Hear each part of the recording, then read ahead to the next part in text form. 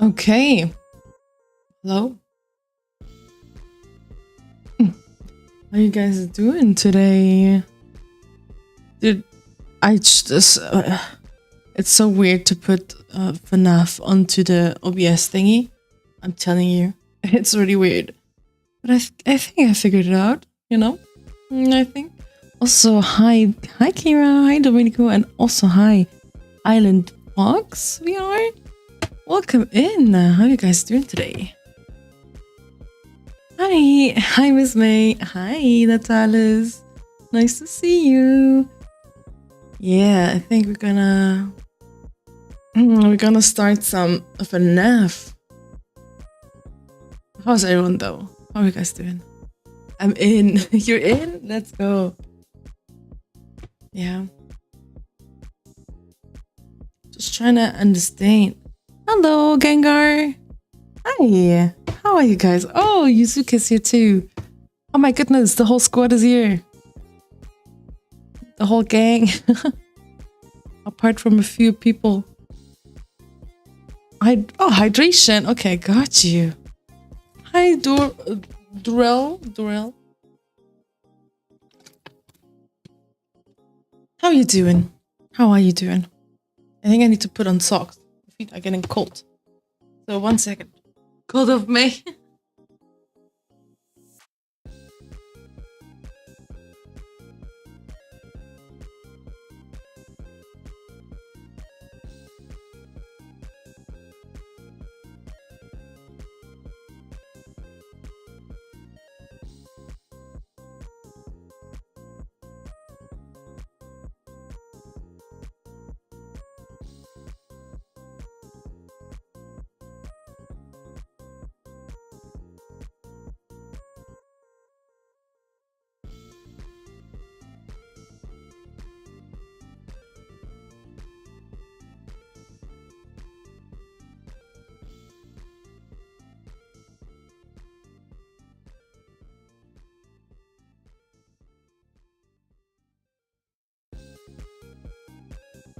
Okay, I'm back. I have socks now. No, yeah. Just quickly went away to... No, I just went to get some songs. But I'm not doing it anymore, right? Okay. Are we ready to play some FNAF? I'm not. I'm absolutely not ready. I'm kind of scared. You know, it was really weird to put it on OBS, not gonna lie. Oh, thank you so much, Josh. Yeah, I do. I do now. What about you, Josh? How you doing today? Has anyone ever played FNAF, by the way? Don't laugh at me. Nice start. Yeah, only 9 off. We're so close to 1,000. This is unbelievable, guys. Unbelievable. You doing good? That's lovely to hear. I'm happy to hear that. Okay, you know what? Let's jump into the game.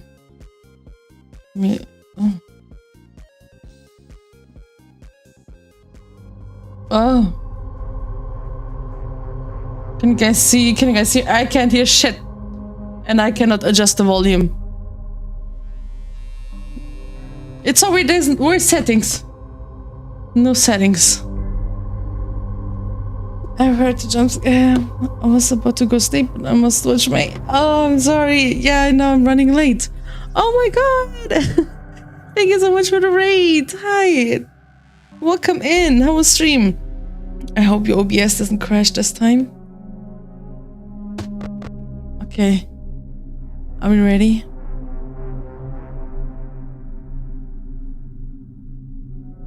Change the game for me? Oh, was it on... What game was it? Hi! Twinkmans.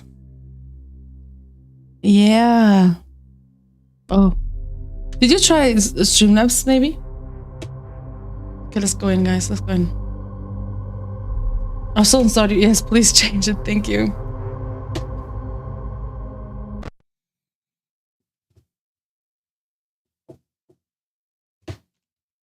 Dude, I don't know what the hell I'm doing.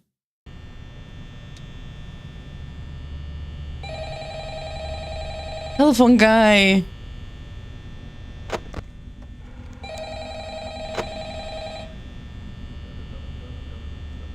I hear Freddy. Guys, I'm scared already. Hello? Hello? I wanted to record a message for you to help you get settled in on your first night. I actually worked in that office before you.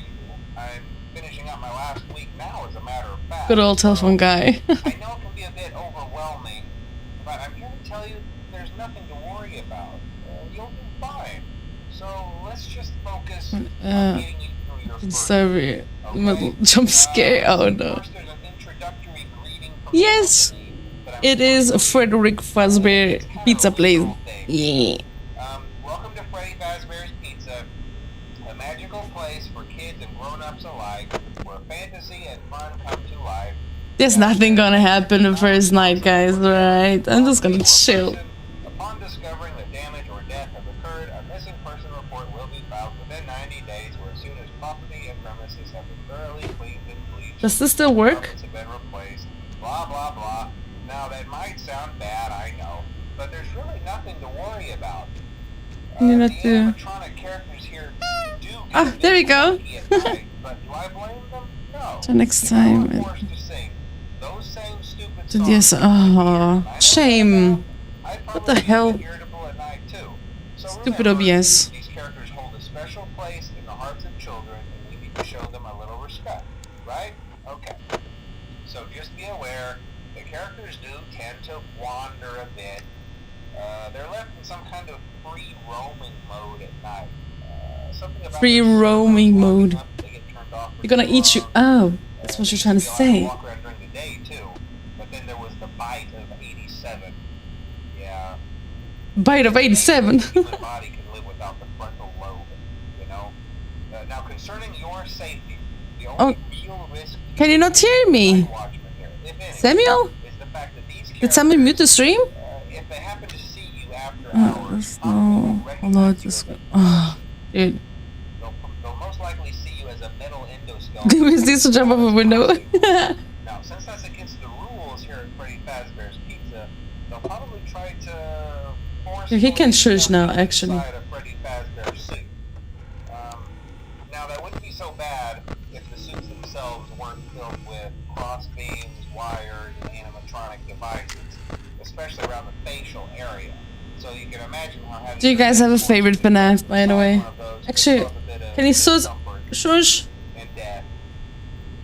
The only parts of you that would likely see the light of day again would be your eyeballs and teeth. I think Bonnie is moving the first night now.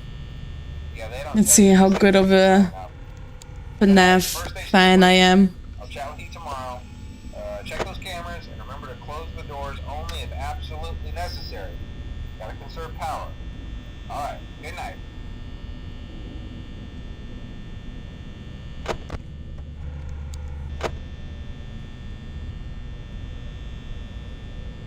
Yeah, 2D FNAF that came out recently. Oh, I haven't seen 2D FNAF. I don't know. I never. Oh, like me too. I just watched a lot of lore stuffies. Gotta survive till 6 a.m. Oh my god! Thank you so much for the follow. Welcome in. How you doing today? Welcome. Okay, let me just. Oh. Yeah, I'm telling you, nothing is happening the first night. Just Freddy doing dum dum dum sounds. Oh. Excuse you? Can I turn this off? Because of the, you know. I'm doing fine too. Thank you so much for asking. You know, gotta play a little bit of FNAF for the first. Oh, I told you Bonnie's moving first. Oh my god, I'm so good. I never played this game, but I know everything from watching people play this game. Hi, Diogo. Yeah, I'm doing good. What about you, Diogo? First time playing, you know? Let's see where he is. Let's have a look. There he is, little sassy baka. Yeah, we're 8 followers away now. By the way, guys, I've told my boss so I can take off next week's for the subathon, just to be sure. But he hasn't answered me. Can I give? Yeah, go ahead. Go ahead, give me some tips. It's so quiet. Can someone tell Sam to maybe make his stream louder? If you guys can hear me, he can't hear me. Hi, Sniper Pug. Sniper Plug. It's again shit Fury, but F. It's going since 7. Oh, okay. Damn.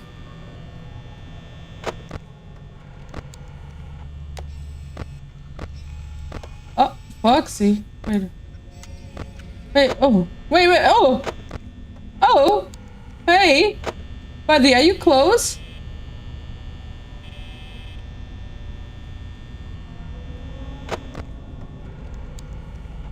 You watching me? I'm watching you.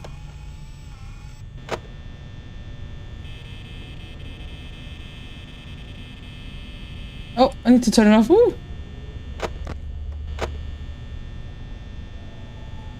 Bombastic side-eye. Oh no, spooky game.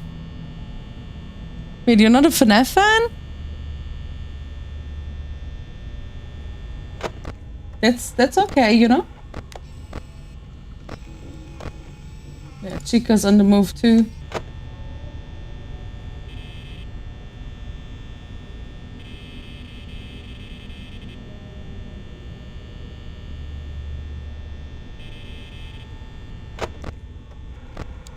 You just like the shield there, huh? Guys, I'm so scared. Save for one jump. Huh?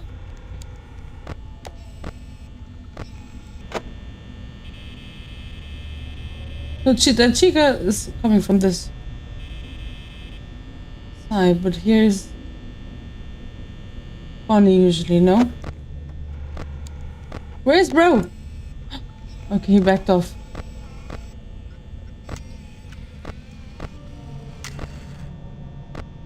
Oh, Freddy! Where's Chica? Chica?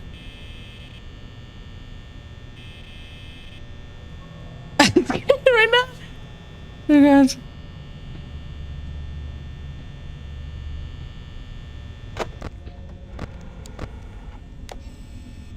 There's something.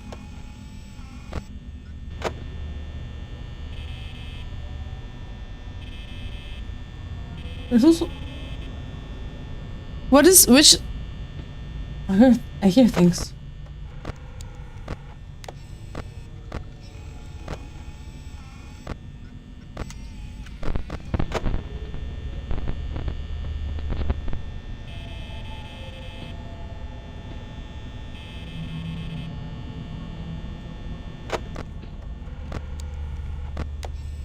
Oh shit, you got. Oh.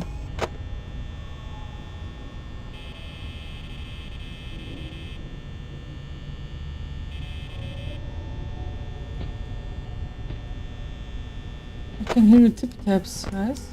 Oh. Bunny, where are you? Bunny? Whoa.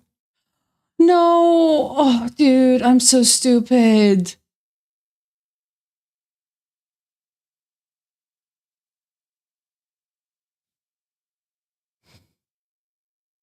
I just pressed escape to get out of this.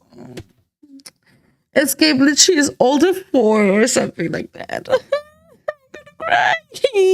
I was so excited. Hi, sweetie.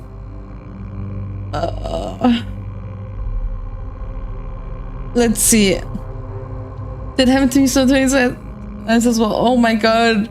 I was like so confused. Why is when I press escape like literally? Wait, continue. Oh no.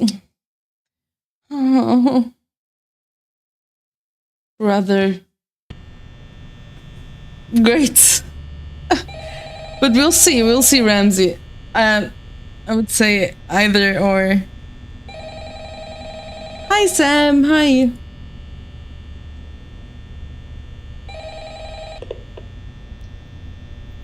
Hello? like to mute the call. We know everything. Yeah, we can just chill technically. Hi, Alex. I'm doing good. What about you? Oh, welcome in. Yeah, we're trying to survive the first night, but only died because no escape button. Escape button, not good. Lovely. I'm going to lay down, have fun with your stream, and love stay chaotic. Thank you so much, and thank you again for the raid. Bye bye. Did you at least press? Yes, I did. I did. That's the first thing I did. Of course, you gotta press the nose.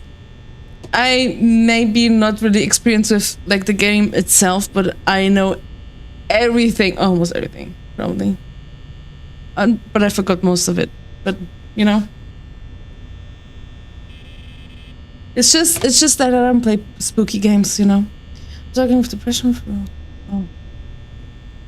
Oh, I'm sorry to hear that, Alex.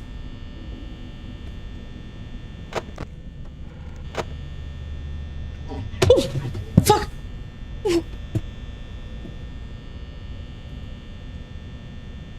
Bro, it's the first time. Cut me some slack. What the fuck? Oh my god. I accidentally slapped my microphone. I don't know if you guys heard that. Oh my god. It was scary.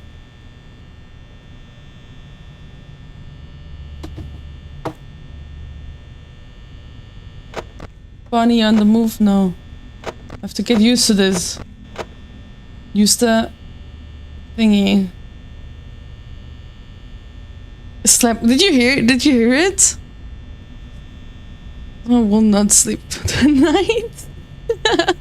Oh my god. The funny thing is my little sisters were playing this game. Like casually. They're like, oh, can we play FNAF again? That's why I have the game in the first place. Because you got it for them. And yeah. Oh damn. Yeah, Alex, you should get a hug. Get a hug from a friend or something.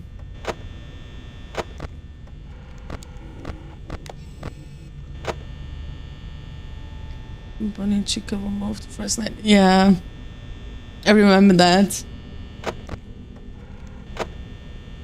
But what the hell was just that just now? Like, what the fuck? Freddy's trying to scare me. I don't want to see Golden Freddy too.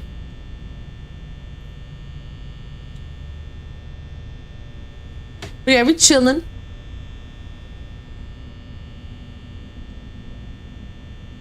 Let's save the power.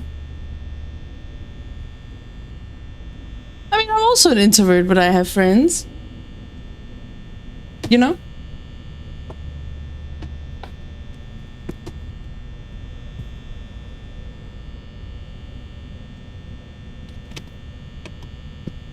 Drinking some water.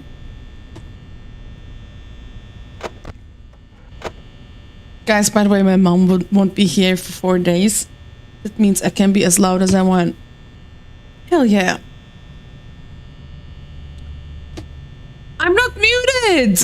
Can someone tell him, please? Remember actually playing the game? No, I don't. I actually don't know.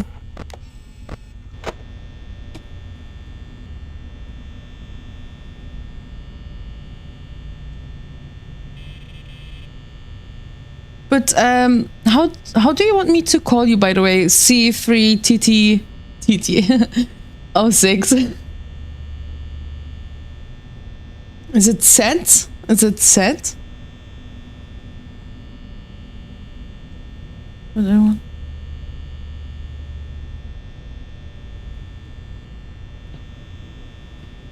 Hey. Hey. Bonnie's there.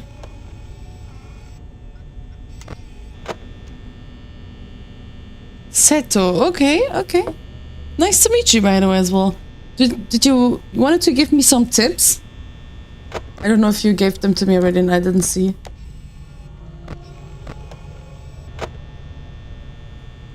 Just hearing the FNAF sound is just like... I show me the incident, oh god. Was it when he was playing FNAF?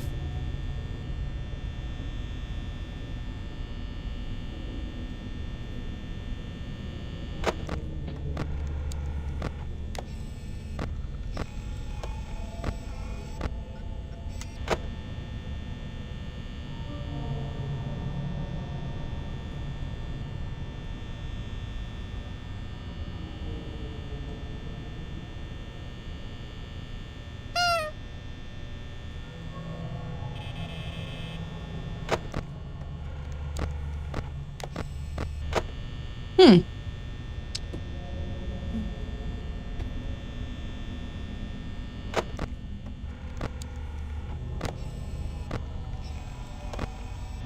Did you guys know there is a repo fnaf mod that you don't really have to use the cam at all? Ah, okay, I see it. Guys, it's Meng with an E.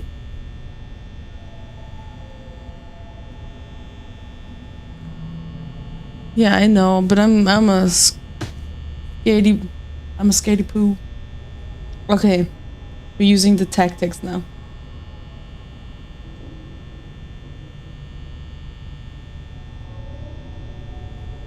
We're listening.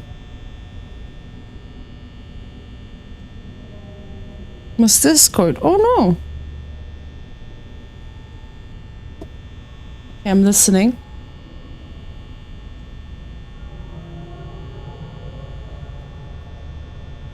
I'm a little scared again. Oh.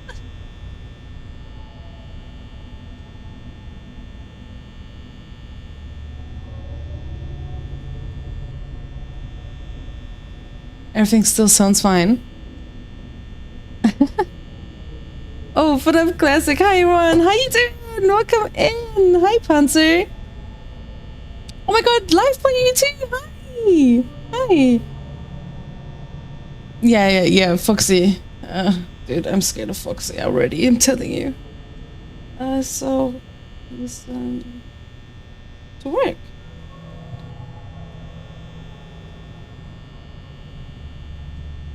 I don't listen, but I judge. That makes no sense, because I don't know what... To be fair, if you were scared just by a murder or what's that, then it's a different problem. I had Foxy in the first 2 games. Oh, yeah.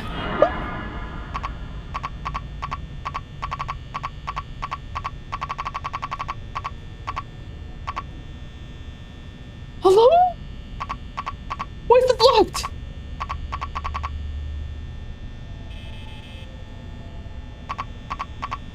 Why is it blocking? What the?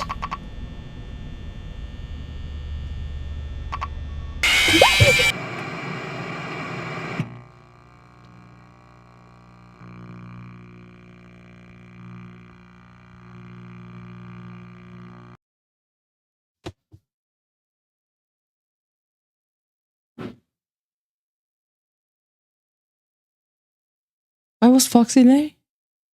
Explain. Where the fuck was Foxy there? Oh my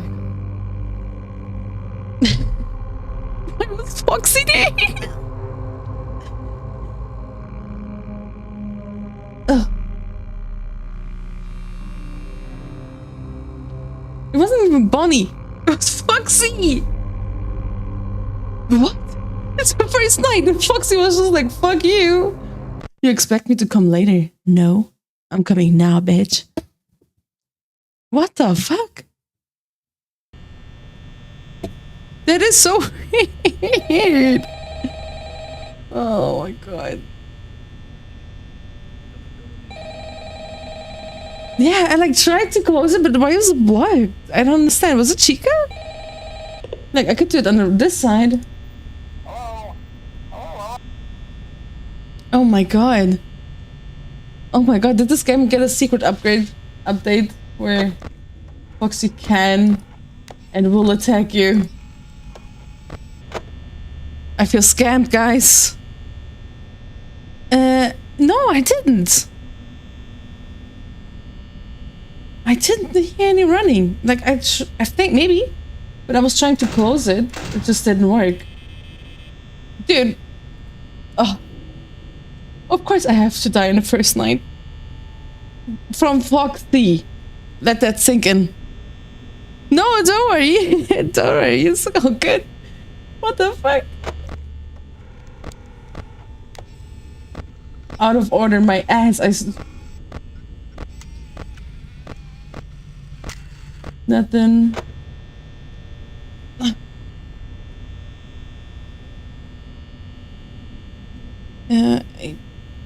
Wait, Samuel, do you know about FNAF, by the way? Do you know about this game?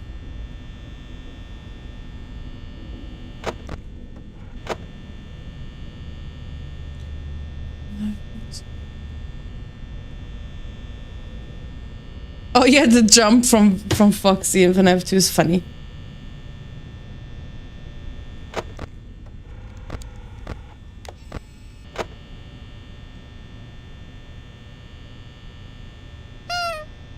Oop. Didn't the cupcake do something too? Am I tripping?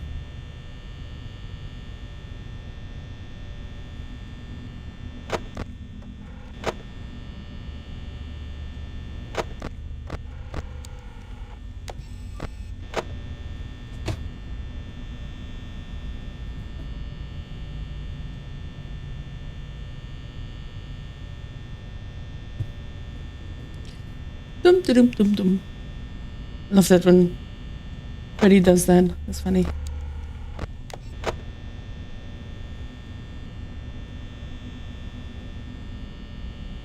I think it wasn't it FNAF 3 with the nightmare? And FNAF 4 was the abandoned place. Let me think. I love these two.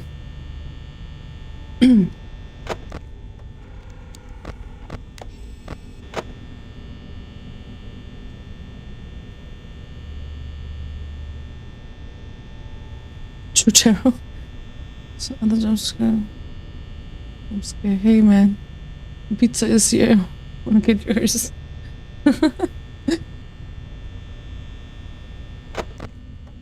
God, please save me.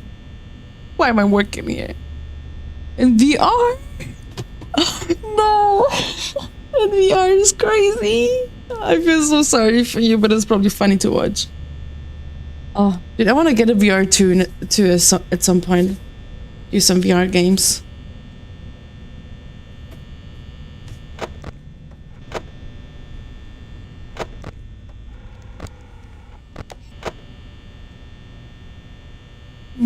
I'm saying I'm a complete newbie. Dum, dum, dum. Did you guys watch the FNAF movie?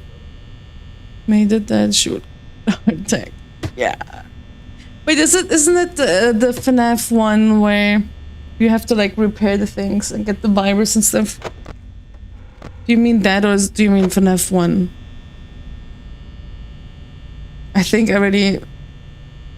You did? Also, hi John, how you doing? Yes, looking good. So far, I'd say. There's a FNAF movie, you didn't know? Yeah. Yeah, the FNAF movie was fine, actually.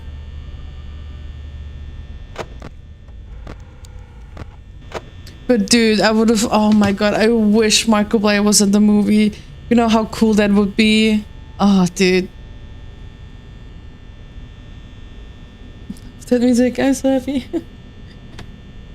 I'm so happy. Oh. Okay, Bonnie on the moving. Bonnie right here.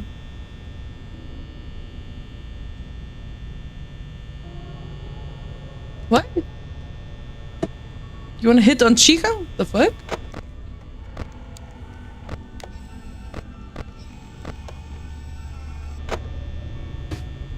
Hi, Witters! Hello! How you doing?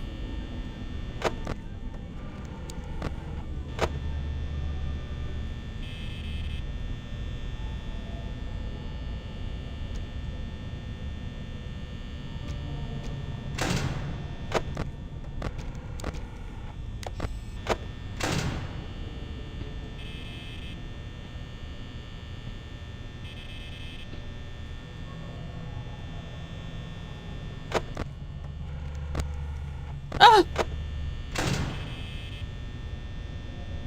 Oh my god.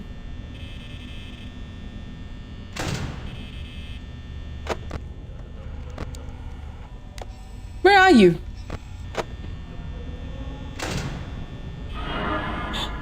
He was there. He was there. He was there. Okay.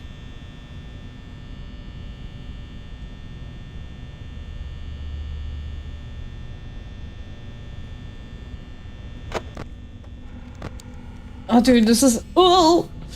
Oh! Okay.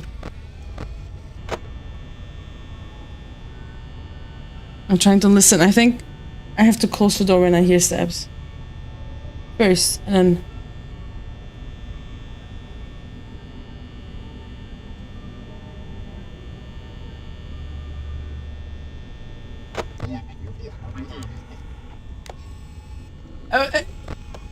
excuse you.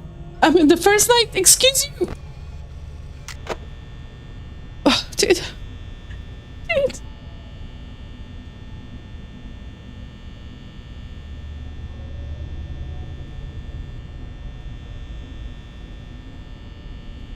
Golden Freddy.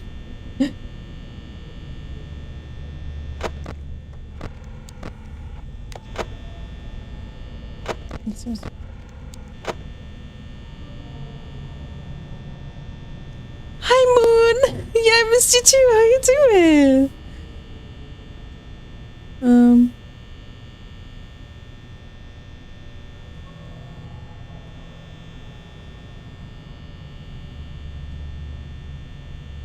Oh, so cute.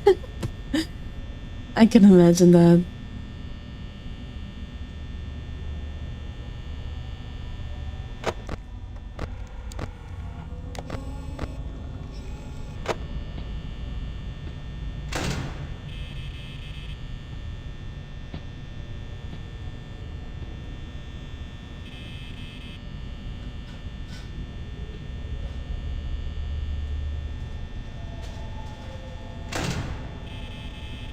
Mamma mia. Oh. You gotta leave. Please. It's okay.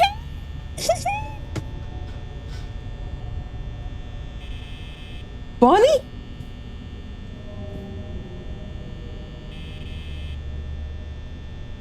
Bonnie, leave.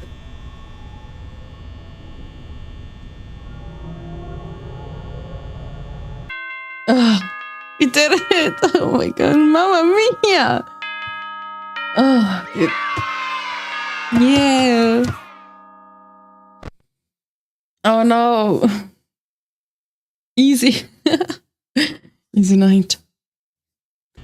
Scary though. Very scary. Bonnie's already. I'm half Italian. Alright, behind you. Oh, why are you behind me though? Yeah, little tip. Oh yeah, go for it. Go for it. Hello? Hello? Well, if you're hearing this and you may... Give me the tip. About this. You get. Oh, whoa, whoa, whoa. Hello? Hello? Hello? Are you serious? Dude, didn't give me 5 seconds. So we have Bonnie here, I assume. Then we have... What the hell? Whoa. Chica? I'm telling you, Chica? Must pay attention to footsteps. Okay. I'm also right behind you. In a different country, continent.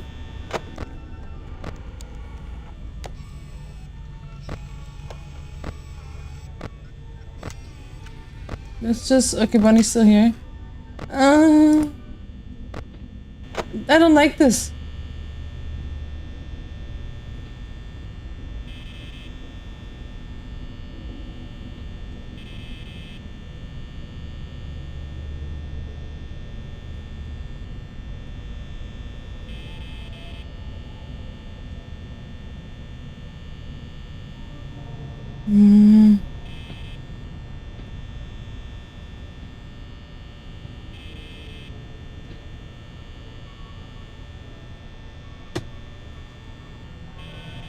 I hear stuff, but...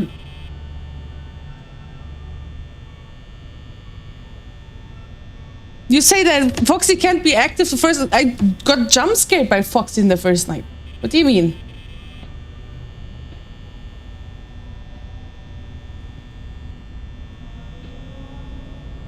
Oh. Yeah. Oh, good night. Bye.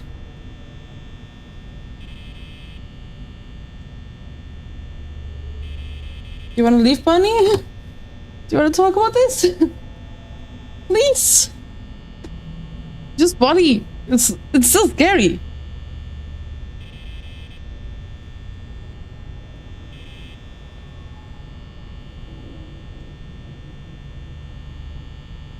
You will hear someone running to...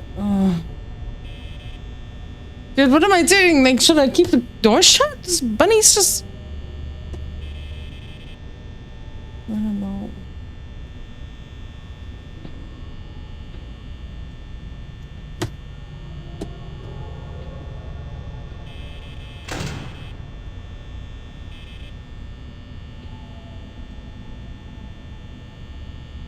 Actually, don't know really why they're after me.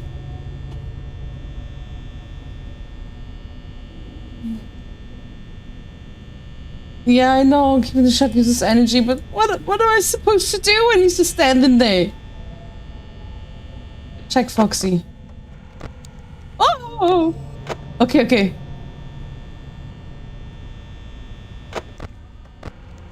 He's running here, right? This is usually...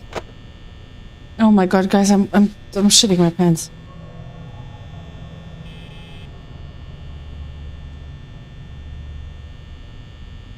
Can I hear it like that, or do I have to look at the thingy?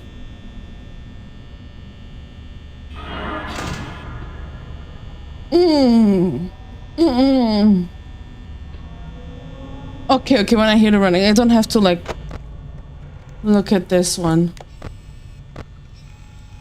Okay. Can I still... I'm still scared, okay? You can hear the steps when he's running. Okay. You gone? Okay, he's gone. Okay.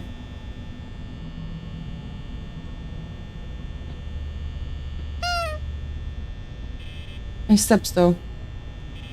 Chica was not here at all. That's kind of...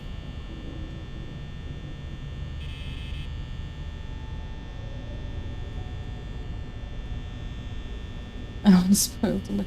But I've watched a lot of gameplay, so... I am that type of girl.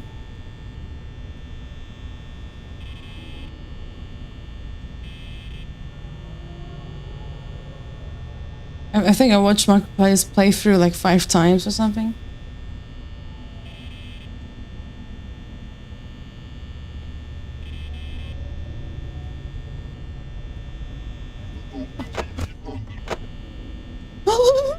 Stop with that! Oh my god.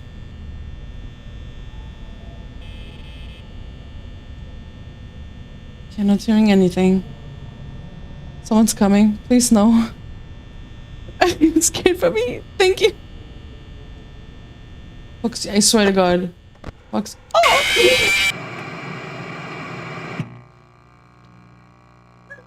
I didn't hear any running. Did you guys hear running? Oh.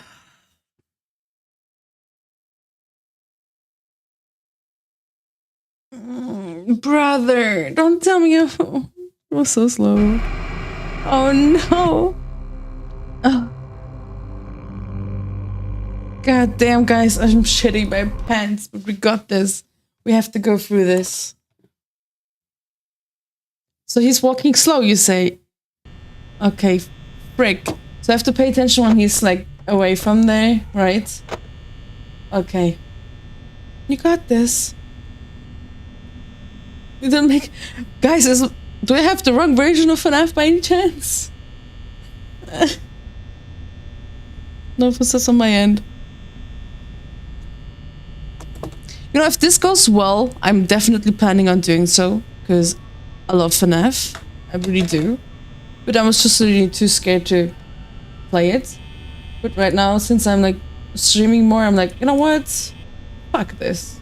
We got this, you know? Hi Trout, hi, welcome, how you doing today? If you had a double... Oh.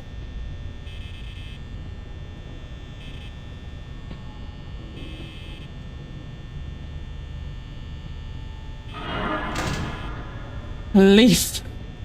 Out of here.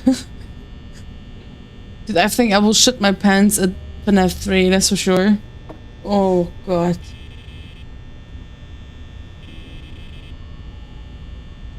Bunny, can you leave? Don't have to be scared. You have. Oh, I appreciate that. Let's go.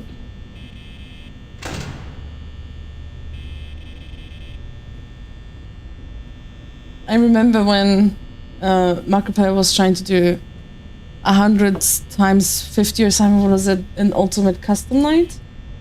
That's crazy. You're gonna beat the. Oh, thank you. He has swing trap and of course is curious because.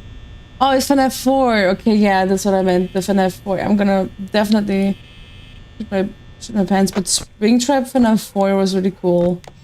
You know, I think Springtrap is really spooky. And isn't Springtrap now in that one game?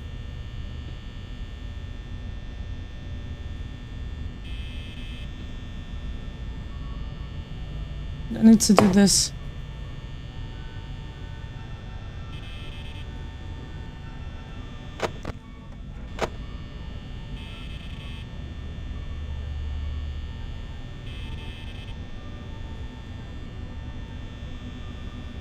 I think I watched someone play this like really crazy, right?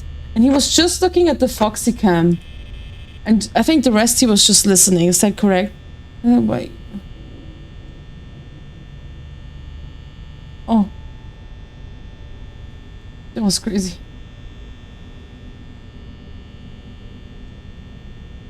That made you cry. Oh, wasn't it the little instances?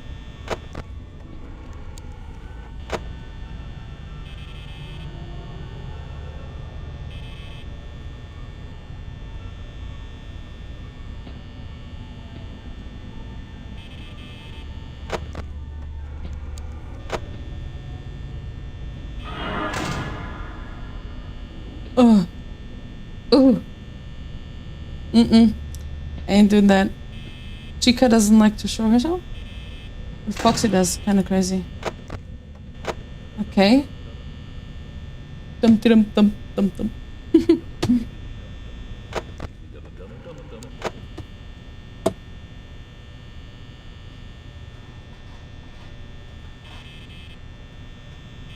So eating the cables? That's not good.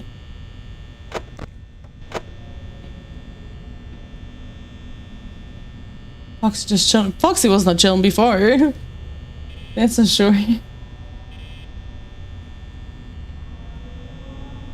I do react fast when I can. In VR. Oh my god.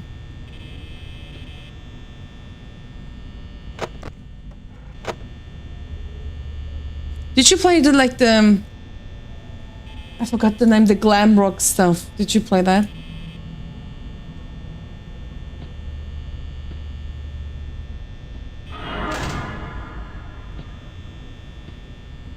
You can walk the other way now. Thank you.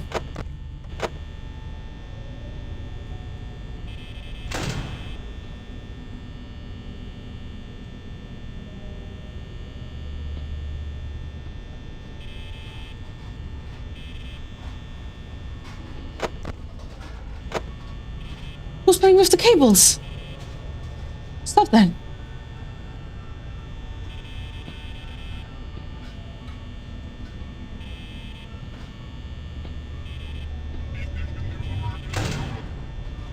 Stop whatever you're doing.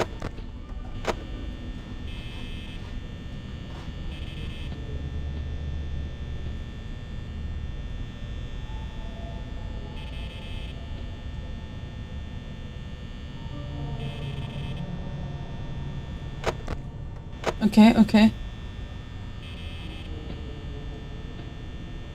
I'm hearing something.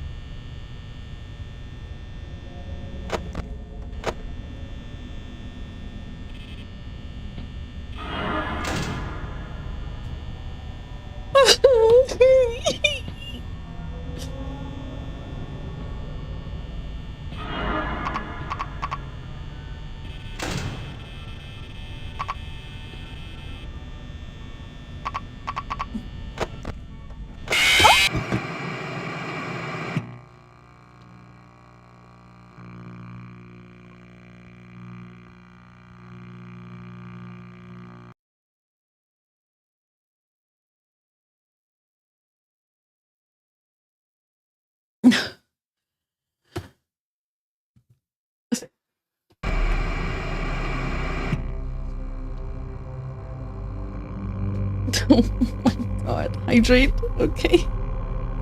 Thank you, Lux. Wait, I didn't have power just now?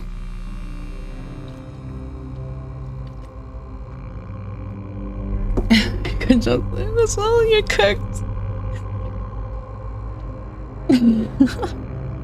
Thank you for the hearts. Oh my god. No, it's not my birthday. It was my birthday. When they're in the window, you can. Oh, was that why? Was that why I got jump scared? Dude, my mom is trying to sleep too. She just yelled at me. God damn. I have to be. No, don't worry, Alex. It's okay. It's okay. Oh, dude, this is rough. Dude, this is the second night. And I told you guys. It's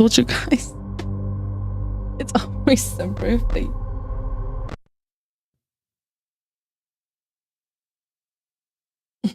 Yeah, she's who? She's should. Dude, I just had a stroke saying that. Thank you, Alex. As long as you don't. Yeah, dude. Oh, like I mean, it's because of her that I don't have a door. Okay. Okay.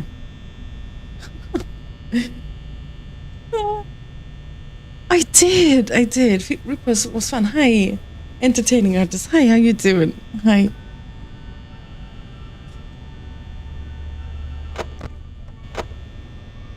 Okay, this is what I do. Listen to footsteps. And then... No, I don't have a door. My mom broke it down. That's why we call her the raid boss in here. Gorgeous. I'm doing good, you know, just a little bit scared here and there, but... Other than that, we're doing good, yeah?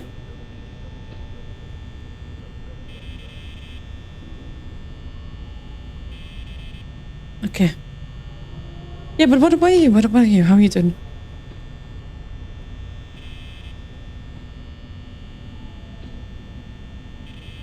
The power is leaving just by me existing.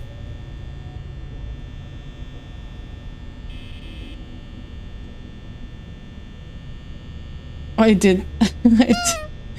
Yeah. I didn't do anything. Just had like a little conflict in the morning.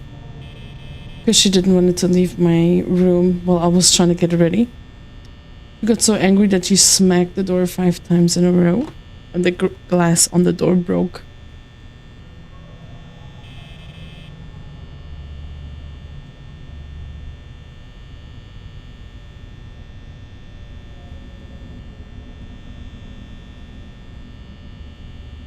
Okie dokie, Samuel. I'll see you later. I hope I never get on your mom's side. She's also a taekwondo trainer, by the way. Yeah, be careful, guys.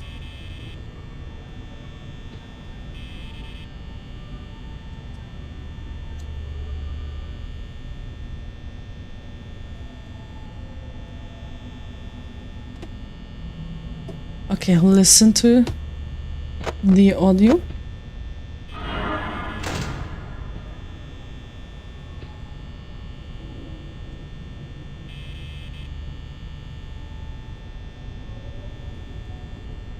Chicken, you're not here, right?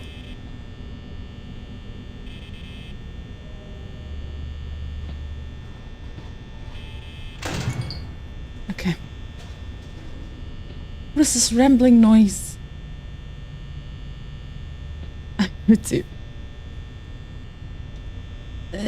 It's like weird. I cannot change the resolution of this, so it's like... I think it's full screen, you know? That's the thing. Like if I close the game, it's like really zoomed it into my desktop.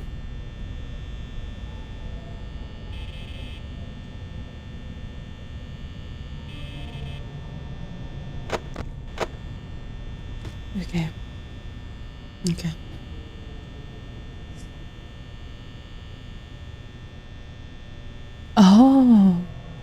I do?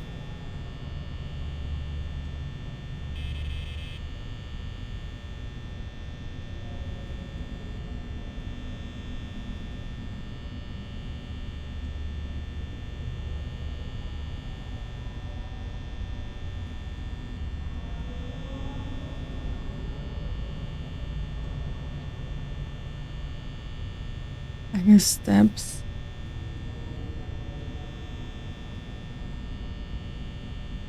But they're like far away.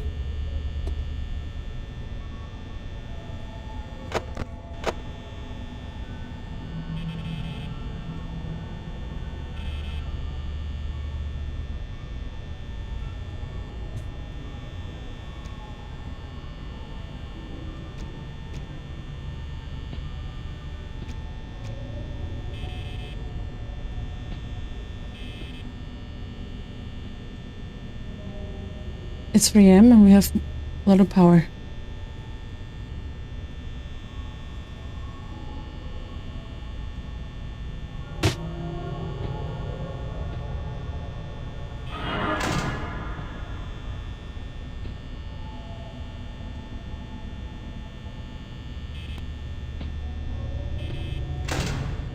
Okay.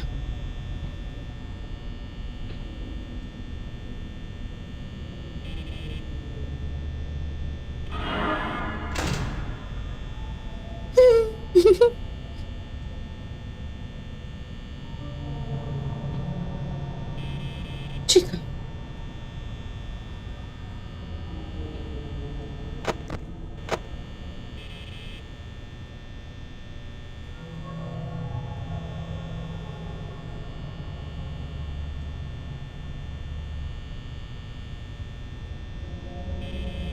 Fuck. Fuck.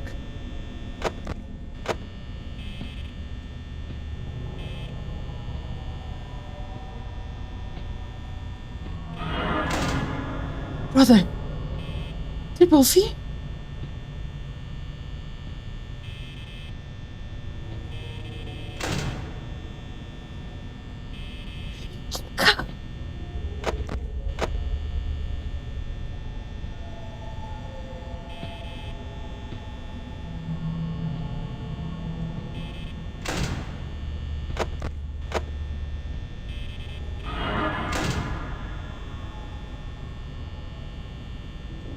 Oh my god.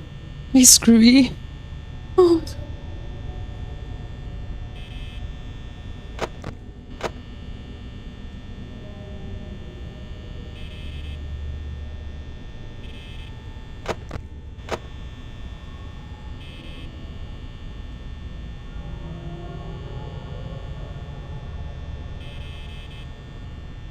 Come on, now leave.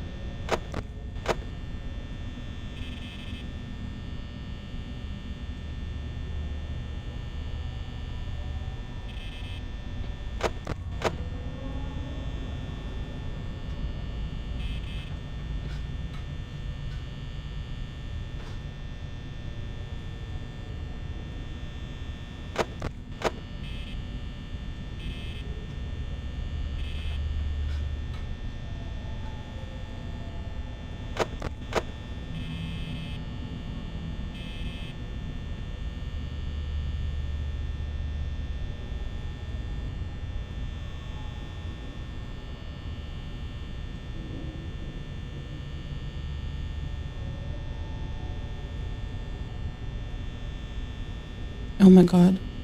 Oh my god.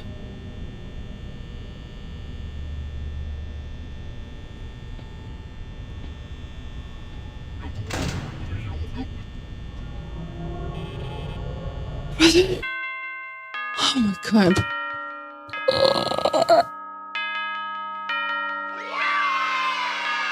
Oh god, you can check them, but a lot of battery, it's better.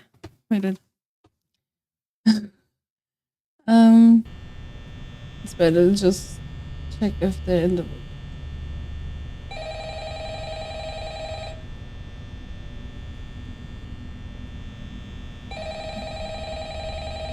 Oh, good.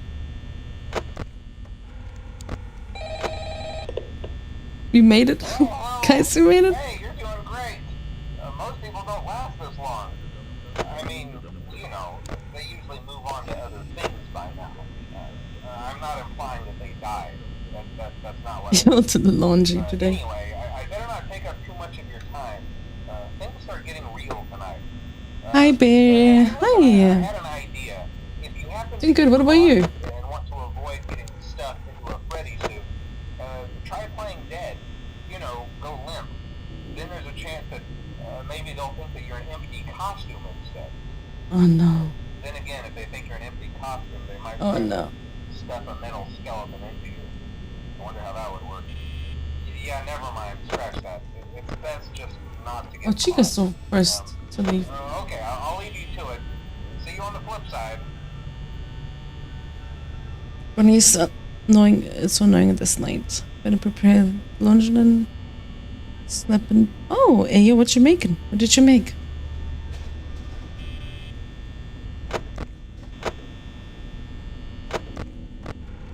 When he didn't move yet. Kinda funny. Kinda funny that you say so.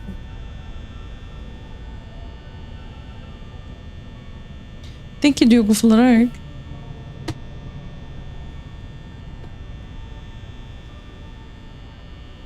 Ooh, self-made lasagna.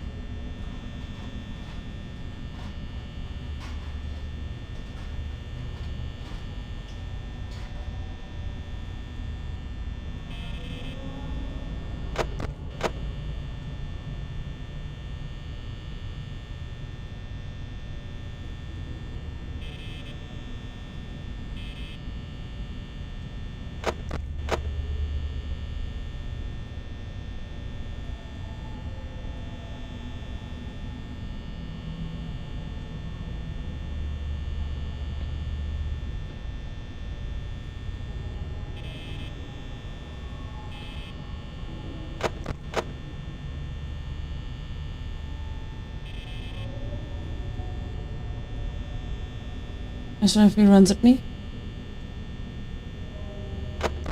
Okay.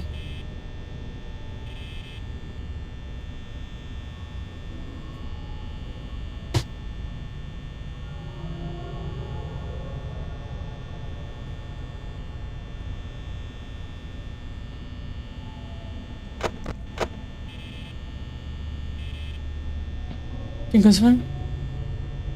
Oh. I heard him.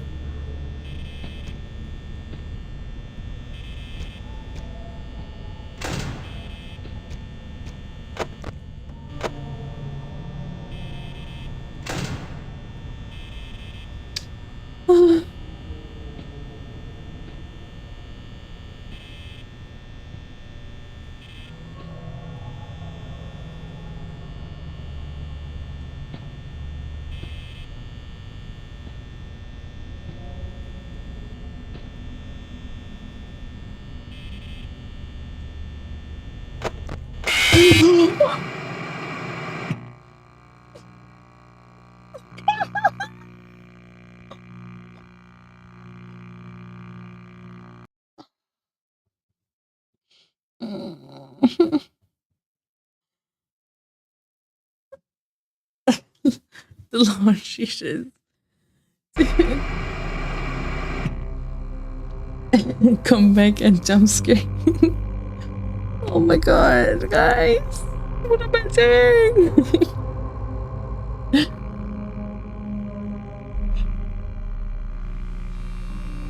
Dude, this game was made 2014. Jesus, isn't there like a remastered out already? It's been like over 10 years now. What? No ways.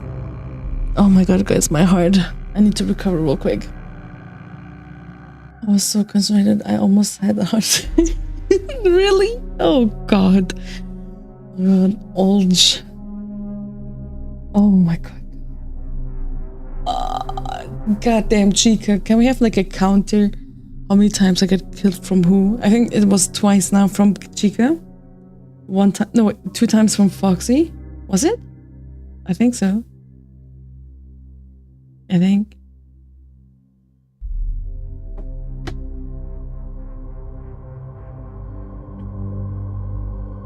Yeah, I started when he's almost 10 years old as well. Damn. Oh my god, when do you want me to blink? I got you. Let me drink something. Let me refuel over here, you know? Ah. Minecraft is old enough to drink. Multitasking. Oh my god. Yeah, you need to use the door. At the same time, what? Is that what you do? We're getting old. Yeah, we are. Oh my god. Oh my god. Let's do this, guys. No, but I was planning on doing that. Oh my god.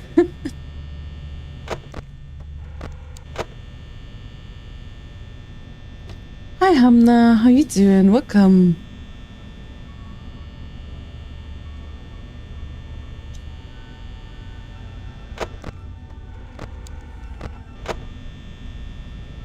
This video game I ever played.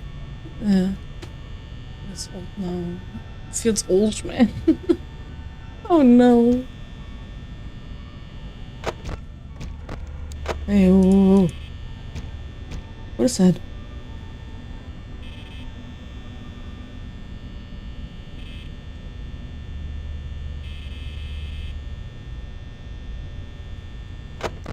Pokemon Gold.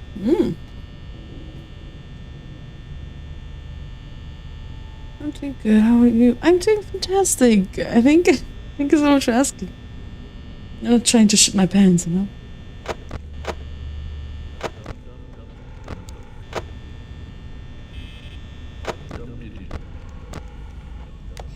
Chica, you little bitch.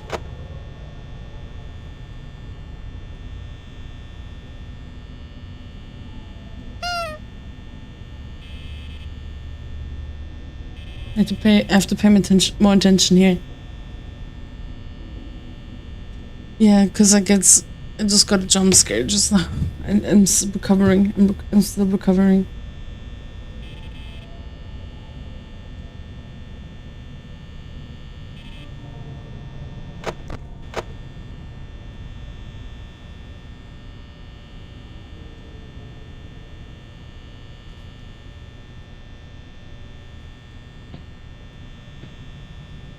Just my self-esteem.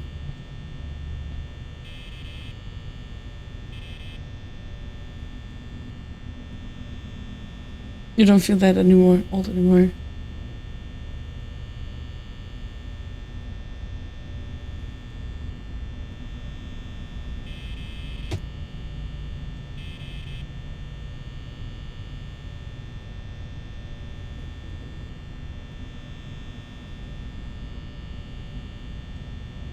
Yeah, you are so concentrated. Yes, it does. Oh my god. I'm trying to keep my voice low too now.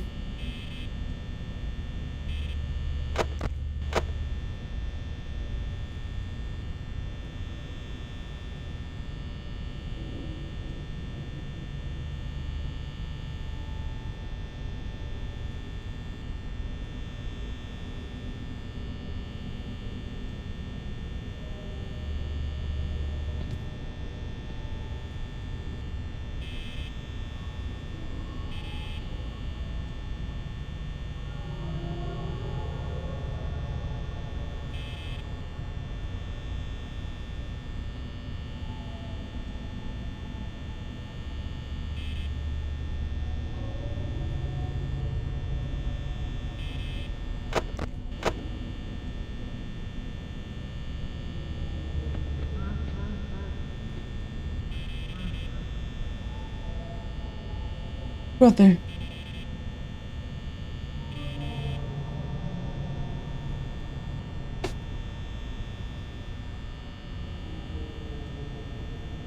Just take a breath.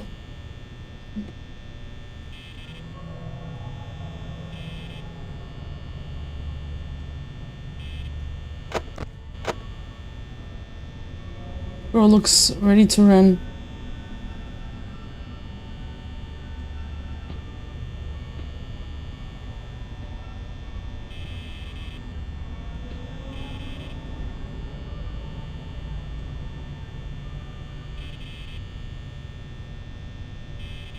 I hear them tippy taps. You're cooked.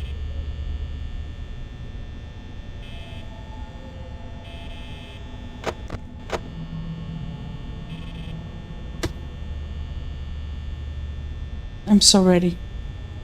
Come on, run, run, do it. Let's get it over with.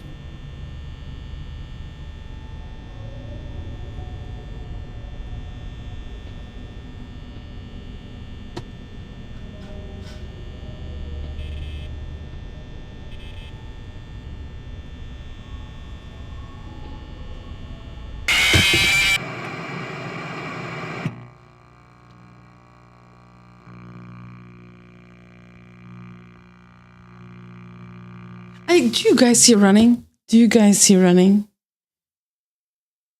Do you guys hear... did you guys hear the running? I didn't hear any running. Oh my god. Yes, he's not making any sound. I'm terrified. I'm terrified.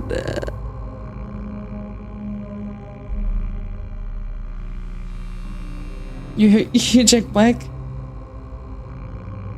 Ah, dude. I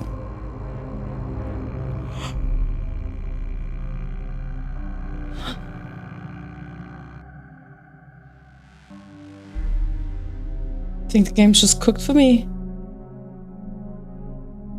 Oh god, hacks. Guys, I think I have the wrong version of FNAF or something. What the hell is this? Oh, dude. Let me just check something. Look, when I alt-tab, look what happens. This is the actual size of my monitor.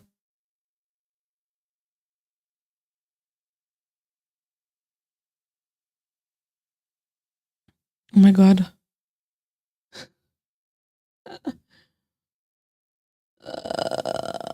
Dude, okay. Let's get back into it.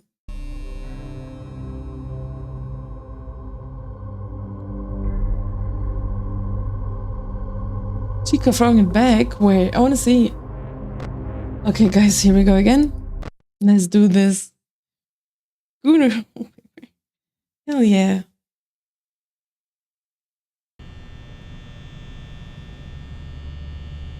I'm a goonie. Fleek installed. Yes, I do, guys. I'm sorry. What the? Chica, what the fuck? Chica is just teleporting at this point.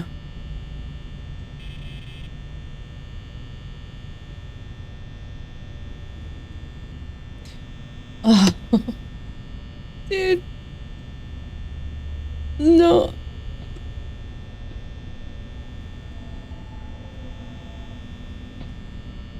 Damn. Okay. Yeah, I got this. I got this, hopefully.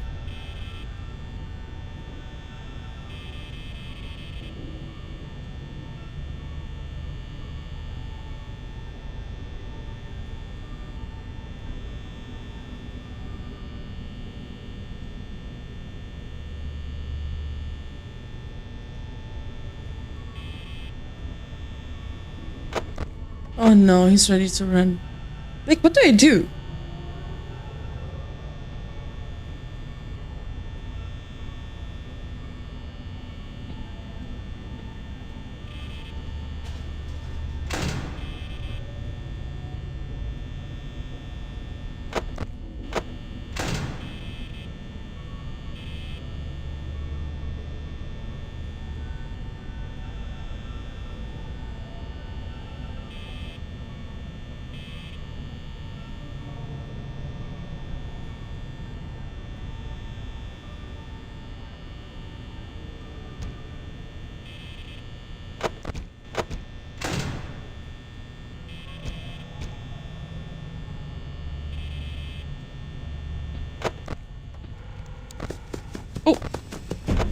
Bro!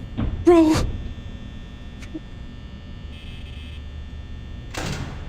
Are we good now?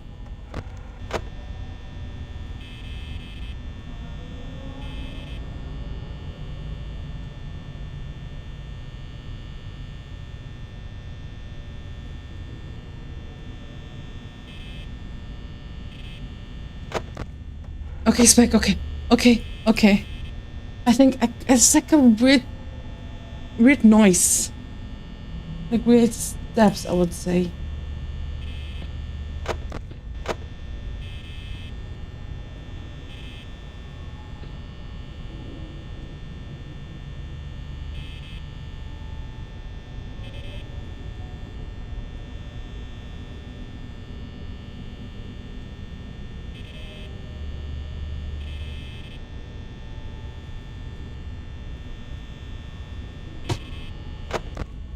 Stay there, Foxy.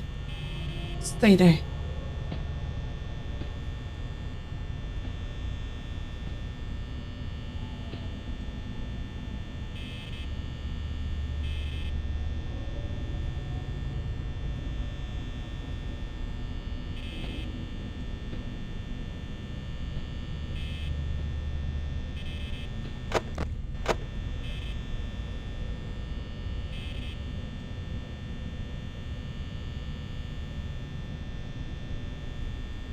Boink. There you go.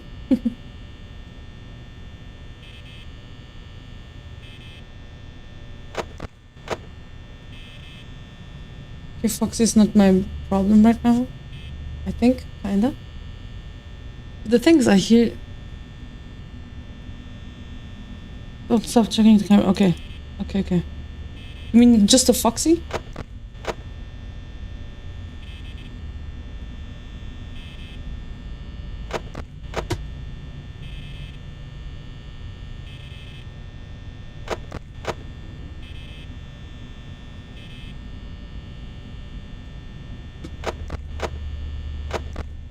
Okay, Foxy's still there.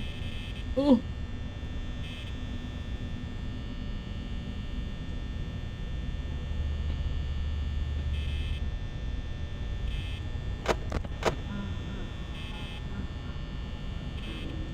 I heard Freddy Fazbear.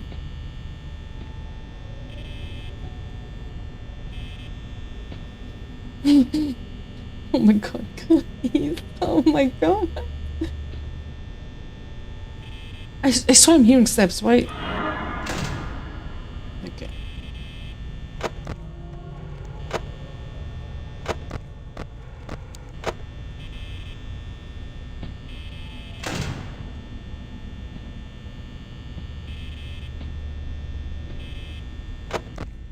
Shit.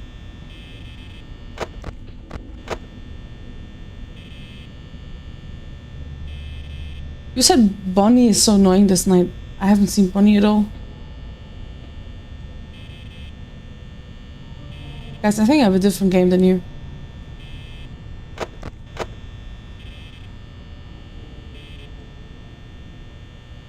I think we're doing good power-wise, I think, maybe?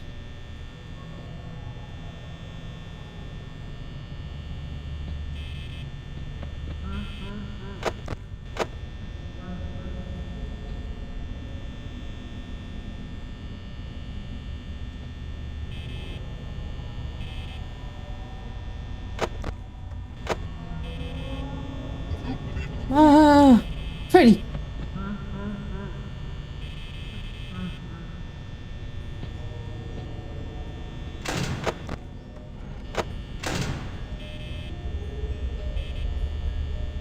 Horror.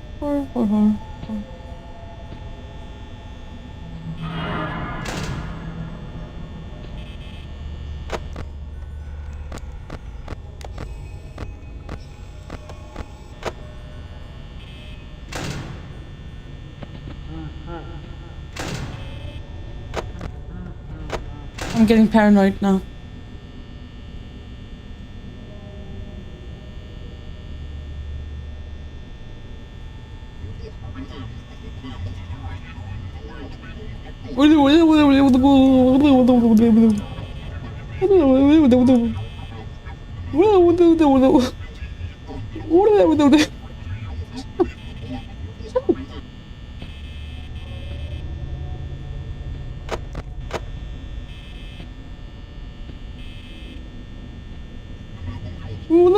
No.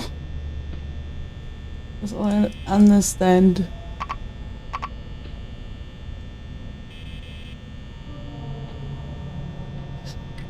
He broke it.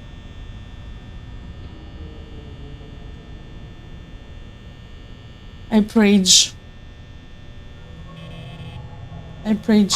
Why is it broken? Oh, dude. Chica. I'm not gonna check the cam now. Please, let me make it. I don't know why is the button broken, guys? Why is it broken?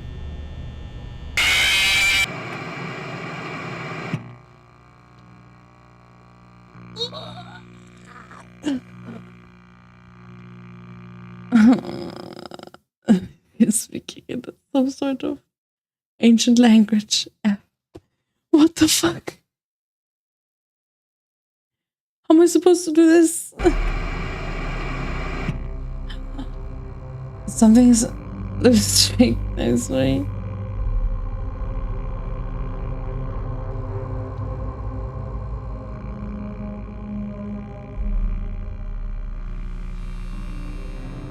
Am I still alive? I don't know. Am I still alive, guys? Oh my goodness.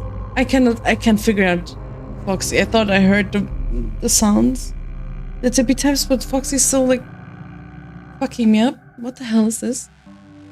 Foxy's scamming me? You wanna be my emotional support, Kevo?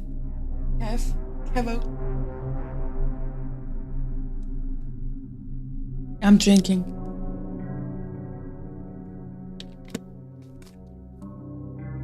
Shoot the animatronics down.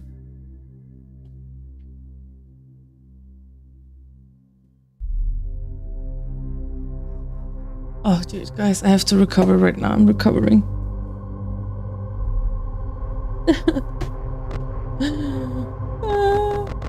Where's the easy mode, guys? I want the easy mode. If you want, Domenico. Yes, ma'am. Where's easy mode? Wait, let me check. Up on Discord. Oh, got a lot of messages.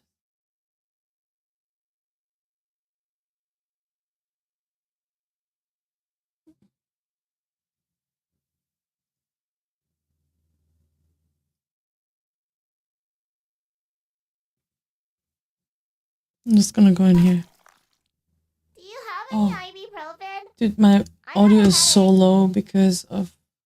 Oh, I can turn the volume down. Jackbox break. Oh my goodness, guys. Oh my goodness. Oh my goodness. Give me a second. I think I need to grab some water too. So let me just open this back up. Dude, this still feels loud. Wait, give me a second.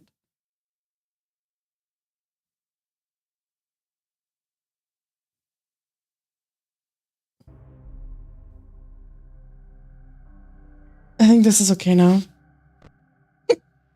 Let me get some more water.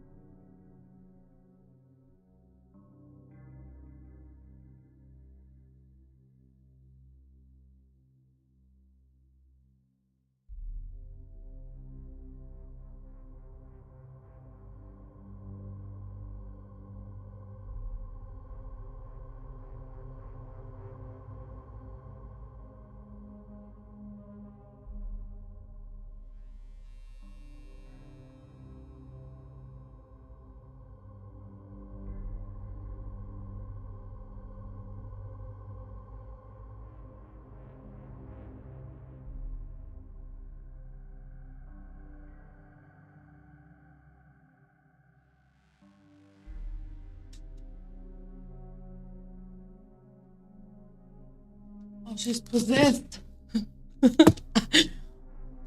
She's possessed.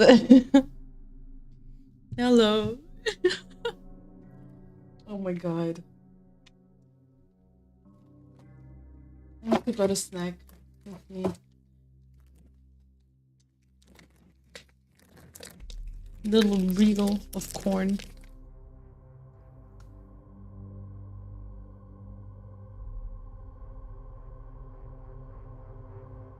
I can't lose my door.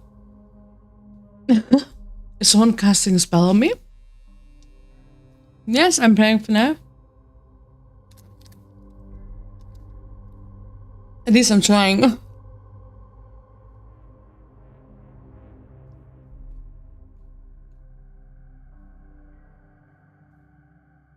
I'm sorry. At this time, yeah. Maybe someday my schedule will change, will be more normal.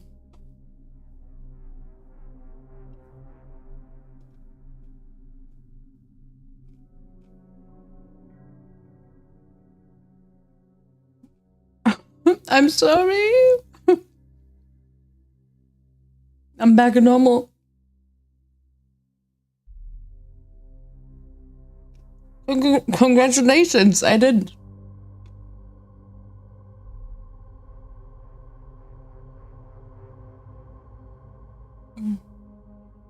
Hey, let's go. Let's go make some snacks. Oh, I'll have some.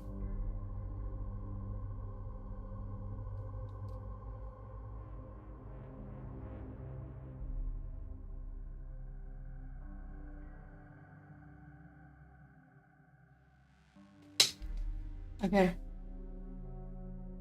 Guys, I think we're ready. Also got pumpkin seeds.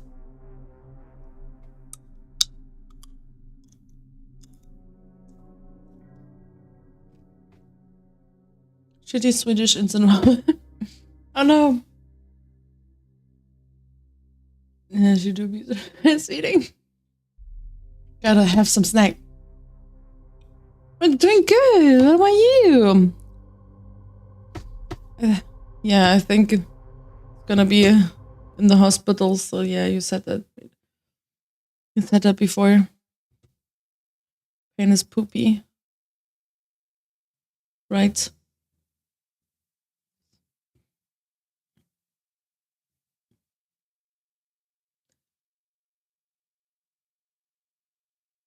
That's the easiest one. Great. Thank you. Now you make me feel better. Simply log in. Okay, let's do it. Let's do it.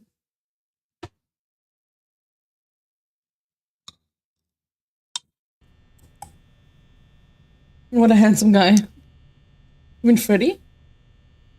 Freddy Fazbear?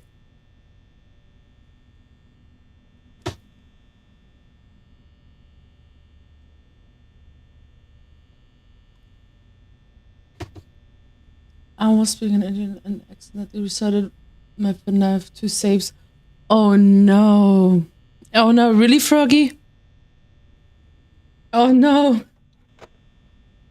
I literally just restarted the game too, but by clicking escape. By accident. But so welcome, Froggy, how you doing? Well, it's our first YouTube chatter.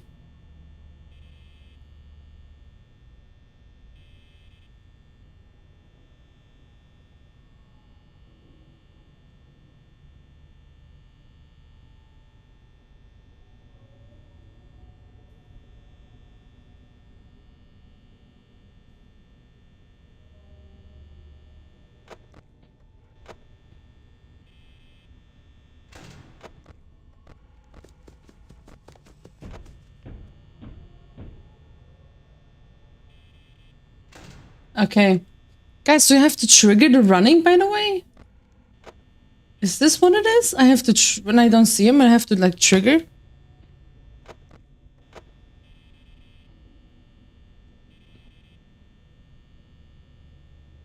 I'm logged in, guys. I'm logged in.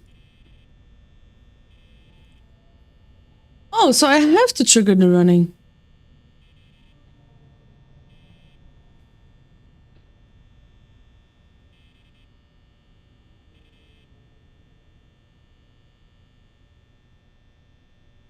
The more you look at Foxy, the less.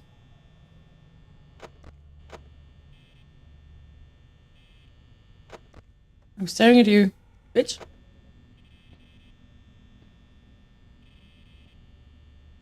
But he was fast with it. God damn. That's gonna be the run. Hell yeah. Whoa. My builds, man.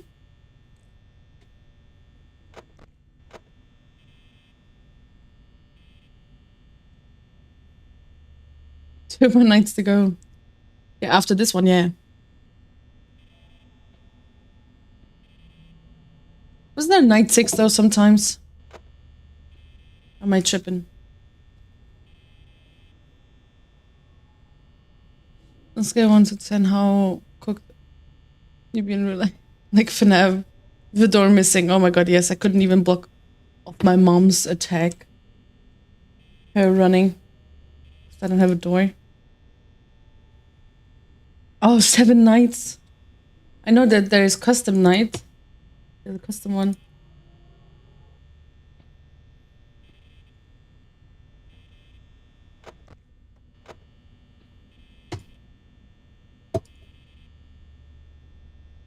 I need to... Oh, wait, I didn't see the message. Oh, crap. Oh, crap. Oh, crap. Oh, tabbed. How likely will I be dead? Just need to make the chat bigger. Oh, how cooked am I? For how tabbing. How cooked am I? Need Foxy and Bonnie to... Back to the point. And services.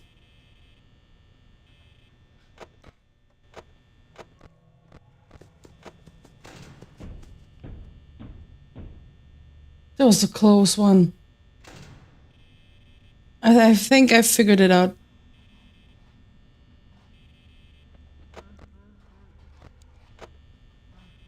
Just need to make sure. That was close. Yes, it was.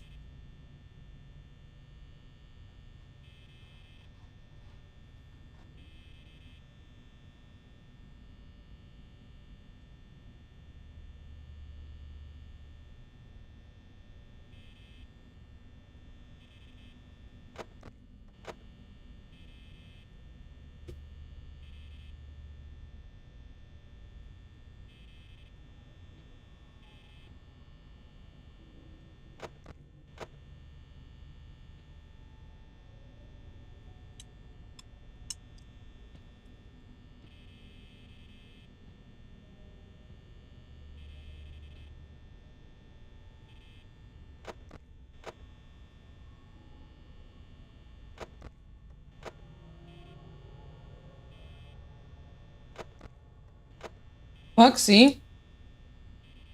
Do it, run. I'll block you off. I'll do it. Don't you try and test me. Do it. Like, they are not just Foxy's being a bitch.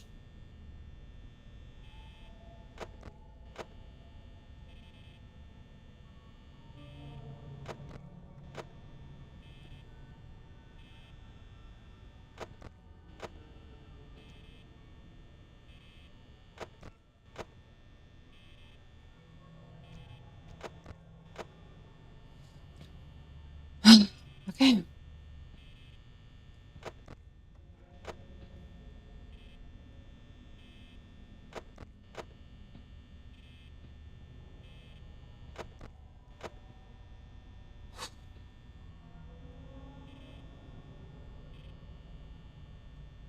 Hi, Max. Hi, Maxie. I'm doing good. What about you? I'm trying not to die. Wait. Do this.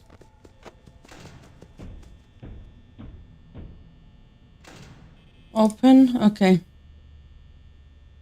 Oh, 25. Oh.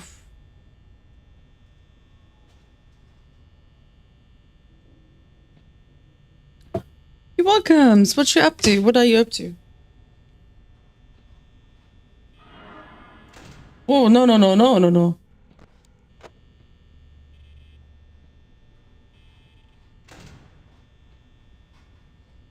Okay.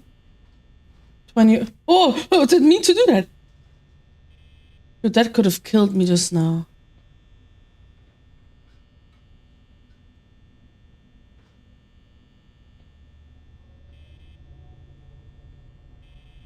If Foxy is planning to run at me, brother, I have no energy for you. Shit. Shit, shit, shit. I have no energy for that shit. Okay, let's see.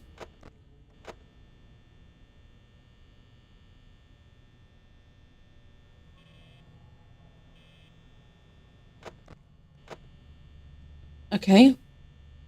Guys, I think we got this.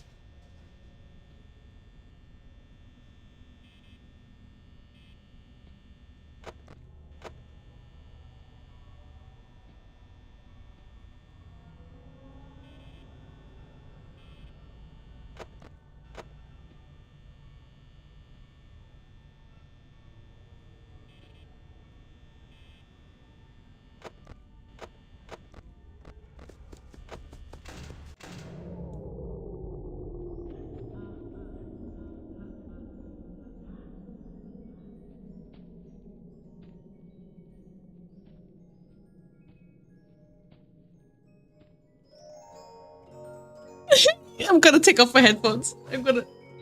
No. I'm closing my eyes. Please. No. No, I'm so glad. I was so close. Come on, no, please. I'm gonna cry. Please. Oh my god. Oh my god. Oh, no fucking ways. No fucking ways. It was so close, it was. Oh my god. Oh. Oh no, not night 4. I'm gonna cry.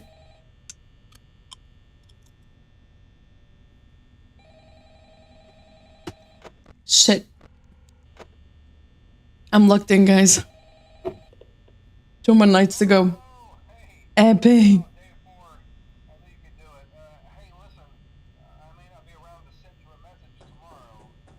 Looking up, cutting it's close in the dictionary.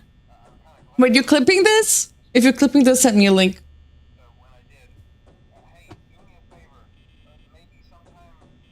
Who's...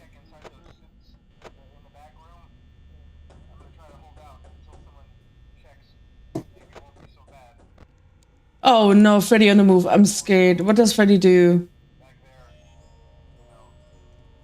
Hello? Hello? What the fuck? Oh, he... Telephone guy died. Oh no, telephone guy. Brother.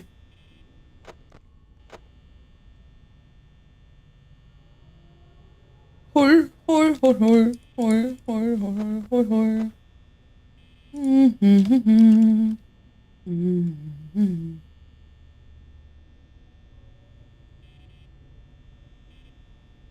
He's probably running? Nope. Brother! Oh no, that cost me a lot of energy. Oh no.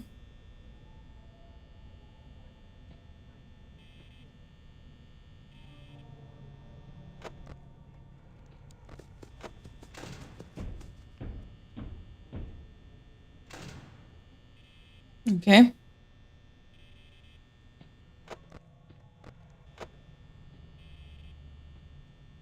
So yeah, it was like I have to trigger his running.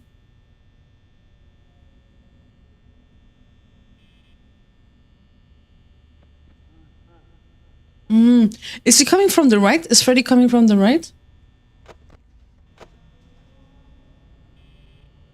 He just laughed as well.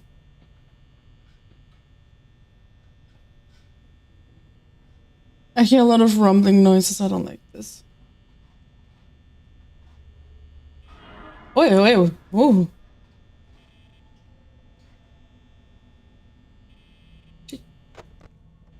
You can leave. Bonnie, you're taking all of the energy now.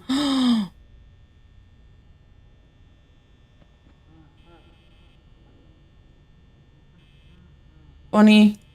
Bonnie. You're taking all of the energy. Bonnie. You're taking all of the energy.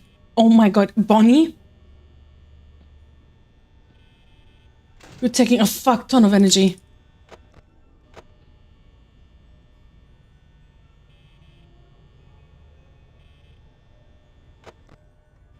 Can we have FNAF in real life? Okay, Natal, let's enjoy you sushi.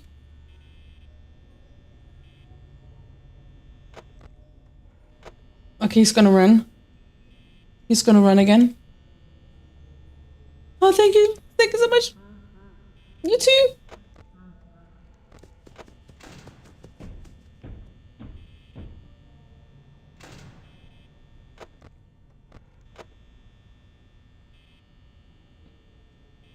Guys, am I becoming a pro? Tell me. Gotta save up the energy at least. Until I hear some steps or something.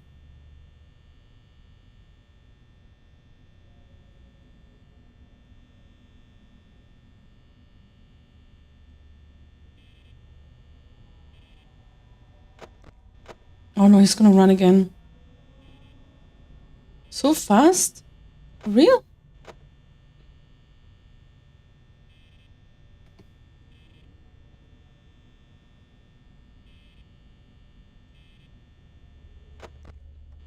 Do your little run. Come on, do it. Shit. FNAF.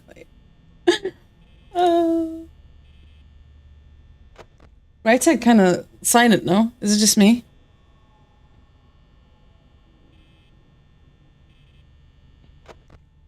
Shit. I'd rather have him be gone already, trying to run at me, so I don't have to worry about him for like a while. That makes sense?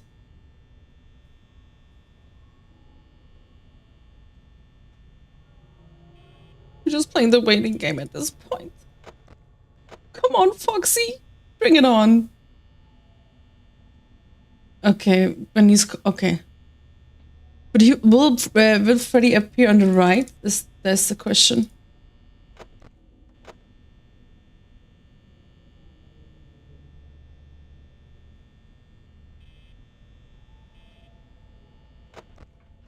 Wait.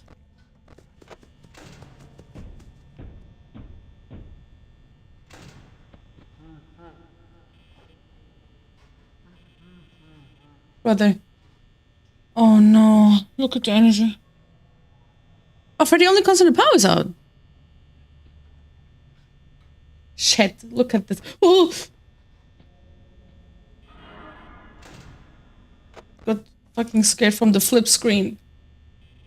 Bonnie's taking all of the energy again. Great. Fantastic, Bonnie. You piece of useless shit.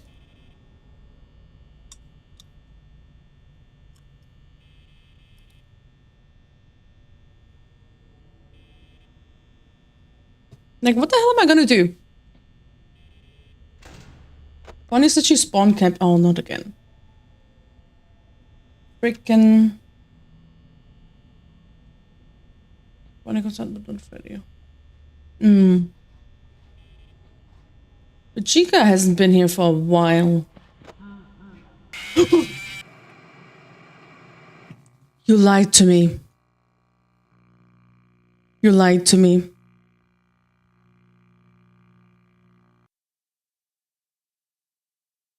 You lied to me. Freddy was there.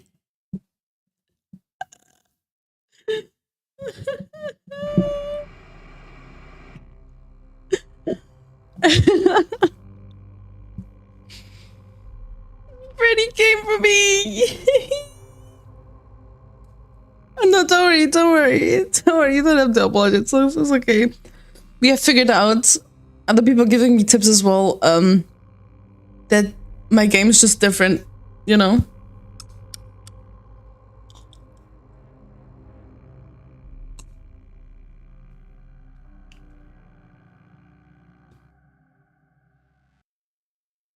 Oh my goodness. Oh, yeah, Domenico, you can come in. By the way.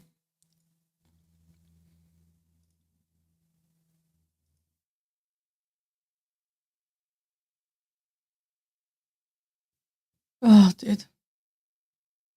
Domenico, if you want, you can come in. He goes, horror. Oh my god. Dude, he was watching me.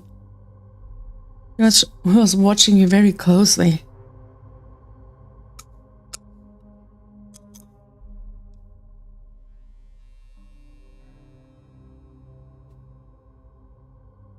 Golden Freddy from the right too? No, he's in the middle.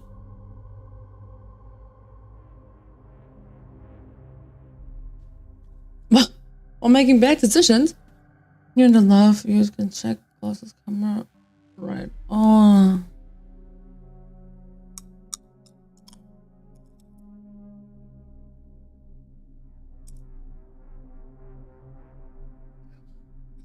Somebody's watching me. Playing League. Oh no. I just have some pumpkin seeds that I'm crushing with my teeth. He's just standing there menacingly.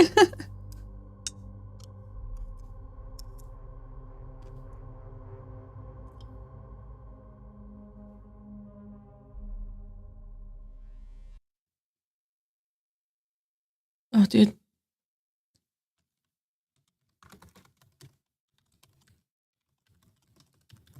Okay. Let me see. Dude, I'm so terrified. Almost there. I'm almost there. Hi, Bempy. Hi.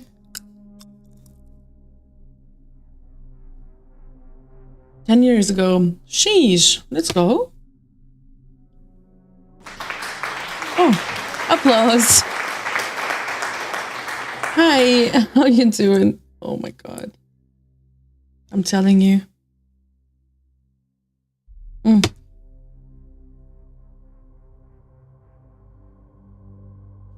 Are we ready?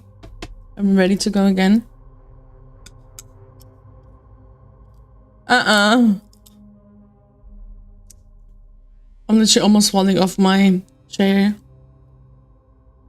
Thank you. Even though you guys should see like a little bit of it. Not the full gooning. Yo, we should watch FNAF lore on YouTube together. Shall we do it?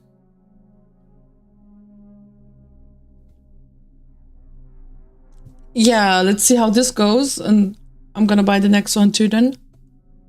If they're going good. And I'm definitely aiming for playing all of them, because I mean I love FNAF. Oh yeah. Yay, lore. Yeah, me too, but always nice to see.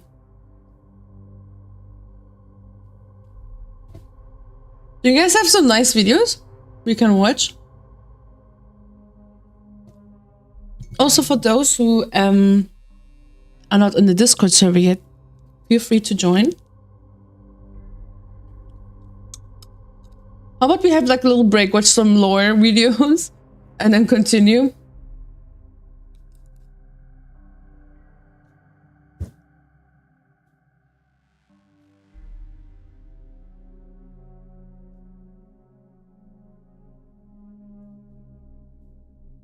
Oh, those games are necessary.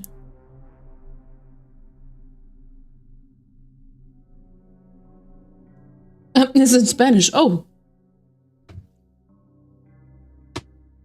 I don't understand that, unfortunately. Yeah, send me a good video. And let's watch some FNAF lore together. Like, it's okay, we can watch like for an hour or something like that. I can pause in the middle or something like that too.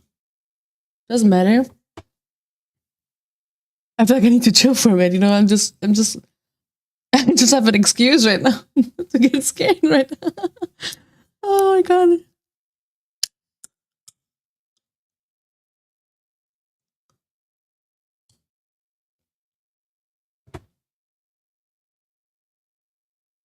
Wait, let me do that. Let's do it then. Give me. Join the. Wait. Oh, technically, I can just leave this window open like that.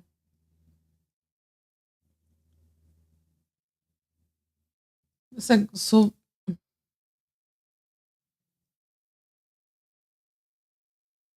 Okay.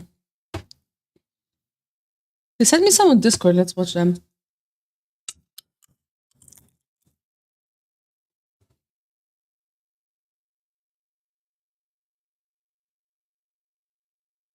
I'm gonna change the title.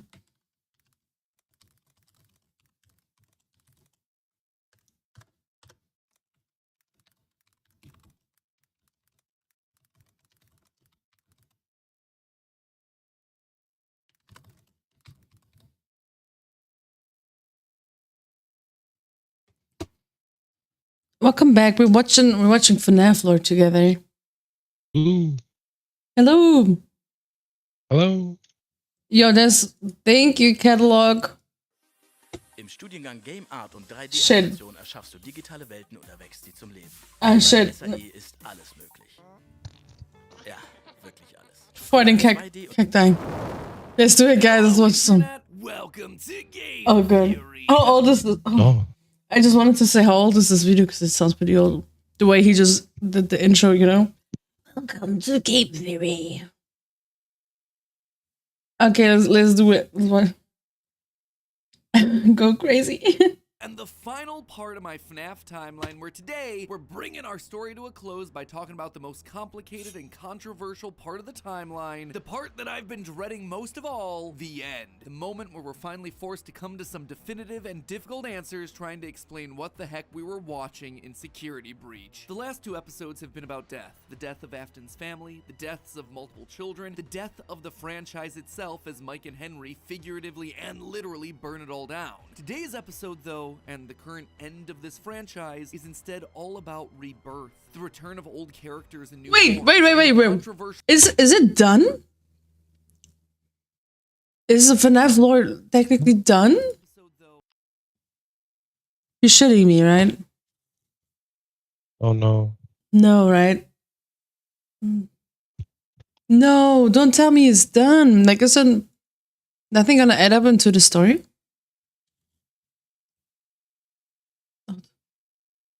I never understood like storyline type of thing. Like, oh, second started now. Like, what the hell? Isn't it the? Oh, go to the bathroom. Yeah, go to the bathroom if you have to. I don't know. Like the story was like kind of wonky here. Was it just me? Like in this Security Breach? Rebirth of a franchise entering the Yeah. next era of its story. But before we hop into the timeline, due to scheduling conflicts, I won't be able to have any live talk back after this episode. I know, I promised one, I was really excited about it, but I just couldn't make it work with my schedule and all the other guests' schedules. That said, I still do plan on doing one over the coming weeks with special guests. Just make sure that you're subscribed and either have all notifications turned on, or you're just watching our community tab for the announcement as to when that's gonna happen. And now, without any further ado, we finally reach the end and a new beginning to our story. Das ist das E-Commerce AI Ad System. Wir zeigen dir, wie du Videos fast Brother! mit AI What is this? kannst, wie du Fazbear Entertainment was dead. There is no need for you to return to work next week, as Fazbear Entertainment is no longer a corporate entity. All debts had been paid, all assets redistributed. The company was outright dissolved. Even the memories of the horrors that had happened there started to fade away in the public consciousness. The people were Thank you gone. for the lurk, Espen. Henry was gone. A whole generation of young Emilys and Aftons had lost their lives to the horrors of the pizzeria. All of them collateral damage to the man in the bunny suit. Everyone the company had ever touched. The man in the bunny suit. That's Well, crazy. Except one. Pay your child support, you deadbeat! I'm keeping the diamond ring. I also set the house on fire! Oh, the sun. Afton. She'd been there Oh, in the Clara early days, Afton. back when things with William were good. They'd had the perfect home, thriving business, the ideal family. But shortly after their youngest son died, things started to change. William had become distant, lost in his work, obsessive. She had watched him change from this irritatingly brilliant man that she had fallen in love with to a drunken monster struggling to hold himself together. And despite her trying to reach out, Not the purple woman. he was so No. far gone.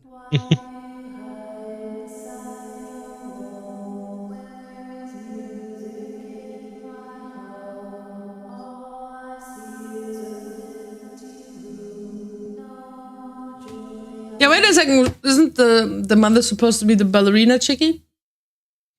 I thought she's dead. Is she alive? Thing? Yeah, I thought it was the ballerina chickie, the mother. She is alive or dead? She is. She just is. You know? We'll find out next time. Oh, so she's technically alive. Okay. I see. Okay. Admit it, you wanted to let me in. For her sake, she had to leave the relationship, and from there, she largely faded into obscurity. A mystery from William's past, a footnote in his history, and that was fine for her. She wanted to leave that part of her life behind. She tried to move forward, never wanting to hear the name Freddy Fazbear again. A time defined by mistakes and broken promises. But then, the paperwork started to arrive. As Fazbear Entertainment began...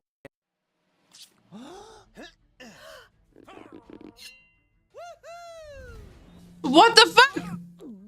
and close as a corporate entity, suddenly her mail was flooded with Why did so many ads? requests, obligations. She had been there since the beginning, helping William in the early days. That is of the business. wild, you're getting Now, so as a many. shareholder and sole living member of the Afton YouTube knows. all copyrights and trademarks of both Afton Robotics and Fazbear Entertainment passed on to her. Memories Those ads are strange. that she had long left behind. Looking at the blueprints, the contracts, the memos, she felt old wounds begin to reopen. The regrets of a happy family that had been torn away from her. William had always been brilliant. That's what had attracted her to him in the first place. But he'd also been too blinded by obsession and pride. He was too jealous, too petty, too unable to actually see a bigger picture. But now, holding the paperwork that contained decades of heartbreak and trauma, she realized it was her turn. She was holding the power. This was her chance. And one thought resonated in her head. I will put them back together. I will put them all back together. She Brother. would be the one to rebuild this family, to rebuild the pieces of that shattered life, to reclaim the kids that Fazbear had stolen from her. But how? Looking at William's work now laid out before her, she knew that he had been onto something, collecting remnant, robotic humanoids, digital conscience transference. The pieces Look at that smile. They were just scattered, fragmented. It was almost like there were too many ideas going in too many different directions. It was such an important idea that she reiterated that point to herself. There were too many ideas going in too many different directions. You realize now? Yeah, that's my bad. I forgot about the first video. Yeah, actually, where's the first video? We're watching like the last video. What's this? But join the voice chat. Wait, I got a message request. Wait, what's this? This is a timeline. Shall we watch the timeline? The full timeline?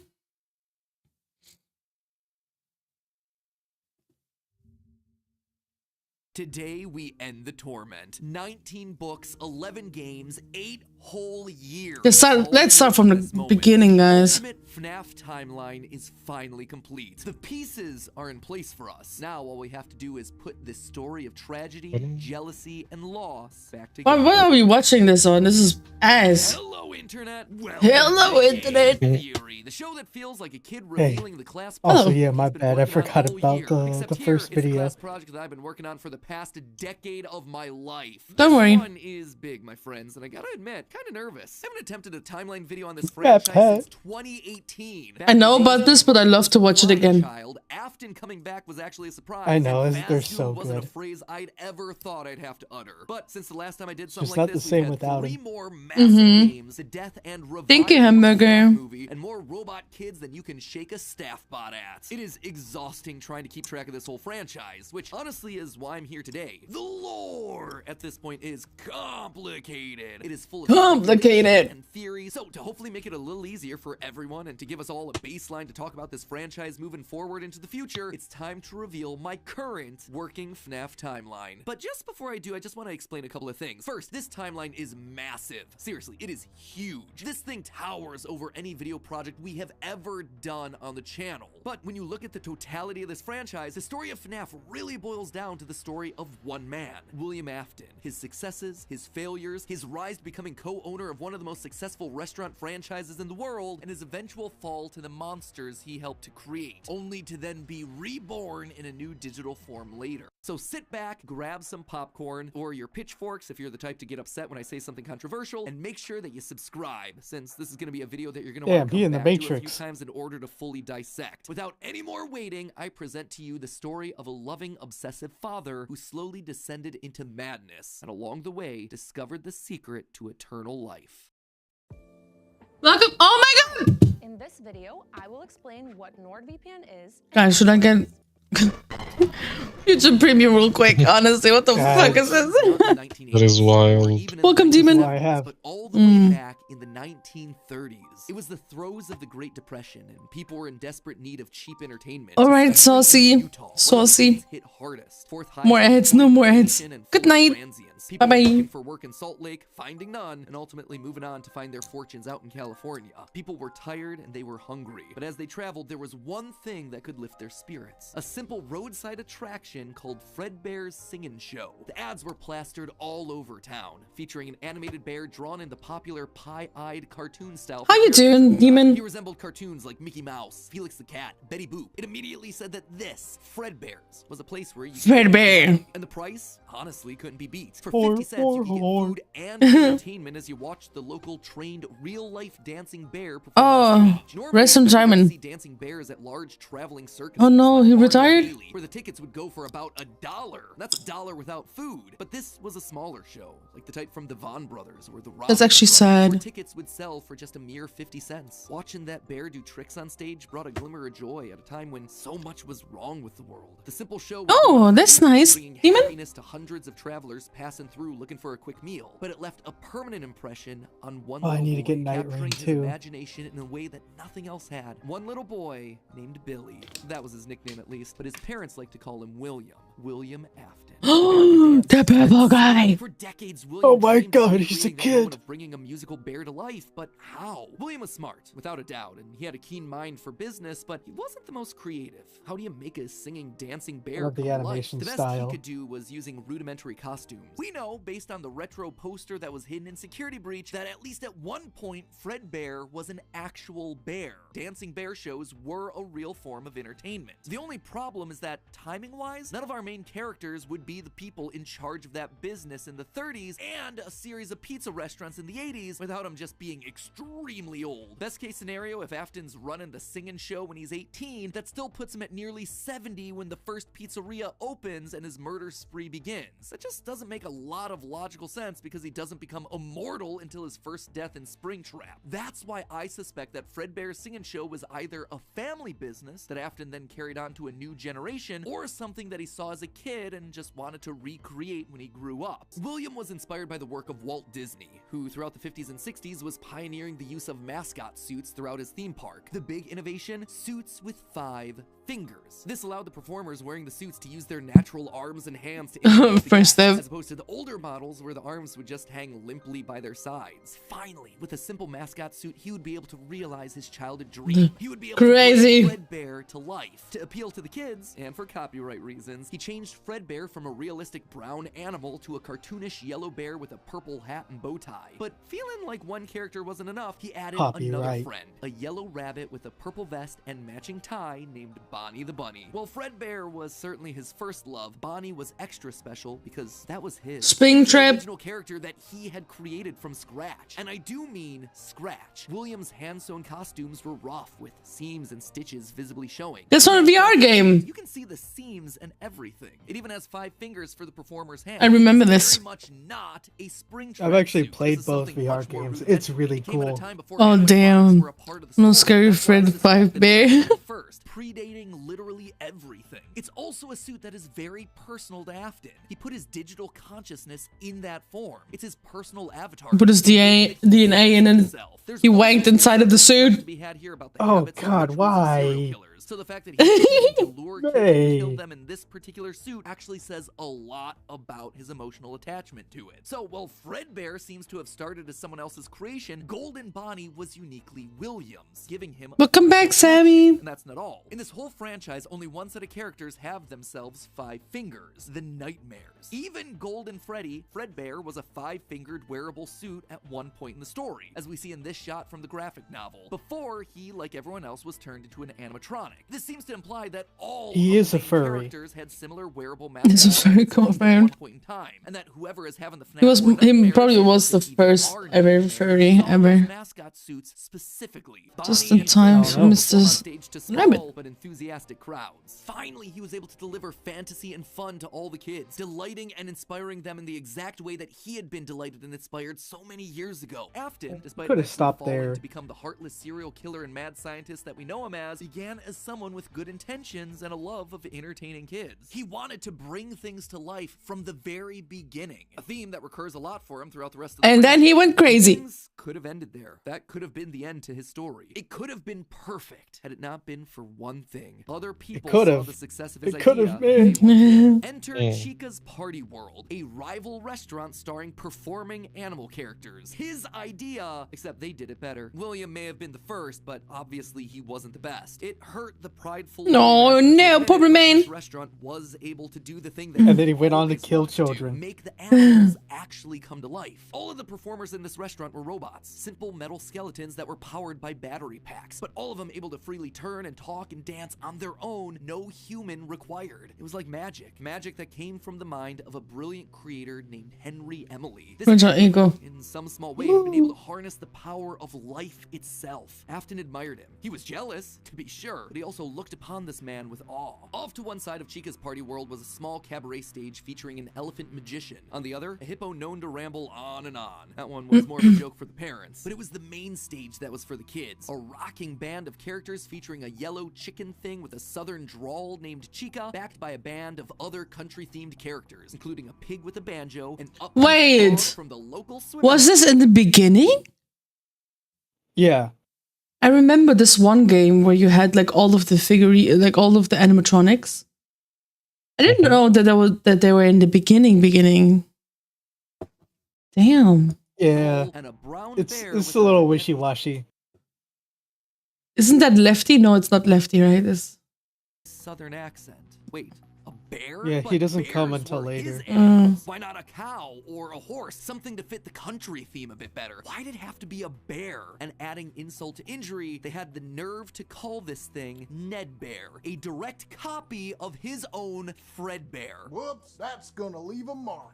Oh, no. Mediocre melodies Copyright. played a much more important role in the story than just being a bunch more animatronics to fill Comes out the for us roster, all. especially Ned Bear, which is just so suspiciously close to Fred Bear. And yet, there are 2 key details that we're gonna have to justify with any mediocre melodies mention. One, they're very rudimentary with external battery packs, implying that they come very early in the time. Hi, Danielle. How you doing? At minimum, Mr. Hippo does Take eventually the become photo an with official member of the extended so probably Freddyverse. not But if on. these things are supposed to be Probably the rip-off, closest. why would Okay. he be trying to rip off Wait, himself? isn't there like an official lore from the very beginning to the very end? Is this just No. like, oh, what the hell? That would have been cool. It's Like, all theories. like it's been over 10 years now. It would be really Yeah. cool to Yeah. put out like if they could like do, like official lore for Technically, not everything. even the movies are canonical to the games, because the Oh, movies are reimagining of the story. yeah, okay, that's fair. I should react to. Oh, Actually, maybe I should make a channel of things you guys want me to react to. Because I wanted to do a lot of reaction things as well. Yeah, may react. Yeah, channel. Yeah, the thing is as well, a friend of mine wanted me to react to like a musical. I was like, yeah, sure. He was like, yeah, a lot of YouTubers do that, and I love this musical, so you should do it. I was like, I guess if you're watching, then I'll do it. You wouldn't. You would be stealing someone else's ideas. So if Afton created Fredbear, there would have to be some rival franchise. The only other person who would likely be ripping him off? Henry. We've talked extensively about how the mediocre melodies are clearly Henry's design aesthetic. So it just has to be him. I don't think Henry's doing this maliciously. He doesn't strike me as the type. He was likely building the robots at the orders of someone else that was running a rival. Hello? Hello. Hi, Espen. Watching some FNAF. Hello. Are you watching with us? Huh? Are you watching with us? Sure. Rival restaurant franchise, but that's enough motivation to start Afton down a path of jealous rivalry, but also admiration. As the Freddy Files Ultimate Edition says, it's important to revisit the beginning of Henry and William's relationship, so here you go. I think this is where it begins. Also, this is future Matt Pat here coming back to add this one in. The recently what is the thing with the purple guy? Has backed up all of the speculation. I've had this timeline written for about a month now, but I've also been holding off a bit to see what wrenches this character encyclopedia might throw in. And so do you know about FNAF lore? Hell no.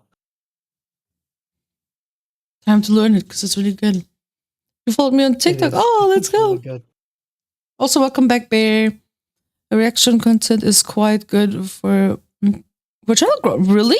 Seems like we might actually. I shall do that then. They actively call out the suspicious similarities to the main Fredbear crew. Quote from one of the pages: Ned Bear looks like an imitation, altered just enough to avoid copyright issues. I don't know about you, but that seems to imply that we were right on the money. Knowing all of this, at one point the franchises had to have merged. That's really the only way that you get Mr. Hippo from the rival franchise as part of the Fazbear crew. This also mirrors a lot of what happened in the real-life history of Chuck E. Cheese, with two rival restaurants. You FNAF nerd yourself?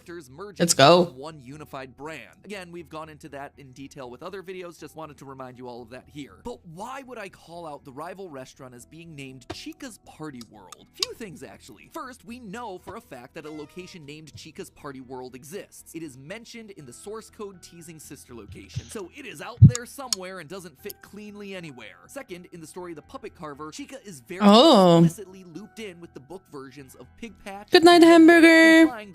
I'll see you tomorrow. Bye-bye. Melody. Thirdly, her design just fits better with a theme of down-home country animals with southern accents playing the banjo and eating with bibs. And with her being the headliner of the show with her name on the restaurant, yeah, technically, Sam. That when the restaurants merged, she was the one that was added to the main cast of characters while all the other mediocres faded away. It's also why when Freddy's closes after William's killing spree, get your she's education. the one to branch back off into education. And is therefore missing in FNAF game is not broken as. It might also oh, there's a new FNAF coming out? When? In June. Istin's jealous admiration turned to hardened bitterness. Guys, you playing that? You playing that new game? When it comes out? It looks pretty good as far as I'm concerned. Okay, good. Danielle, join my Discord server and then send it to me. Or, yeah. A bitterness that would only grow over the next couple of years as families continued to choose Chica's Party World over Fredbear's. William just couldn't compete with the appeal of the robots. Eventually, his restaurant would go bankrupt, only to get bailed out by, of course, that's really good. Another insult, another humiliation that William wouldn't soon forget. 1979. Despite being bitter, Afton couldn't deny that what came next was a period of massive success and expansion. With the two franchises now merged into one, it was the best of both worlds. Afton's ideas with Henry's robotic expertise. The two men decided to launch under a new name, Fredbear's Family Diner, a pizza chain that would eventually come to feature a mix of humans in performing suits as well as on-stage animatronics. They decided to stick with Fredbear as the headliner, considering the yellow bear was easily identifiable as a brand and because he was the original performing animal mascot. Afton appreciated that. This new restaurant would also see a mix of characters as the two franchises merged into one, with Pig Patch and Happy Frog performing right alongside Fredbear and Bonnie. And as part of this one big Fredbear family, they even got themselves official merch that were released, ranging from masks to magnets. The crappy Mr. Hippo fridge magnet? That said, not all the characters were winners. The reception to some characters was just mediocre, so they faded away into the dumpster, storage units, and retro budget tech stores of lost nostalgia, waiting for their chance to step back into the limelight if and when a headliner went out of commission. Others, though, would fare much better, like a new Pirate Fox, as well as a blue guitar-playing variant of the yellow Bonnie Bunny. Ultimately, the franchise would get so big, it would spawn its own cartoon show, Fredbear and Friends. Business was booming. In the end, Fredbear and Bonnie's popularity would be so strong that they would be able to support the Fredbear's Family Diner franchise all on their own, while also spinning off a new Thank you, Demon. You're an angel. to their friends. In 1983, Freddy Fazbear's Pizza launched, giving a dedicated home to all this new supporting cast. It's not 97. The chicken, 87. Blue Bunny, Foxy the Pirate, and of course the headliner, a brown Freddy Fazbear. Business was good, and Afton was happy, mostly. It did bother him that the one original character that he created, the one that he himself played, Golden Bonnie, got passed over for inclusion in that cartoon show. The only character in the roster of regulars to get ignored for the show, but other than that, things were going smoothly. He had himself a wife, 2 sons, a daughter, he had a thriving business, and best of all, he was able to learn the craft of robotics from the man that he both loved and hated, Henry. Together, they were constantly pushing the limits Bro, of he what could have these had such a good characters life. could do. Because it was quick and I easy, swear. characters introduced into the roster would be given a simple hand-sewn suit with 5 threw it all fingers that away. any performer could wear. Eventually, Henry would design one of his signature animatronics for that character, utilizing a divided mouth with either a hinged or sliding jaw design. This was the first generation of animatronics. But why stop there? Afton had big ideas. What if the animatronics weren't just locked to the stage, but could freely roam the restaurant and interact with the kids? Bad idea. Mascot suits could become animatronics. What if you could Bad use idea. more than just rigid metallic Getting too skeletons? Why not ambitious. experiment with tubes Can't and believe wires that this. would give the animatronics fluidity and Oh, I flexibility remember while this still guy. His name was Endo. the possibilities for this technology were endless. Yeah. Afton fell in love with robotics. He had started with a dream of bringing one simple singing bear to life, but with robots, he had stumbled across the tools that gave him the ability to control life itself. He was And thanks to cooking Henry, too he was hard. practically speedrunning his way to an engineering degree. And while William wouldn't admit it out loud, one other thing that kept pushing him forward was the desire to beat his former rival, to prove himself smarter and more capable, to surpass the man who everyone else considered to be a visionary genius. But pride cometh before the fall, and tragedy was about to strike. 1983, business was booming with 2 whole restaurant franchises running. Fredbear's We're getting closer to 97. Freddy Nah. Fazbear's Pizza. Together, F87, what the Henry hell? had been able to take the hybrid suit idea and make it into a reality. They called their new invention the Springlock suit. The Springlock suit. These 2 men, a human as designed by William that could be looks like- Yeah, this silhouette. What? This silhouette looks like Markiplier. Is it just me?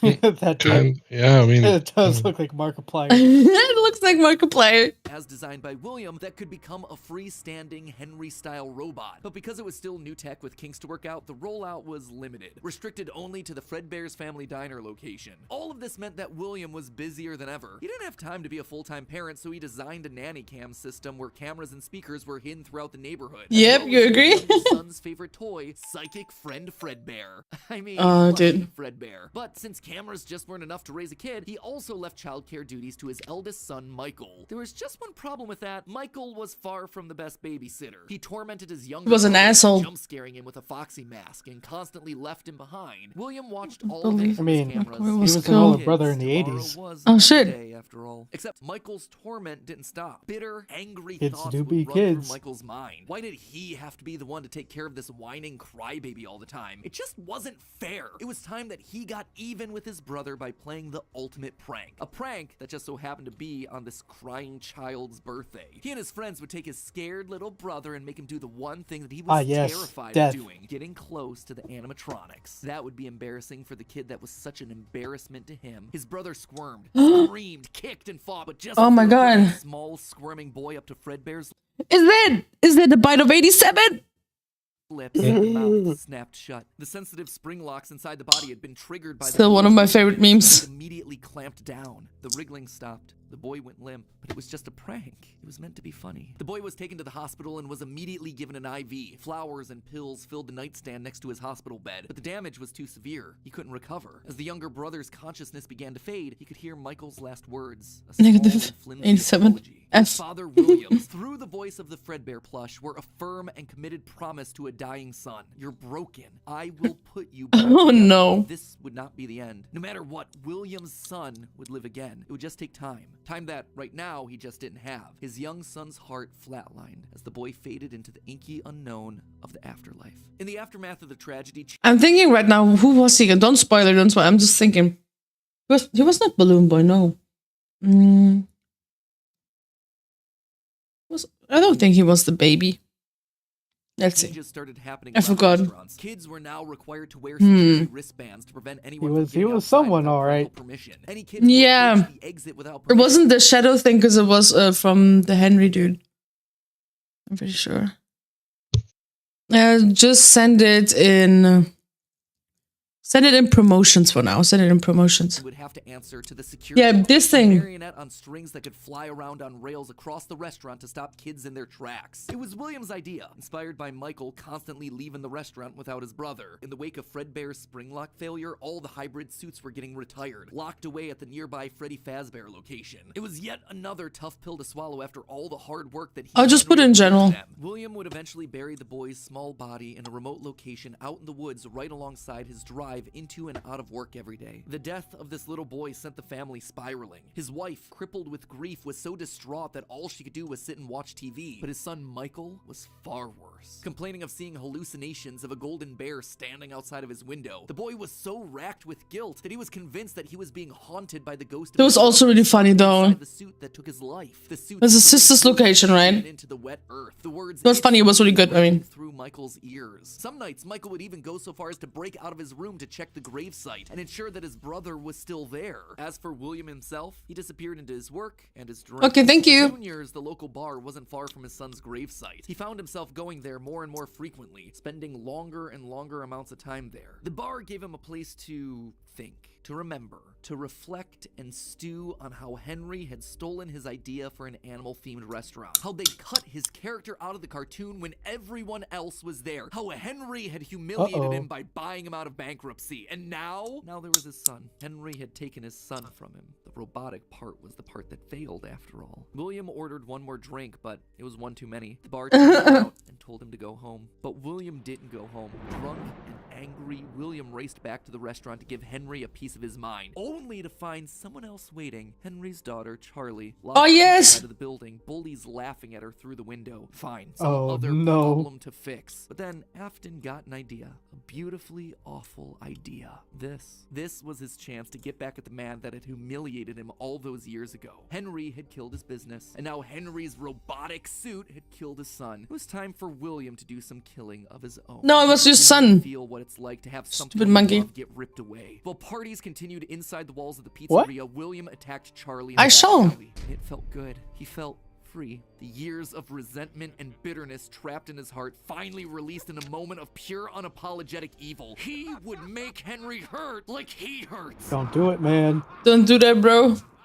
And in that moment, William became a killer. He dropped Charlie's lifeless body and drove home, forced to confront his family problems later that night, appalled, but also a little excited by what he had just done. Charlie's death would remain on the books as a random act of violence. And though Henry had suspicions about William, there was no physical evidence, nothing that could link him back to the crime. In the weeks that followed, Bear's family diner would close for good. 2 high-profile deaths around the restaurant with 2 grieving owners in such a short period of time was just too much bad press to handle. Besides, Freddy Fazbear's was still open, and it was the newer restaurant anyway. All the equipment from the diner, including the old yellow suits and security puppet, would get retired to that location, and there they would sit for 2 uneventful years. The rest of 1983 and 1984 were spent quietly grieving. Freddy Fazbear's Pizza and the new cast of characters were a hit. Tragic memories of their yellow predecessors quickly faded. Afton kept a low profile and buried himself in work and research, quickly reaching Henry's level of engineering and even surpassing him. And while Henry slowed down to grieve, Afton kept going, even starting his his own company, Afton Robotics, for all those pet projects that were a little bit too experimental for the regular Oh, I remember operations that. of the pizzeria. The first of these experimental projects was a secret workshop under his house. I think this a one's based on veritable the bunker, books. which allowed him to work while still monitoring his kids via hidden security Nope, cameras. never Wasn't it mind. Sis's location? 983, Yeah, it is. a passcode Mm. that served as a constant reminder of why the cameras were so important, why he was down there in the first place. This was all to fulfill the promise that he had made to his son, right? I will put I'm gonna you go back sleep together. before This birds. was for him, Oh, all okay. for him, Good night, right? demon. The cameras I'll see you were enough. around. He needed to solve the runaway Bye-bye. Michael problem. He had to keep him in the house. He couldn't have another one of his kids wind up dead inside of an animatronic suit. So why not run a little experiment on Michael? You see, all this work with Henry. I was got actually him to thinking about start learning going, more so about yeah, life, I'll just go. robots, the human. You going to? Yeah. Okay, Sleepy. okay. Good night, Domenico. Good night. Bye bye. night. Bye. Oh shit! Wait. Message. Okay, let's continue, What a guys. fallible machine we as humans Our are. Lord. Our reality is so easy to manipulate with a few sensory deceptions. Deceptions like sound. With just a few sounds, he had discovered that he could alter a person's vision. He could transform blank, smooth plastic robots into lumbering, twisted nightmares. Nightmares far scarier than he could create with actual materials. They would appear organic, rotting, putrid, terrifying. These would be his means of keeping his son Michael in the house where he belonged. Was it extreme? Huh? Yummy. Wait. I thought the little guy, what's this called? The Evan dude? Evan? He was the one in the fourth game who got the nightmares. This Was it is, the in theory, it's his brother that experiences all this. Yeah, that's what I'm saying. No, the older Maybe, brother. but then again, Oh, the this older- was the oh. boy who had killed his Yeah. son. He would make him sorry. Cassidy So is the Michael would name of the grow up younger not only one. dealing with the memories of his own guilt, Huh? hospital room, the pill. What is the name? Cassidy is the name of the younger brother. I thought his name was Evan. Oh wait, never mind. My bad. It is Evan. Yeah, see? I'm getting it. flowers, the death It's of his been brother, used, but man. also literal Cassidy! nightmares. Wait, how do you come up with Cassidy? Cassidy is another. He'll explain it. He'll explain it. Okay. Illusions created by sound. Michael would never forget these either. Years later, as a security guard, he would still draw pictures of them inside of his logbook. But all of these extra projects meant that his home life suffered even more. He was an absent father and a non-existent husband, leaving his wife cold and alone. Why do you hide inside your walls when there is music in my halls? All I see is an empty room. No more joy, an empty tomb. And despite her What a repeated banger. demands that he leave his office and engage I with know, the family, right? he refused time and time again, leaving her no choice but to leave. You burned down my house? You call that a house? It was like a morgue in there. You need to see your son.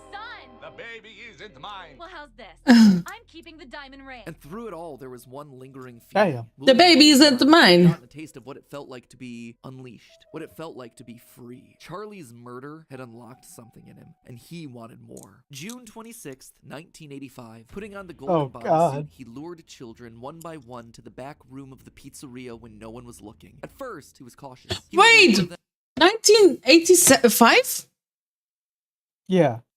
But it was before his son died. with promises of Oh. cake. By the No. way, huh? His son died in '83. Oh. Wait. There were 2 bites. There was No. one in '83 and '87.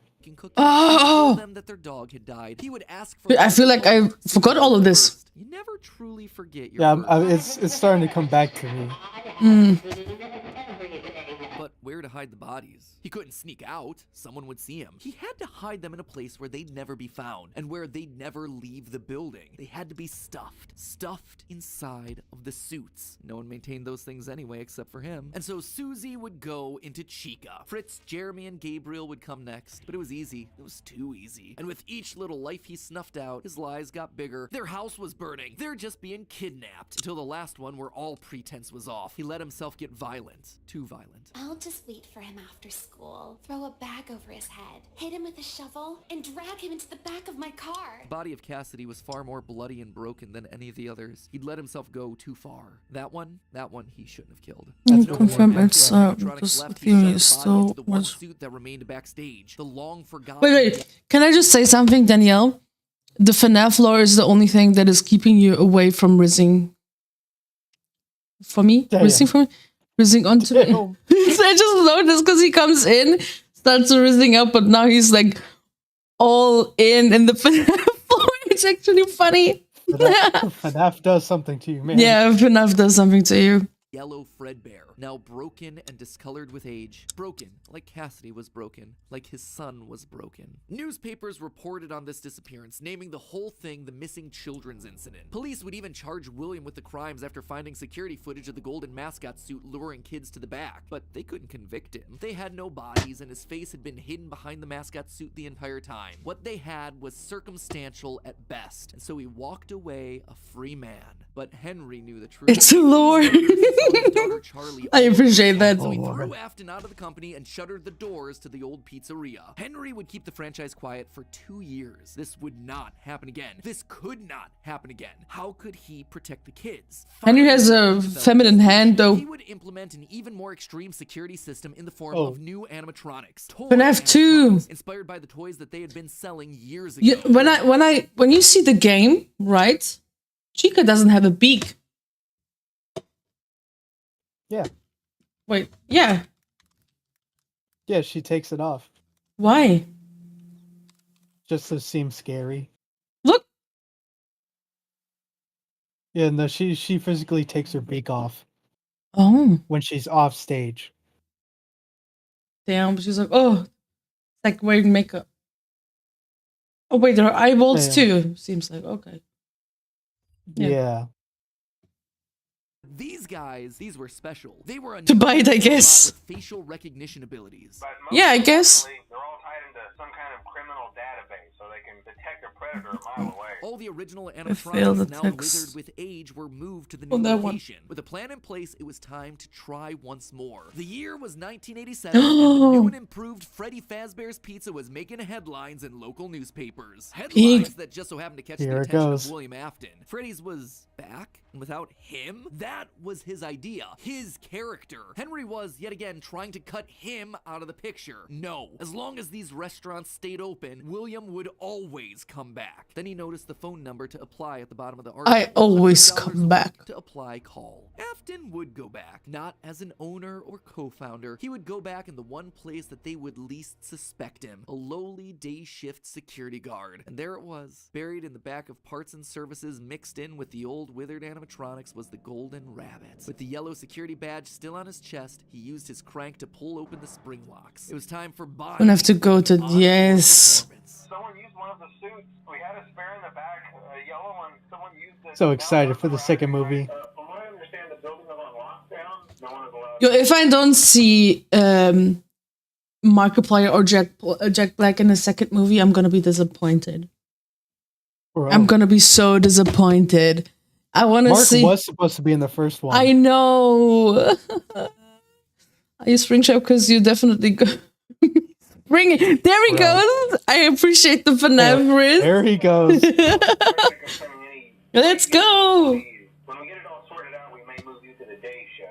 This one just became available. 1987, 5 more kids. He didn't know what felt better, getting back into the suit after would be huge, yes. Or knowing how devastating this would be to Henry the next morning. He didn't even try to hide his crime this time, just meant more blood on Henry's hands. He'd failed to protect the kids again. The restaurant had only been open for a few weeks, but William was sure that this would get it to close. Good, if he could have Freddy's, no one would. Whenever a new pizzeria opened, he would be there. But as he sat in his bunker, something else started to linger Wait, in my other his phone? mind. He had seen something strange. The old withered animatronics. They had been wandering around the building, spurred on by the puppet. It was almost like those old robots were trying to save the kids. Save them? They couldn't, obviously, but still. Oh yeah, he made it up. Damn, that is wow. Given life somehow. Did he? I don't see it. Wait, what?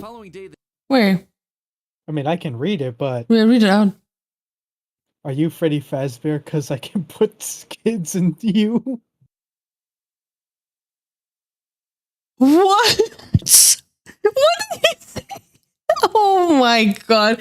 That is a wild one. Bro, you're so creative with these. Oh my goodness. The news would report a security guard getting bitten. Damn, that is wow. Day shift. Was that bite meant that's gonna be on the internet forever. He had to learn more, but how. There was no way he'd ever be able to get inside another Freddy's Pizza. Oh my Heck, there was god. practically no way a Freddy's would ever open again. He needed to create something new, something brand new. He needed to create his own pizzeria. Due to the massive success and even more so the unfortunate closing of W. Fazbear's Pizza, it was clear that the stage was set, no pun intended, for another contender in children's entertainment. Circus Baby's This is Pizza FNAF World. 6. This would be the place where he I could remember teach that art. Baby was his daughter trying to get ice cream. Oh, dude, it was Yeah. so cool. No longer just murdering, Like the- experimenting. He needed more kids. The voice recording and stuff. Knowing that he couldn't show his face on the restaurant floor, he needed a way of remotely capturing his victims and preserving them for his work. With that goal in mind, Good he adaptation designed a new from them. animatronic. Their Classic of endoskeletons the school fluid and bus. Flexible. He equipped them with sound lures that could mimic voices. They could isolate children. They could incapacitate and contain them with zero direct input from him. It was brilliant. He was brilliant. Far beyond the simple bars and wires of Henry's designs. Imagine what you could do with AI. Damn, Oh. if only they talked about that in one of Oh, the no. FNAF games. Really? Henry's disgusting barnyard. Yeah. Instead, it was Call me a game dev. His creations, Freddy, Bonnie, I don't think I Foxy, will. as well as two special ones. The first, Ballora, was an homage. Yeah, to Ballora. Now she would never leave him again. The second, the titular baby, was designed with his baby in mind, Elizabeth, his youngest child. Elizabeth. She would always be Daddy's little girl, the one that listened to him, Daddy? the one that obeyed. It's good because I can see She didn't. oh god. Oh my god. Pretty and shiny. Didn't you make her just for me? Why people say that 42 Heilbronn Brother! is too good to be true. Hi, my What name is the- She gonna die. and I'm The day before Circus More Baby's ads, Pizza World SMH. opened, she disobeyed. She didn't listen. Left alone with Baby, she got too close. The animatronic ripped in half and swallowed her whole. A scared and confused child fading into eternal darkness. By the time Afton found her, it was too late. She was gone. He immediately She canceled dead. the launch of Circus Babies under the guise. Dead as hell. But wait, as he sat there at the Dead foot as of the hell. bed, she noticed that Eds, let's go. the eye color of the robot had changed. Baby had been built with blue eyes, but now they were emerald green, the same color as Elizabeth's.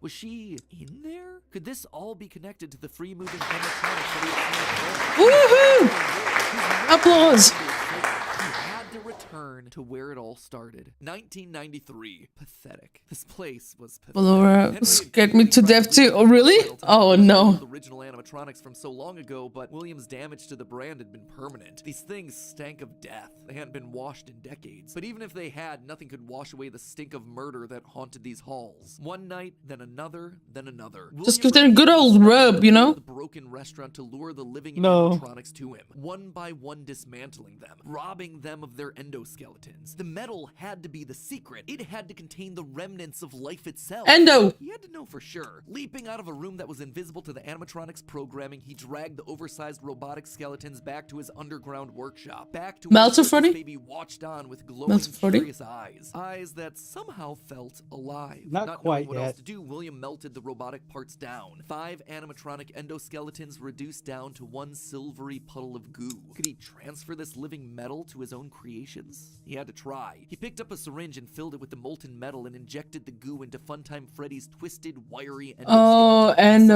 Suddenly, coils came to life. Like snakes writhing in a pile, what had once been cold, lifeless metal moved and jolted on Friend its scared own. me more than He had anything. unlocked the secret to life itself. Except something was clearly wrong. The movements were erratic. They were violent, angry. Baby didn't act this way. She had been calm, collected. This was clearly something else. Something mindless and frantic. Perhaps by mixing the souls and then portioning them out, he had created incomplete beasts. He would need to keep testing to truly understand it. He needed more of this remnant. As he searched the old pizzeria one more time for any remaining scraps of metal, the ghosts attacked. His past victims come to collect their due, all led by Cassidy. The 5 lined up and blocked the door, and Afton's mind reeled. The Oh, that's what you meant with Cassidy. of this were incredible. Ghosts, real ghosts. Sorry, that he what? could see all That's what you meant with Cassidy. But what could they do? What Yeah. could they do? He panicked as Cassidy approached. How do you stop something He's that's Golden already Freddy. dead? Maybe with the thing that resulted in their death in the first place. He would get into his suit like old times. He would regain his power over them just like the day that they died. He was the genius. He was the one in the suit. He was the one in charge.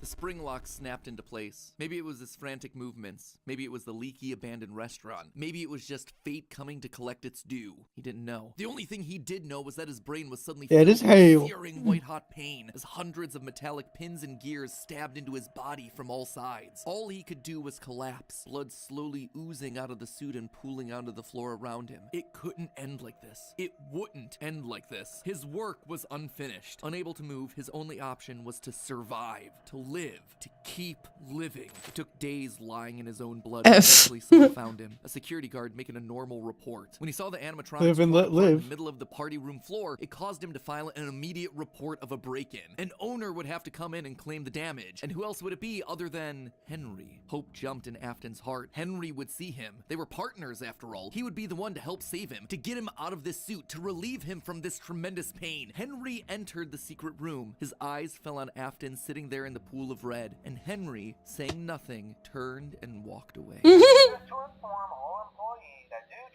W. Henry was the one you should not call even. Susie, which is Chica, who was in the first victim. And second was Johnny, so more powerful you think? Apparently not. Should not killed. Yeah. Susie was the first one. Charlie was baby. No, my bad. Charlie was the puppet. Cassidy was Golden Freddy. And so there Afton would sit, hanging on for 30 Man, there's so much lore. So much lore, so many names. Refused to die. Most of this is things that we already knew, stuff that's been established and re-established time and time again by the games. That said, there are two things that I absolutely have to address. The first and biggest is the placement of sister location, or more specifically, Elizabeth's death. To me, evidence in game seems to suggest that it was meant to come before the crying child's death in 1983. The biggest clue to this is that the crying child saw something. Remember what you saw. Freddy Fazballs. Over and over again by psychic friend Fredbear, aka William Afton, speaking through Fazballs. Their plushy stomach. But what did he see? Well, I think we can tell based on how the nightmare animatronics are visualized. They have mouths in their stomachs, just like Baby ripping in half at the waist to swallow a kid. There's also the empty girl's room, one presumably left behind by a dead sister. And lastly, it explains why he's scared, and more specifically why Afton wants him scared. He needs his kids to stay away from the animatronics. He doesn't want them getting too close, because the last time one of his kids got too close to a robot, his daughter died. That's then why he sets up the nightmares, to scare both Mike and the crying child away from the animatronics from that point forward. That's why books like the Character Encyclopedia outright suggest that we play as the crying child in FNAF 4. That's why he has a nanny cam following the crying child everywhere, so he can keep tabs on his kids when they're out of his sight. He can't let another Elizabeth situation happen. The death of Elizabeth also gives William Afton extra motivation for killing. He's a grieving father. His daughter was taken away from him, so Charlie should die as well. He's lashing out at the world after losing his kids. And again, we know that at least one of his children had to have died prior to Charlie's death, based on the mound of dirt that we see in Midnight Motorist. It also allows circus babies to open and close earlier in the timeline, which is how you wind up with Funtime Foxy appearing as Mangle in the FNAF 2 location. Basically, Elizabeth dying first has everything it needs to fit, except for the most important thing, the murder. It's just been misunderstood. With a giant claw in its stomach so early in the timeline. At this point, he just has no motive. It just doesn't make sense prior to 1983. At this point in the story, he hasn't killed anyone, and we know for a fact that the missing children's incident is 1985. So Elizabeth's death coming before any of those events just doesn't work. Hence why I placed it where I did in the narrative timeline. Afton's death here is also a bit tricky. We know that he returned to the FNAF 1 location to break down the original animatronics in order to harvest their remnant. We know that he melts down 5 things to become one thing. Candy Cadet makes that very clear. So the 5 things are the 5 endoskeletons from the various animatronics. That would be totally fine if it weren't for one huge problem. On his 5th visit to the pizzeria, Afton gets spring locked. So either the 5 becoming 1 starts in 1993, but then finishes 30 years later when he re-emerges from the wall to add the last endoskeleton to his pile, or he's had himself some reason to return to the original location after harvesting all the stuff that he can. It's not ideal, but it's the one angle that makes the most sense. William still wasn't back.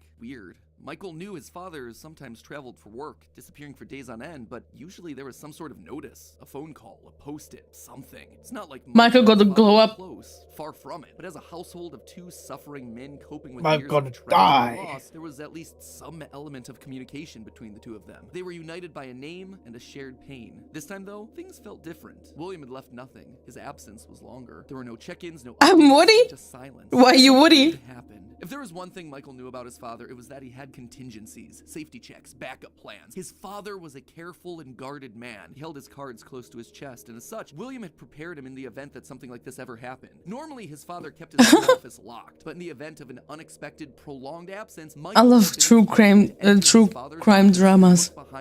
I love theories. In the corner of the room. Rolling his eyes, Michael entered the office. Never fully understood how William was able to spend so many hours of his days locked up in here. There was just nothing to do. Funny. Most of this place was empty. He dragged himself over to the shelf in the corner, expecting to find an emergency contact list, a family safety deposit box. But what he actually found there was completely unexpected. Father, it's me. His porn collection. I found it. Oh It was God. right where you said it would be. The shelf swung open and revealed a giant industrial elevator, one that led straight down into an underground bunker. But that was impossible. Game theories? Hell yeah. Was a secret entrance to an enormous underground science lair? This is make only any part sense. one. Seriously, it didn't make any sense. And yet, here it was, mapped directly underneath the floor plan of the house that he'd grown up in, lost his brother in, been tortured in. Michael thought that he'd known his father. I love that. Prideful, sad, angry man with petty everyday problems, but clearly he'd been living with a stranger this entire time. His father had secrets. Suddenly, the days of William being locked inside of his office made sense. He'd been here the entire time. Ray. Where was here, though? Was this circus baby's Hi, Ray. the circus Welcome. How you doing? Seemed to be a deeply personal project for father. A failure of his that cut unusually deep, especially after that first location had to be closed prematurely due to the gas leaks. After that day, father really did seem to change, to lose himself even more in his work. Clearly, the entrance he had Father, found was some why? sort of secret Maybe he just wanted to have an animatronic adult toy this entire time. That's why he was never satisfied.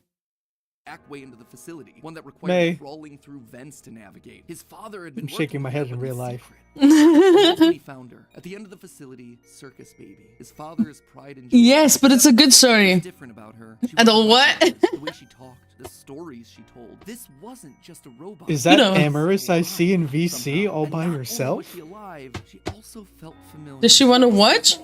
Inside of No me, idea. I'm broken. I can't be fixed. Will you help me? Was this? Hey, wusstest du schon, dass du Bookbeat jetzt 90 Tage lang Just komplett gratis DM her. testen kannst? His sister? William's baby girl? But how?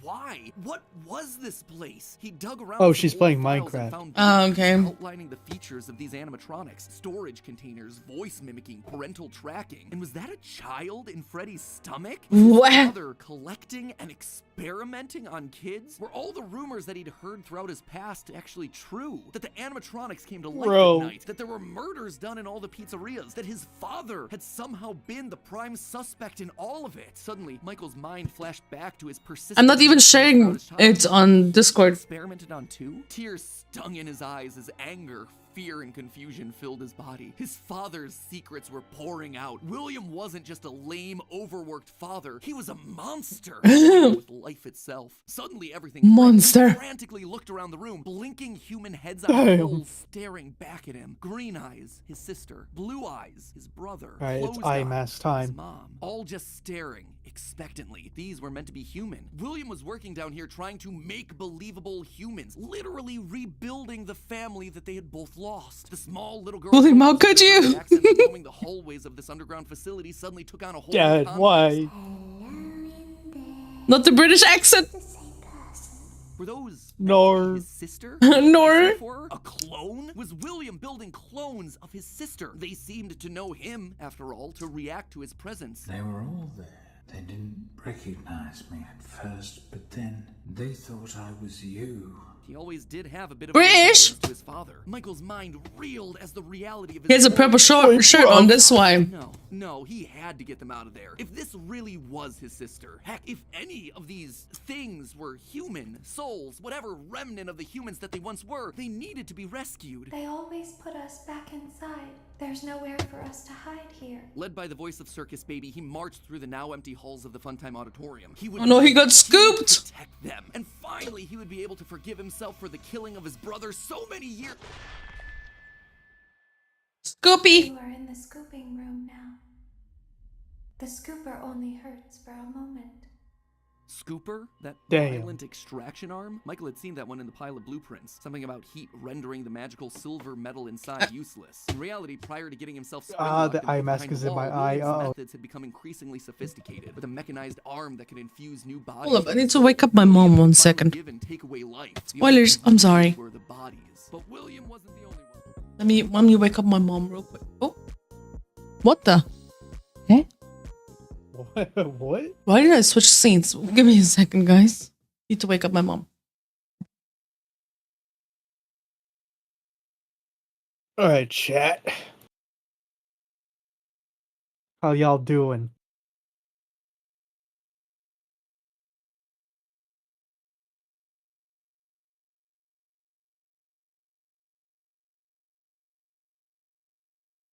I'm vibing. Putting on a face mask right now. Cause why? Cause skincare. Hell yeah.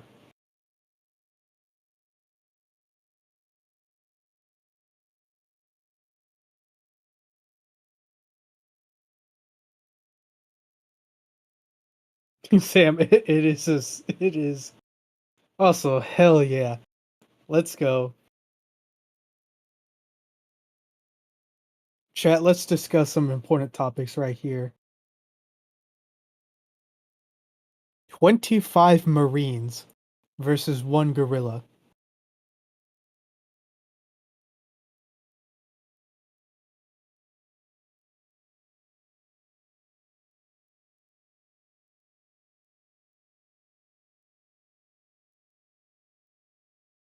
Also, yeah, it does help. Gorilla. Amaris! What up?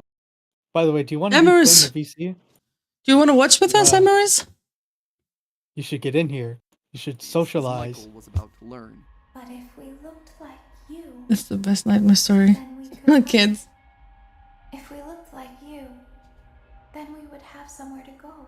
Michael was gonna be the hero to help these animatronics, all right. He was gonna help the haunted tubes and wires of these animatronics escape, just not in the way that he anticipated. His sister had lied to him. Another game of pretend. The scooper plowed forward, digging its extraction arm into his body. I still have to make that fountain for you anyways. Michael blacked out.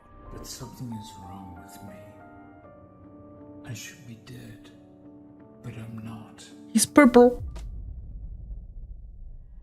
For the next several months, Michael's life was not his own. He was forced to comply with the tangle of wires and spirits that lived inside of him. Amaris and my forced slave labor. Begging to burst as day by day, week by week, his flesh began to sag and discolor. He was a walking, talking, rotting corpse, alive, but wishing he wasn't. He was a puppet, a walking shell. And while he did his best to conceal his fate, there was only so much a man with robot spaghetti could do. The entity in his inner hydration, okay. Leave, but by that point, the damage had been done. His decaying flesh Let me drink. stank, turning him into a literal water. purple guy. But still, even with no bones, even with rotting purple flesh and begging to die, Michael continued to live. That silvery metal remnant injected by the scooper meant that he couldn't die. His anger also refused to die. What he had seen down Robot, at his come. sister's location had rocked him to his core. His father had killed and captured dozens. His experiments had killed his sister and then tortured him throughout all his childhood. He was actively Oh, you're drinking with me. Let's go. He didn't know where his father was, but Michael knew that he was out there somewhere. I've been living in shadow. I wouldn't call her a monster.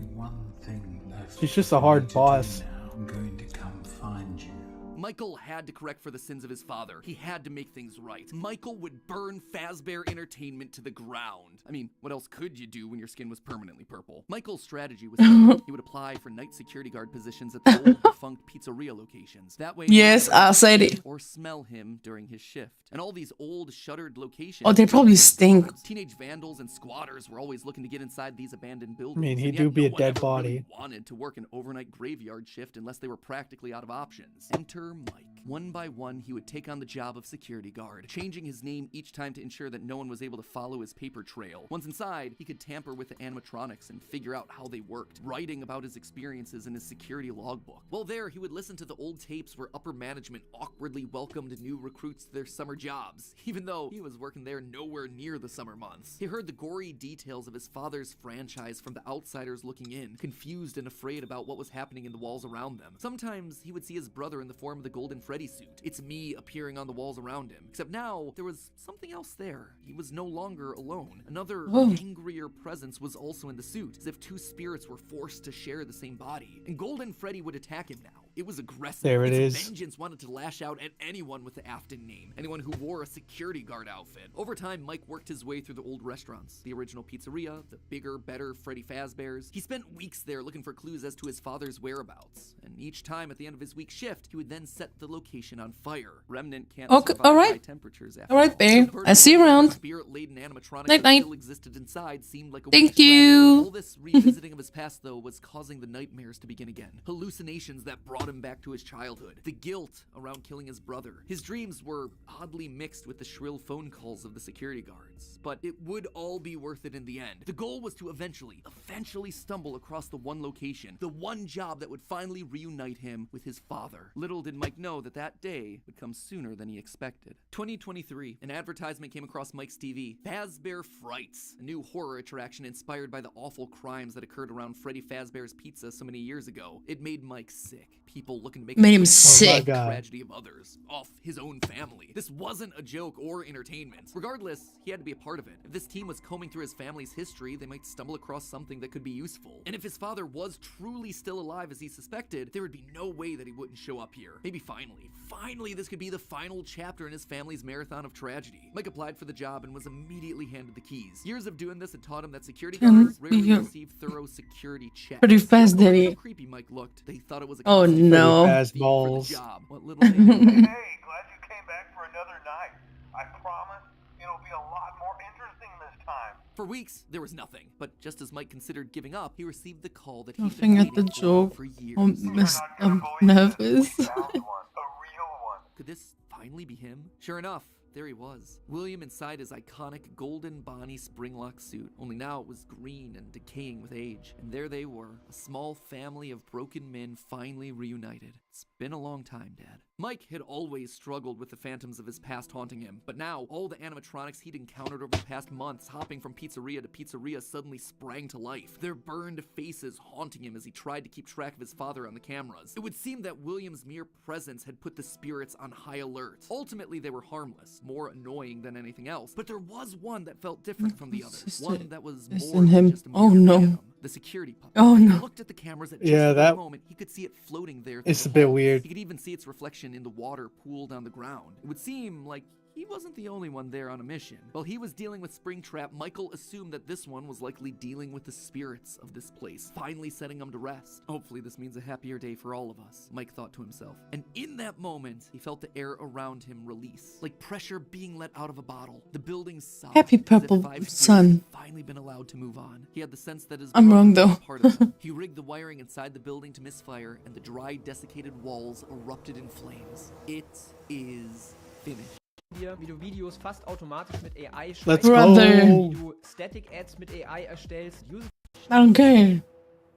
Except We're only like halfway through the story. somehow, through sheer force of will, Afton remained. He had survived, and Mike would need to find a new way of finishing off his father. Luckily, the solution would present itself later that year. Not Let's go. hiding from another victim that had been left in his father's wake. We're talking He about always comes becoming a back. Fazbear Entertainment franchisee, restaurant ownership and management, something almost anyone can do with a limited degree of success. You are now the face of the newly rebranded Freddy Fazbear's Pizza. Fazbear Entertainment is a brand had been closed for years. William had been stuck in a suit and a wall. The only person who legally could bring the franchise back was Henry, but he'd largely pulled out of the franchise around the time of his father's disappearance. Something was up. Surely this had to be some kind of a trick. And Mike, doing what he did best, applied for a franchise and immediately got the job. There was just one thing out of the ordinary. Paragraph 4. If you are playing this tape, that means that not only have you been checking outside at the end of every shift, as you were instructed to do, but also that you have found something that meets the criteria of your special obligations under paragraph 4. No employment contract required him to keep special lookout for independently moving animatronics. I got black time. How you doing? Welcome in. Henry was luring them all back. Rather than trying to go to them, like Mike had done for years, Henry was doing the opposite. He was putting them all under the same roof. He was finishing them off for good. Mike knew this wasn't meant to be a restaurant. It was meant to be a prison, a containment vessel, a locked box meant to trap them all in so they could finally end the madness. It took a few nights, but eventually everyone was there. Lefty! The puppet, the robot Spaghetti that had once violated Levy. his body, and his sister, ruthlessly devoted to serve the man that had once gotten her killed. It was time. He had been instructed to seal the doors and leave, but while he locked everything down, he didn't move on. If this was truly meant to be the end, if the remnant needed to be washed away, he needed to be a part of that. This is where your story ends. And to you, my brave volunteer, who somehow found this job listing not intended for you. Although there was a way out planned for you, I have a feeling that's not what you want. I have a feeling that you are right where you want to be. And to you monsters trapped in the corridors, be still and give up your spirits. They don't belong to you. For most of you, I believe there is peace and perhaps more. I loved it when he had the little speech. Such good dialogue. Mm-hmm. Let's go, Henry! It was over. The Afton legacy died with all of them trapped inside of a literal box. As the flames danced around the office, Mike, for the first time in decades... The speech is fire. Oh yes, I agree. Although the darkest pit of hell was open and waiting for him, something or someone wouldn't allow him to move on. Instead, he found himself locked in moments from his past. The pizzeria, his underground bunker. It was as if his brain's neurons were all firing at once, overloaded, mixing and matching all his biggest fears, regrets. Ultimate custom night? What was this place? Yeah, it's custom night. He called out into the silence. Then they started coming. Without warning, animatronics, both new and old, began to jump out at him, bite him, rip him limb from limb. The pain was immeasurable. Make it stop. Make it stop. William, for the first time, longed for death, an end to this torture. Just as it felt like he couldn't take it anymore, everything was quiet again. It was as if the world had been reset. There was a brief moment of quiet, and then the onslaught began again. Dozens of faces from his past, all focused on him. A waking nightmare that he couldn't escape from. More pain, more ripping. It was his own personal I have to wake her up again. Why couldn't he just die?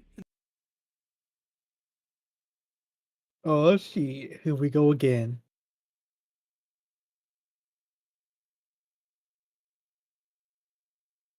Alright, gamers.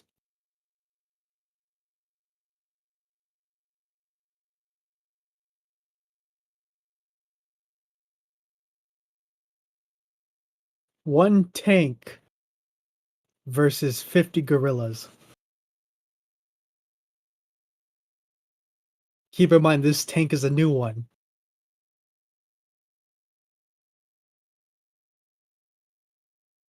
Tank? I don't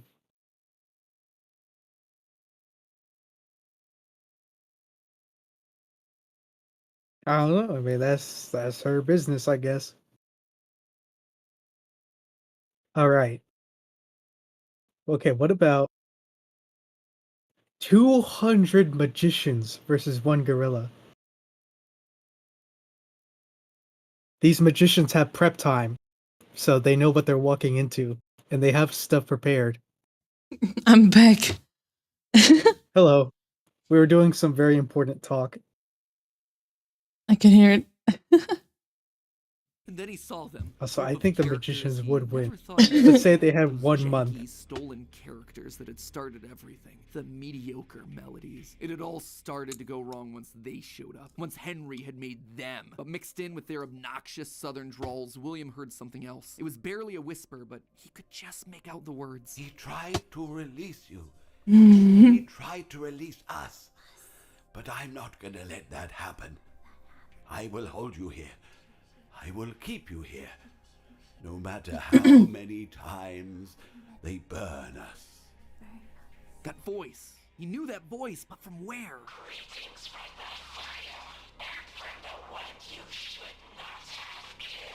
The one he shouldn't have killed. William thought back. He'd done a lot of awful things, but there was always the one that stood out. Not Charlie, his drunken act of revenge. Not Susie, his first true murder. No. Instead, it was the one that he had lost control with. The one that he had broken beyond repair for no good reason other than because he could. The one that he'd stuffed inside the golden bear that his partner used to wear. Cassidy. They were back, and now they were trying to punish him, to make him suffer like he'd made them suffer. It was almost like William and Cassidy's souls had been locked together, fused by a collective rage and spite, each refusing to move on. But while Cassidy was so focused on taking revenge, they actually did the one thing that would be the downfall for so many others. They kept William alive. Even though fire should have destroyed the remnant that was coursing through his being, Cassidy kept William breathing, paving the way for his escape. William's will was so strong, his soul so powerful that he managed to put a part of himself inside the circuitry that housed the spring-locked suit. And there, his consciousness lay, inside a single circuit board, waiting for someone to find him and set him free. Vanessa. A person that no one would suspect. You might have noticed that I was vague about the dates, and Vanessa. that I don't know them. There is no good way for me to make them fit in. Here's what I do know. We know with a high amount of certainty that Michael Afton is the character that we play as up until Ultimate Custom Night. Doesn't make sense as she... Security guards for FNAF 1 and FNAF 2 respectively get fired. Well, they never mentioned Cassidy as the first victim, just the victim that was killed the worst way.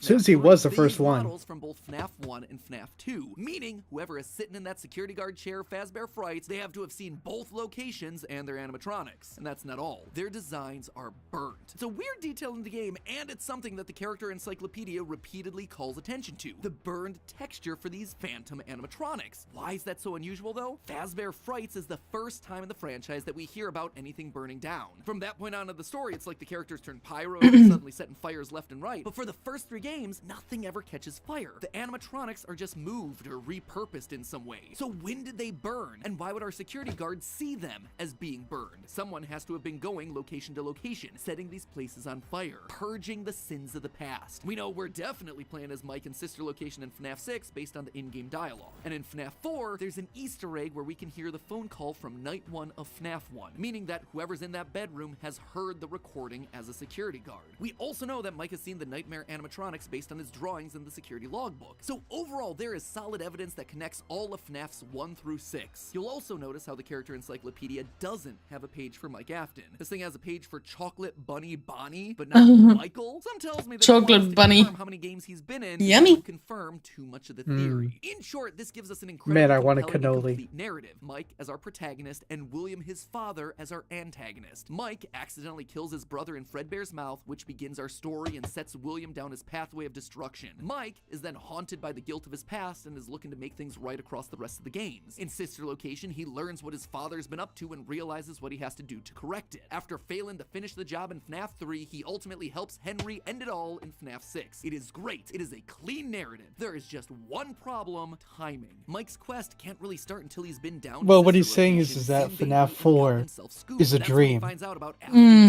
That's why he sees the toy phone. Because, you know, he's a walking, talking, rotting corpse. And we know that he's not going down into the bunker until the Funtime animatronics have been made, Freddy's has been closed, and Afton is out of the picture. That all should be happening post-1993, after William is sealed behind a wall. But that then presents us with a few problems. Afton has already dismantled the original animatronics as we see in the FNAF 3 minigames. How are those things getting burned if they're already deconstructed? But more importantly, we see FNAF 2 paychecks with the date 1987. That is way earlier than I think it can be. To be fair, Fritz Smith's pink slip on night 7 doesn't have a date, but it's a bit weird to say that the first few nights are in 1987 and then employee number 3 is hired on years after the restaurant closes.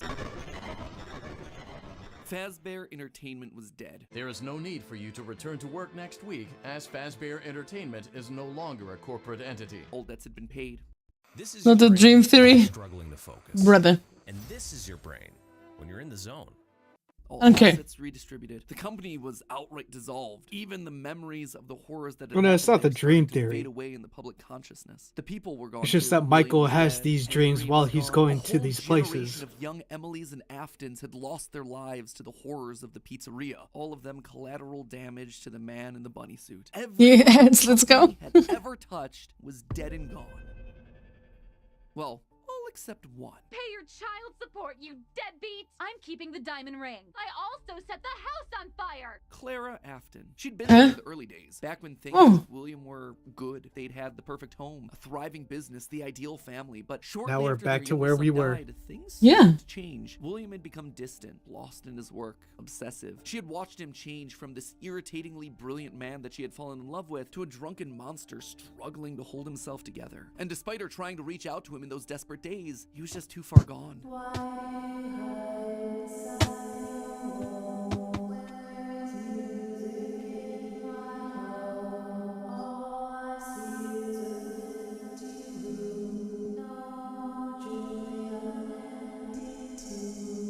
Admit it, you No. wanted to let me in. This is the second part. This is just the the relationship, and from there she Yeah. largely faded into obscurity, a mystery from William's past, a footnote in his history, and that was fine for her. She wanted to leave that part of her life behind. She tried to move forward, never wanting to hear the name Freddy Fazbear again, a time defined by mistakes and broken promises. But then the paperwork started to arrive. As Fazbear Entertainment began to close as a corporate entity, suddenly her mail was flooded with notifications, requests, obligations. She had been there since the beginning, helping William in the early days of his business, and now, as a shareholder and sole living member of the Afton family, all copyrights and trademarks of both Afton Robotics and Fazbear Entertainment passed on to her. Memories of this past life that she had long left behind. Looking at the blueprints, the contracts, the memos, she felt old wounds begin to reopen, the regrets of a happy family that had been torn away from her. William had always been brilliant. That's what had attracted her to him in the first place. But he'd also been too blinded by obsession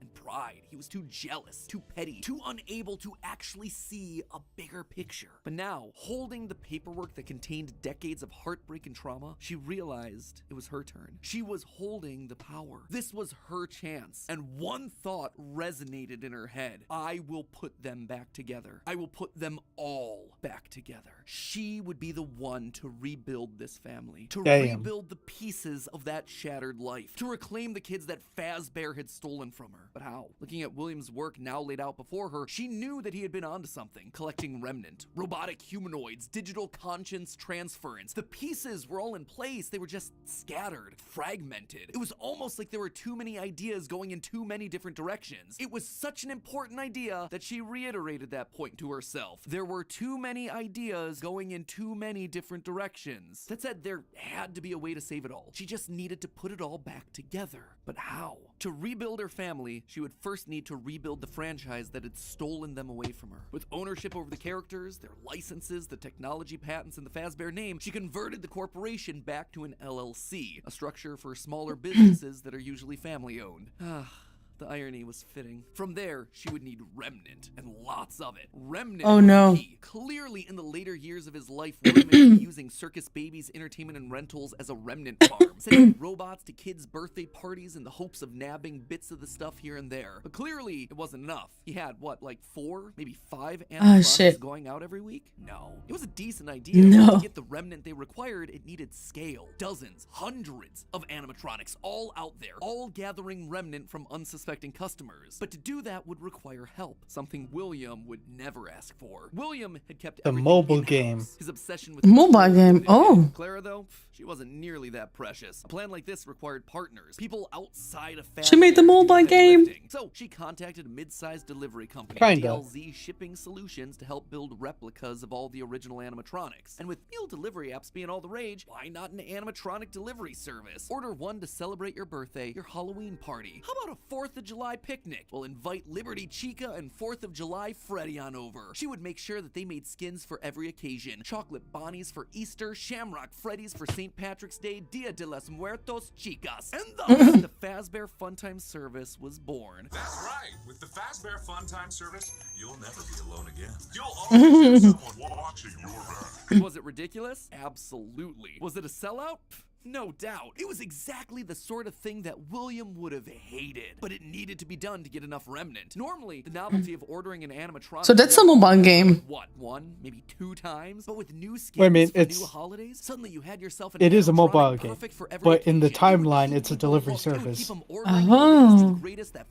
Interesting. LLC had to offer, and all the while they'd be collecting and returning the remnant back to her. In a word, it was brilliant. There was just one problem with it. No one trusted the Fazbear name. The company's brand was still mud in the public eye. No one would want to hire animatronics from the restaurant franchise known for murdering children. Nothing kills a party quite like the threat of death, you know. So she needed to find a way to discredit the stories that had come before. She needed to win back the public's affections, reactivate some nostalgia for the spooky stories of their childhoods. She needed a game. Multiple games, in fact. They lied to us. They lied to all of us. They told us that the whole point of this VR game was to undo the bad PR done by a rogue indie game developer. But that's not true at all. Those indie games were designed to conceal and make light of what happened. This isn't just an attempt to rebrand. It's an elaborate cover-up. Struggling game developers were a dime a dozen online, most working on their magnum opus between shifts at the Dollar General. So she found one. Steve just picked him out of obscurity. Oh, right, Steve. Desperate and doofus, willing to say and do anything for a couple extra bucks. And he fell right in line, as expected, delivering stupid little things with dumb generic names like Mangle's Quest, Balloon Boy's Air Adventure, Five Nights at Freddy's. Bad gameplay with even worse graphics, but hey, they got the job done. People were suddenly talking about the clues inside of these things, searching for the hidden lore. They were actively making jokes. That's what we're doing. Pizzerias. Her husband's twisted FNAF is inside FNAF. FNAF, yeah. To a mere Nancy Drew mystery to be solved. The plan had worked. Freddy Fazbear's was suddenly more popular than ever. Things were going shockingly well. Her takeover and reboot of the franchise was full and complete. Suddenly infused with cash, she built the largest, most ambitious project yet, the Mega Pizzaplex. William had always been so visionary, but always thought so small scale. He was careful to a fault. Not her, though. She knew that this latest project needed to be big. It needed to be flashy. It needed to be a palace for children. I need to build this for real, guys. And checking out the latest Steve. Fazbear products. So with a steady supply of remnant flowing in, it was finally time. The stage was set. It was time to get to her real goal, literally rebuilding a family.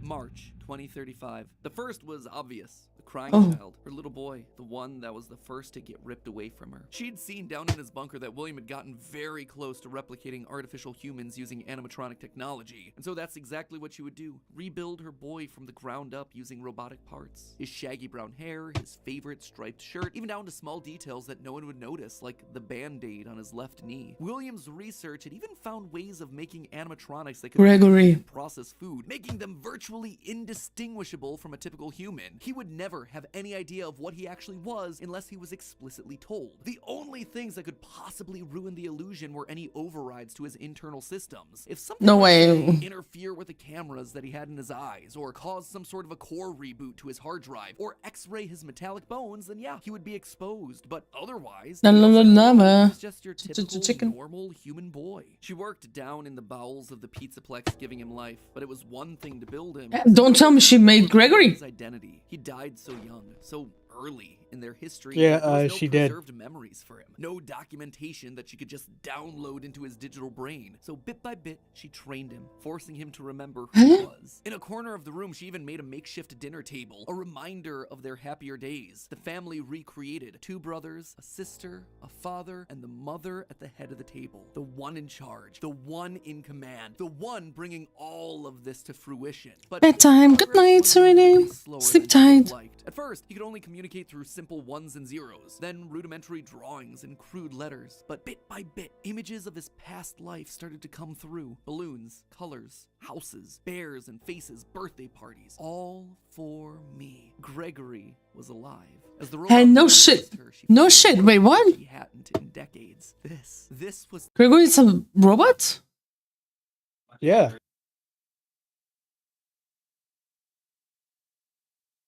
He's been What? It's been proven he's a robot for a while. I didn't know this. What?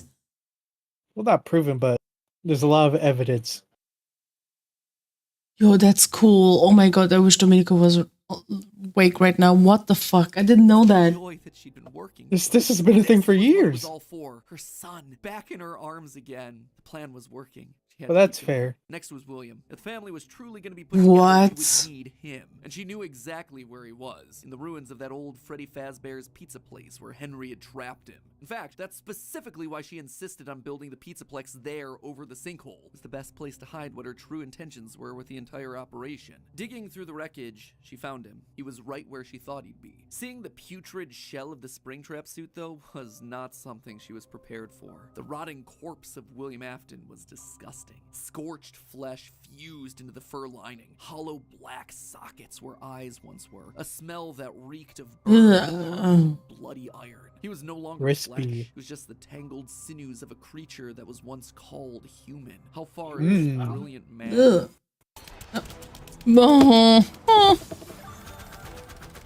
Tasty.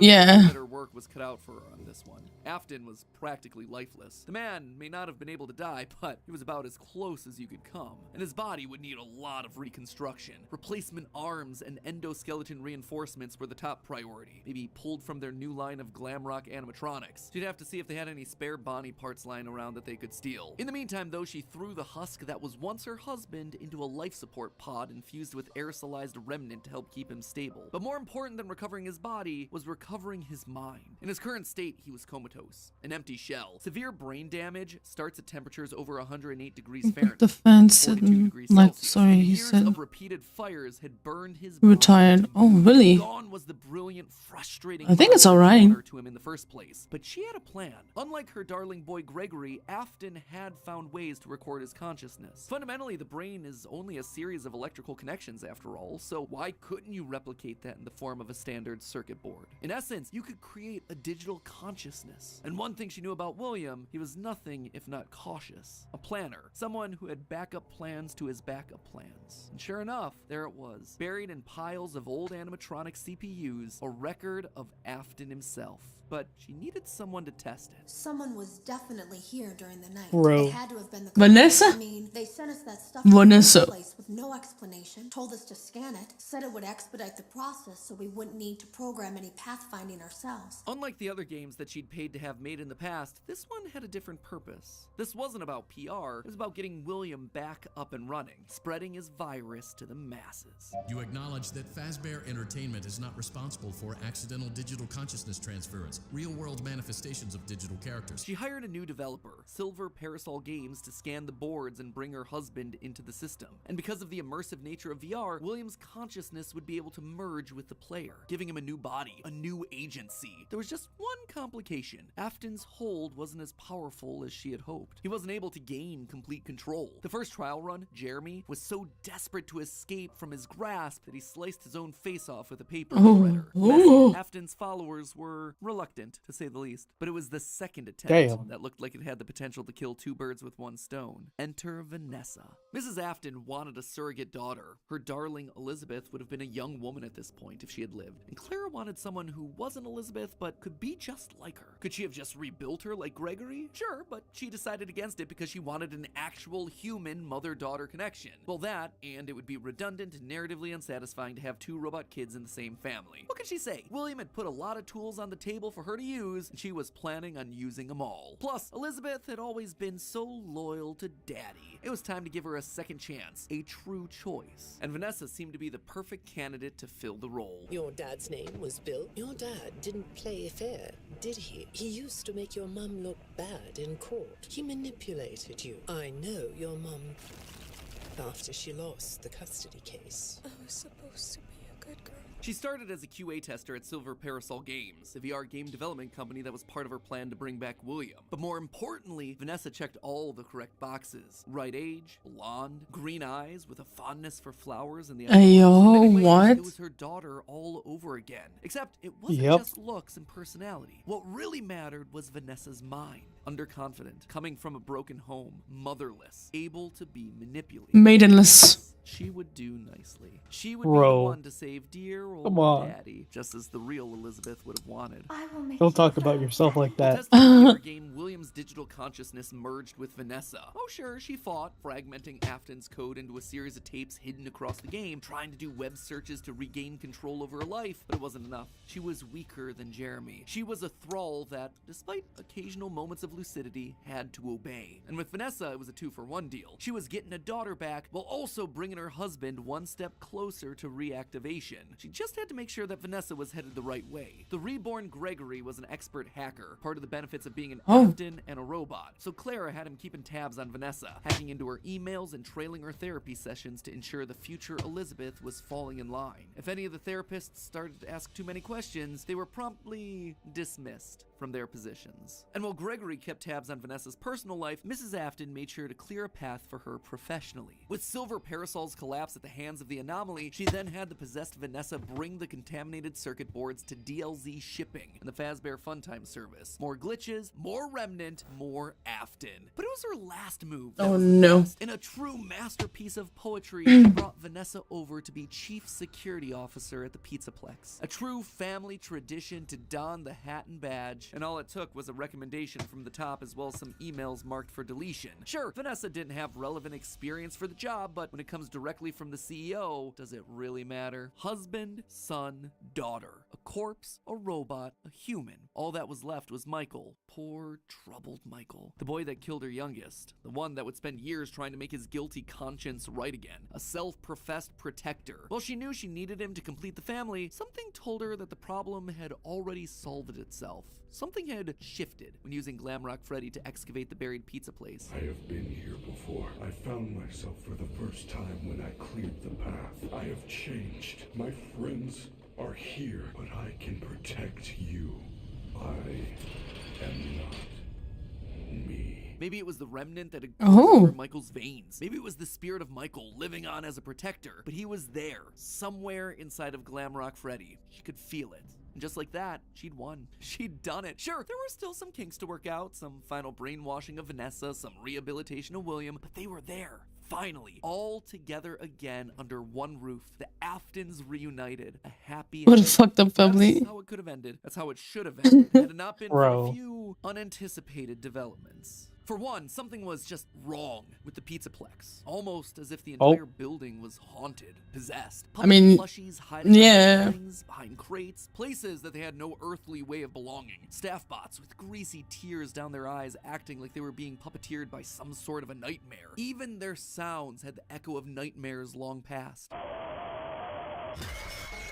It was as though a guardian spirit of the past refused to move on. As long as her husband was around, it too would linger. Only now, it wasn't just in one body, but it was in the essence of the building itself. She had seen stories of houses built on burial grounds getting possessed by angry spirits. Desperation. Never assumed that it could be real. Then again, in a world of living spirit metal and mind-controlling glitches, who was she to be so judgmental? The whole thing was ridiculous. Why would this be the line that she refused to cross? After all, the Pizzaplex was built over the burial ground of angry spirits. Yeah. Power cords that finally I like the concept though. Was wrong. Suddenly, these cords were striped black and white, like the security puppet from generations ago. The very foundations of this place, the materials and wires that constituted it, were rebelling against her, against the Aftons, against the quest to bring them all together again. And it was being helped by something else. Something slithering through the building. Maybe they were connected, she couldn't be sure, but a blob of living wires could be heard oozing through the walls, stealing pieces and parts of the old animatronics showcased in Rockstar Row. She could only assume that it was a byproduct of all the remnant they'd been collecting. From Afton's testing, she knew that both light and dark remnant existed, one of positive emotions and the other created from anguish, anger, agony. Perhaps this thing was an amalgamation of all the darkest parts of the pizzeria's history, a collection of the hatred still housed inside these defunct endoskeletons and exosuits. As long as it was left alone, it seemed to be harmless. But if any Afton outside of Michael got too close, it would lash out wildly. Even young Gregory, looking to punish the family that had been complicit in its horrible creation. Little did she know, though, that Gregory should have been her biggest concern, that bringing the family together would have some unforeseen consequences. Gregory was normally the goodest of boys. She had literally built him that way. But lately, he'd been disappearing more and more often, disobeying her orders, requests. She knew that he loved playing on the arcade machines once the Pizzaplex closed, being so good as to top the leaderboard on practically all of them. But lately, he was nowhere to be found. She suspected his absence had to do with Glamrock Freddy's failed performance the other night, when he malfunctioned live on stage, almost as though the core programming of Freddy responded to seeing this rebuilt small boy. Almost like it awakened something inside of him. She'd have to make sure that Vanessa was on the lookout for him. But she'd soon come to learn that Vanessa wasn't enough. Whether it was the influence of the nightmare puppet or a reawakened hatred of animatronics seated deep in Gregory's code, something had caused him to rebel, to rip apart each animatronic in the Pizzaplex. Bit by bit, this boy was tearing down the empire that she'd so painstakingly built, freeing Vanessa from her mind control, destroying the remains of Afton in the basement, setting Glamrock Freddy loose. As her carefully created world crumbled around her one more time, she began to plot her revenge.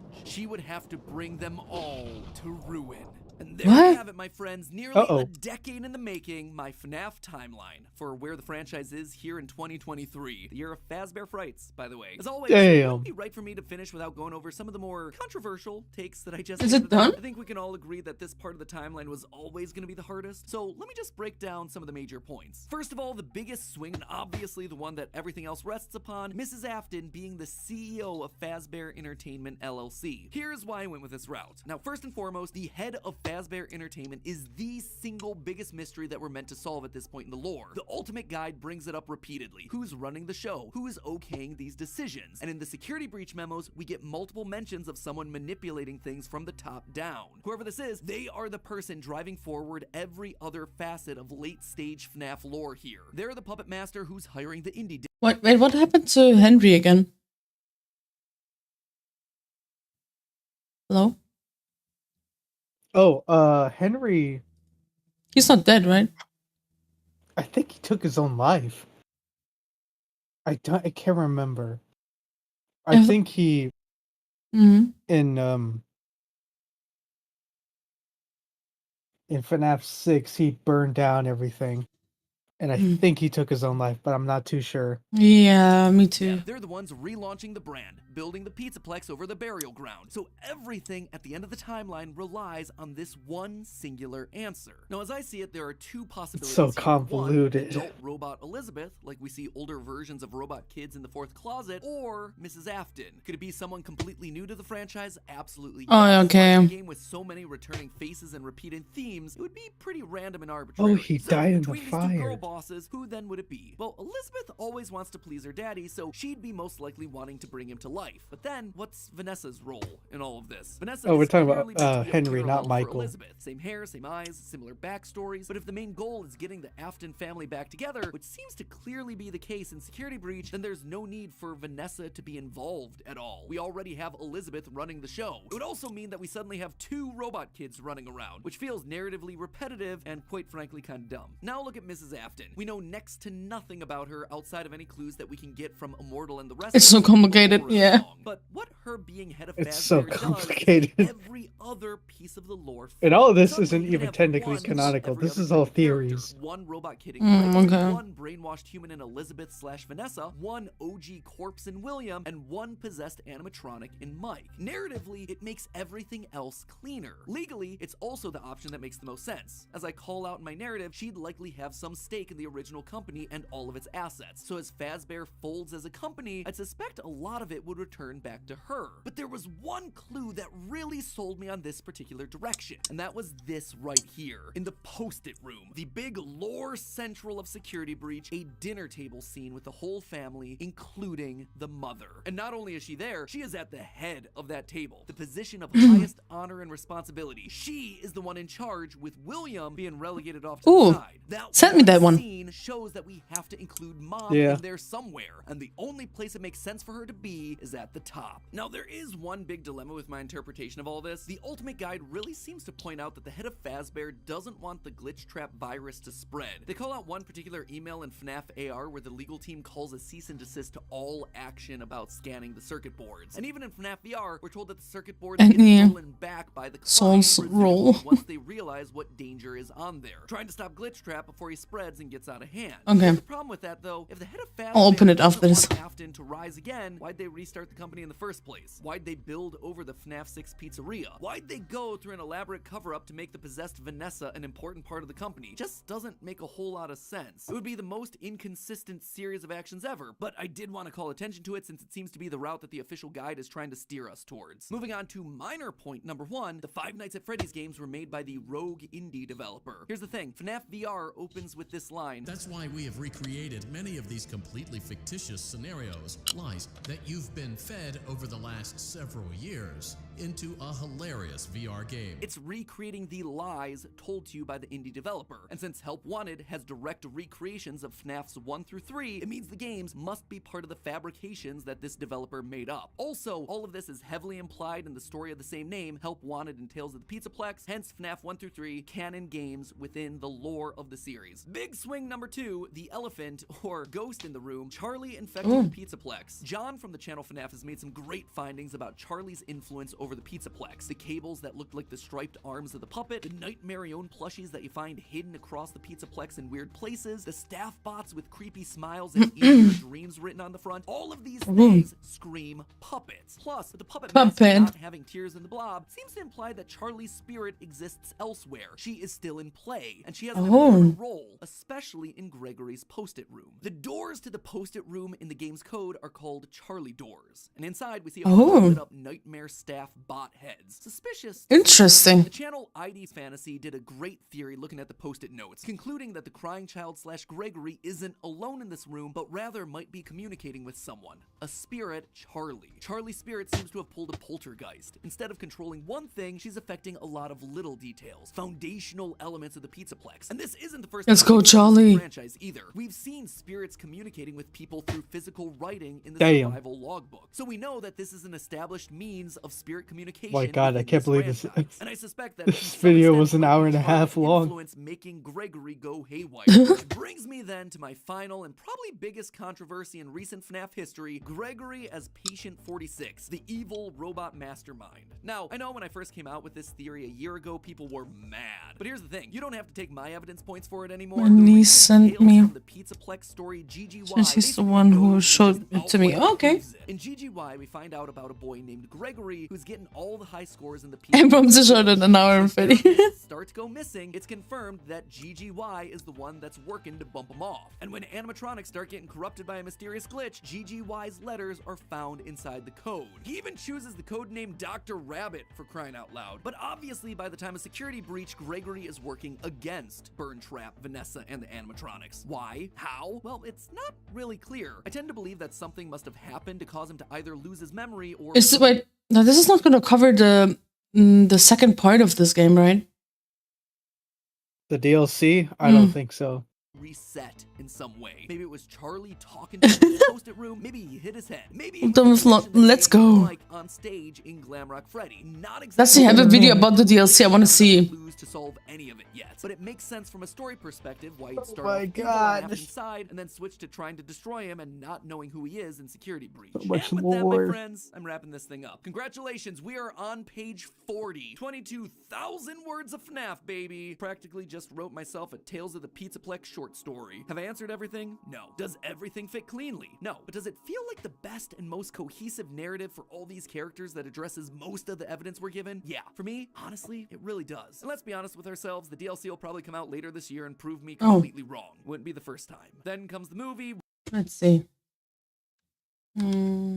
Whatever, my descent. Oh, bro.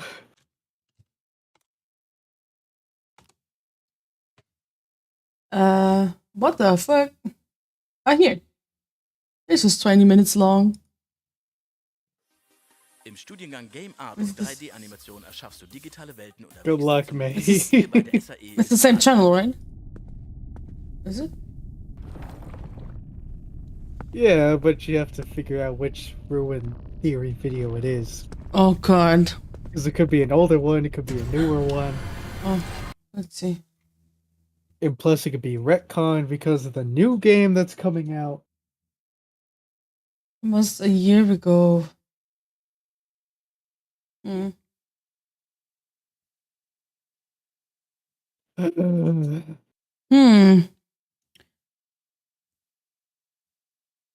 Is it the one you sent me? Let's see.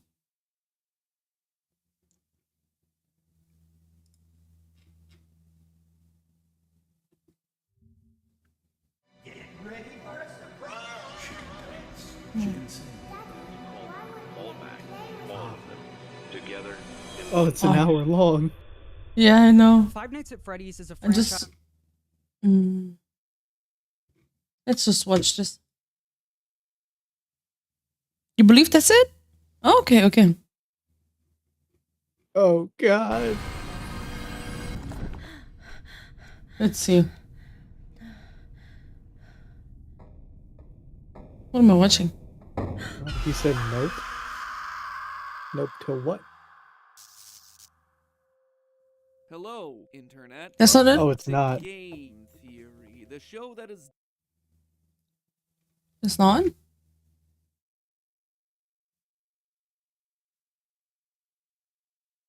You're telling me, Sam? Yeah. It's Send it so in Discord. much. Send it in Discord. It's It's about, so complicated. is it about the new story?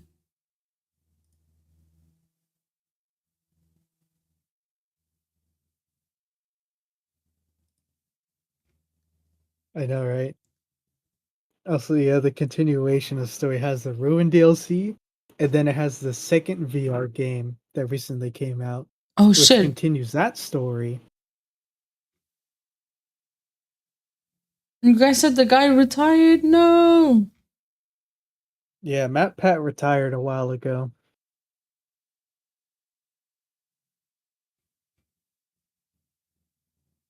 Just send it in promotion for now. I'm gonna make a new channel for that. It's not the same without him, man. He was in the movie, though.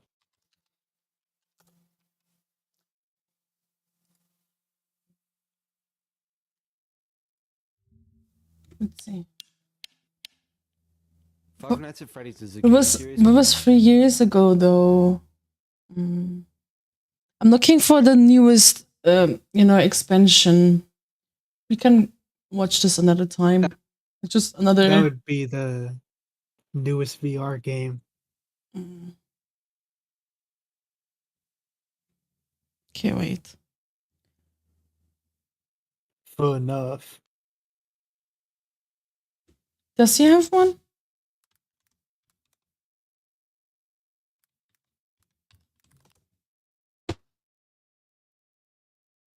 Man, and the movies is a whole other thing, man. Them as heavy inspiration. What did I like? 2 weeks ago, I went live on my YouTube channel to play Ruin and see if I could find any new Easter eggs. And during my search for Easter eggs, Scott Cawthon himself joined my stream, and I got to give him a sneak peek of the theory I'm gonna share with you today. This was Okay, I think I'm all FNAF'd out for the day. It is a very Alrighty. interesting theory. I know it is, Scott. Bye bye. Obviously, he can't confirm or deny anything, but it was. But hi Van, we're watching FNAF lore videos right now. Trying to figure out the latest expansion. To see him in my stream. This theory is one of my most ambitious. How are you doing, Ben? I'm super excited to share it with you. All I ask is that you keep an open mind and remember this is just a theory. One of the things I love to do when making FNAF theories is look for the little details that help solve the greater story. I feel like that's something I'm good at, so when I started playing Lucky guy. I got overwhelmed. Steelwool Studios gave us a game where there's illusions everywhere, an AR world, and the real See ya. world Get up and stretch. Okay. look at that I didn't even know where to start. So I decided instead to take a step back and look at the story they're trying to tell us. On a very basic level, Ruin is about a little girl who breaks into an abandoned mall to try and find her friend that she swears is trapped in there. But it turns out that he wasn't trapped at all, and she was tricked. When I thought about the game like that, I started to notice thinking, this isn't the first time we've heard Why the new Elden Ring? Oh. were the first ever FNAF books to be released. Do it. And Buy on a it. very basic Do you have level, friends to the play first it? book is Play about with? a group of friends who go and explore a mall that was built on top of an old Freddy's Pizzeria. While they explore the old pizzeria, they have a run-in with William Afton, aka Springtrap. That sounds just like what happens in Security Breach. We explore a mall that was built on top of an old Freddy's Pizzeria, and while exploring the pizzeria, we have a run-in with Springtrap. So if Security Breach is the first book, what's the second book about? In the second book, The Twisted Ones, a tornado hit the town and the mall is now destroyed. We learned that the mall was set to be demolished, but because of the tornado, the demolition was put on pause. As I kept rereading this book, the connections to what we saw But I'm not really a fan of. Oh, okay, understandable. by a tornado. The mall in the games was destroyed by an earthquake. The mall in the books was set to be demolished, but was put on hold. In Ruin, we see a giant wrecking ball that started to demolish the building, but now just sits sits there. In Ruin, Cassie's friend Gregory is calling out for help. You have to find me. I'm trapped in the sinkhole under the raceway. Following his call leads Cassie to a giant cave with glowing mushrooms, a big waterfall, and a facility full of carnival-themed mascot costumes. All of this stuff that probably felt very new and confusing also happened in this book. Charlie swears that her missing brother Sammy is calling out to her. Following this call leads her to a giant cave with glowing mushrooms, a waterfall, and a facility with a bunch of carnival-themed mascot costumes. Charlie swears that her missing brother is behind a door covered in concrete. Cassie swears that Gregory is behind a door covered in concrete. And both in this book and the game, it ends up being a trap. But right before Cassie and Charlie get attacked, an animatronic comes in and saves them. In Ruin, Roxy came in and tackled the animatronic. In the book, Foxy came in and tackled the animatronic, along with the other OG animatronics. Even the fate of both Charlie I remember and this. Cassie is left a mystery at the end. The Twisted Ones literally ends with it looking like Charlie died, but then they hint that The new one is. just like Ruin. Wait, Elevator fall. Van, you don't know about FNAF? Oh, honey, you just missed like a good chunk of FNAF lore. No, you watched the main story just now. If you want, I can send it to you. Wait, Van, are you on our Discord server? Just asking. Are you? Or am I blind? If not, feel free to join the Discord. Not yet. Hop on.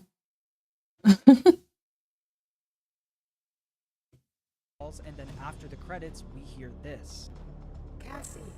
Scott isn't just taking ideas from these books, he's taking the stories themselves and using them as heavy inspiration for the games. If we looked at these books to try and predict what would happen in Ruin, we would have been almost 100% correct. So if the first book is Security Breach and the second book is Ruin, what's the third book about? Well, those carnival-themed mascot costumes weren't first introduced in the Tales books, Right. they were introduced in the Twisted Ones to foreshadow what was to come in the fourth closet. When we visit Circus Baby's Pizza World, a carnival-themed restaurant. We also visit the book's version of the Sister Location bunker and meet all of the Funtime animatronics. And if this pattern continues, that would mean Help Wanted 2 would be the fourth closet. And where are we going in Help Wanted 2? The Sister Location bunker to meet the Funtime animatronics. If Ruin taught me anything, it's to look to these books to figure out what's gonna happen next. So I would bet money that we're also gonna see Circus Baby's Pizza World in Help Wanted 2. Need more proof? While Wait, searching through the game files is- of Ruin, Matt sorry, wait. found this Is Help Wanted 2 out already?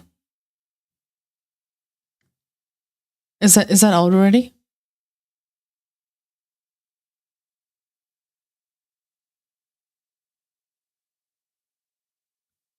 note that Steelwool left in an old version of the Mimic Chase area. Quote, something cool It's out. Oh, we need to watch something about that too. Thoughts. We definitely don't visit a carnival at the end of Ruin, so we must be visiting this carnival in Help Wanted 2. In the epilogues of the Tales books, the main characters were hanging out at a carnival before heading to the Pizzaplex. One of the levels in Security Breach Fury's Rage, the last game Scott made before Security Breach released, features posters advertising a circus with a carnival happening in the background. We also have the leaked balloon circus characters that have yet to be explained. The connections go on and on, so I'm convinced that Circus Baby's Pizza World is where we're going next. But Tricky games. well, in Oh. the fourth closet, this was all leading up to Circus Baby being revealed as the big bad. In the Silver Eyes trilogy, Henry created hyper-realistic robot versions of Charlie after her death, one for each stage of her life. He kept each Charlie bot in different closets in his house, but when he got to the fourth Charlie bot, he started having regrets about what he was doing and in a fit of grief and rage poured his agony into the robot. After Henry left the robot behind, Afton came in and stole it, turning it into what we now know as Baby. Baby was the fourth Charlie bot. It's the title of the book, The Fourth Closet. If this sounds familiar, I've actually talked about this before. Last year, I pointed out the Nightmarion plushies and imagery throughout Security Breach. Charlie possesses the puppet, so Nightmarion would be the metaphorical evil/dark version of Charlie. While playing through Ruin, I noticed that the Nightmarion Own plushies were back. Stop, Steelwool. They put this in the game to just taunt me. But it wasn't until I started exploring off-stream that I noticed they aren't just back, they're once again hidden throughout the game, but most notably in one specific place. During the part of the game where the Mimic is chasing you, you enter this hallway leading up to an elevator, and tucked behind some boxes in the corner is a Nightmare Own plushie. I don't know if this is Steelwool just messing with me, but putting one of those plushies in the most lore-heavy part of the game feels intentional. You know what else feels intentional? Throughout the game, you can collect different plushies. Every plushie features a character we see at the Pizzaplex, except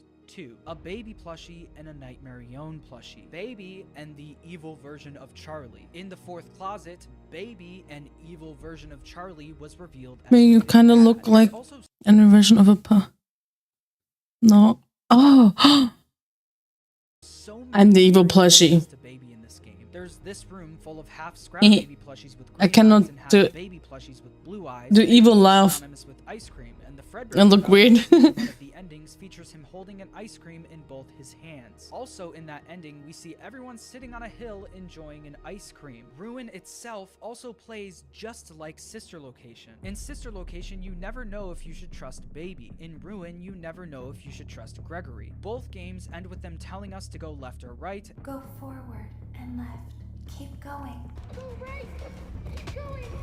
And both games feature an ending with a Oh. The multiple connections to Carnival, Baby, and Nightmare Own seem to tell us that some version of what happened in the fourth closet is going to happen in the games. And in the fourth closet, Baby reveals that she was the one pretending to be Charlie's brother calling out for help. Baby also reveals that she wants to steal Charlie's identity so she can look more human. This is just like the ending Oh shit. of Frights books. Eleanor, who I think is the book's parallel to Baby, was revealed as the big bad, and her main thing is stealing people's identities by ripping off their limbs. This plot point of a robot wanting to steal a human's identity is something we see over and over again in the Frights and Tales books. Story after story, Scott has been hammering this idea of a robot wanting to look more human into our heads. So both in the Silver Eyes trilogy and the Fazbear Frights books, we have a version of Baby being revealed as the big bad, with their main thing being they want to steal someone's identity. But at the end of Ruin, the big bad is revealed to be...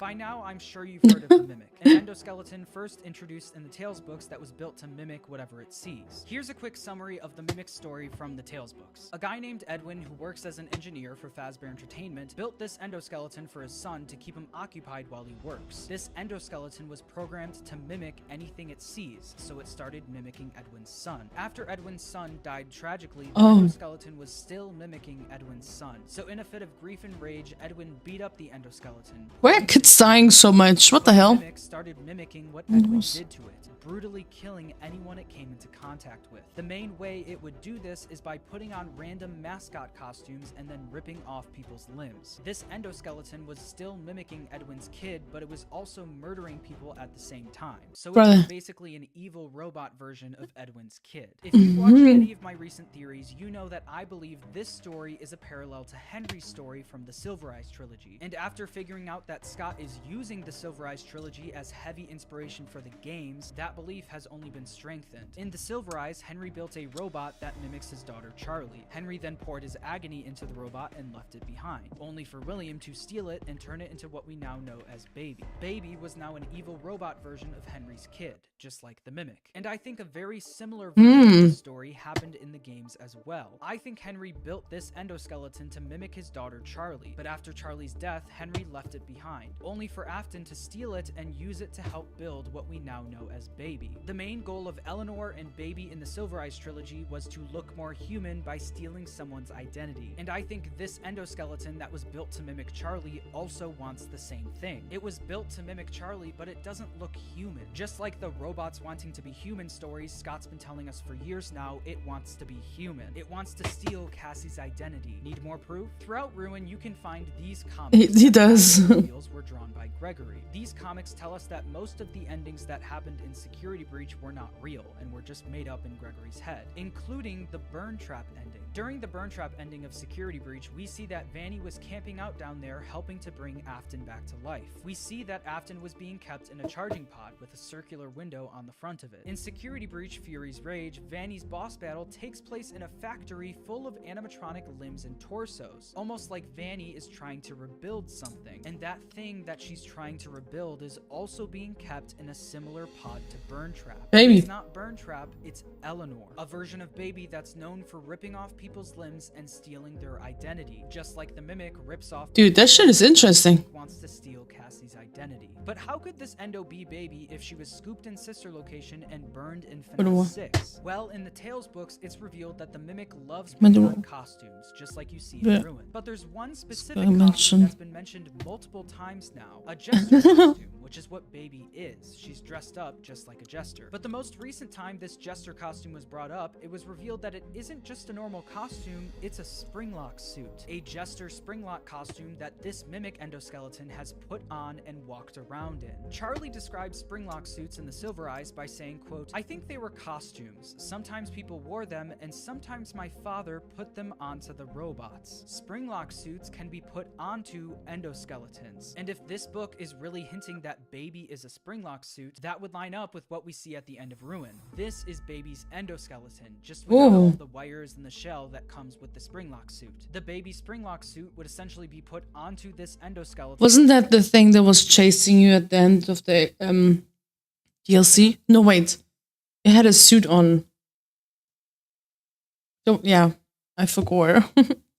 With the same eyes, teeth, and head shape as Baby. I think people forget that in Night 4 of Sister Location, Baby puts us inside a Springlock suit that has faceplates, just like the Fun Times. So the idea that Baby could be a Springlock suit isn't too far fetched, but even then, Baby got burned in FNAF 6. How could her endoskeleton still be around? Well, throughout Sister Location, Baby is the main character, but we never actually see her until Night 5, when she's about to get scooped. She's obviously not been scooped yet because she still has all of her wires and is in perfect condition. If she was already scooped, those wires would be gone, and her shell would be dismantled like we see with the other animatronics. You can wait. Okay. The way she's posed in this scene, she almost looks like the Golden Freddy suit. There's nothing to hold her up. She's also missing her eyes and teeth. She's missing her endoskeleton. She's posed like that because she's in suit mode. But if this endoskeleton wasn't in Baby during Sister Location, where was it? Well, one notable trait about the Mimic is that it messes with technology. Essentially, wherever it goes, it can turn off lights and intercept radio signals. Good night, Diogo. Sleep tight. Thank you so much for coming by. Our job to check on the animatronics and see if they're on stage. Gonna crash. Oh yeah. Go to sleep. Go to bed. Behind the glass, we can still see their stages. But when we get to Baby's room and we turn on the lights, we see nothing. Also, as the nights go on, Baby's room is the only room where the controlled shocks just straight up stop. Weird info for me. Oh, circus baby, we aren't here to play hide. Then you should. I'm gonna send you the full video. It's really interesting, like FNAF lore, because I'm trying to play the FNAF games. Right. I will send it to you after stream. You joined the server, right? Yeah. Well, I will send it to you after stream. It's really fun to watch. Let's encourage Baby to come out of hiding with a controlled shock.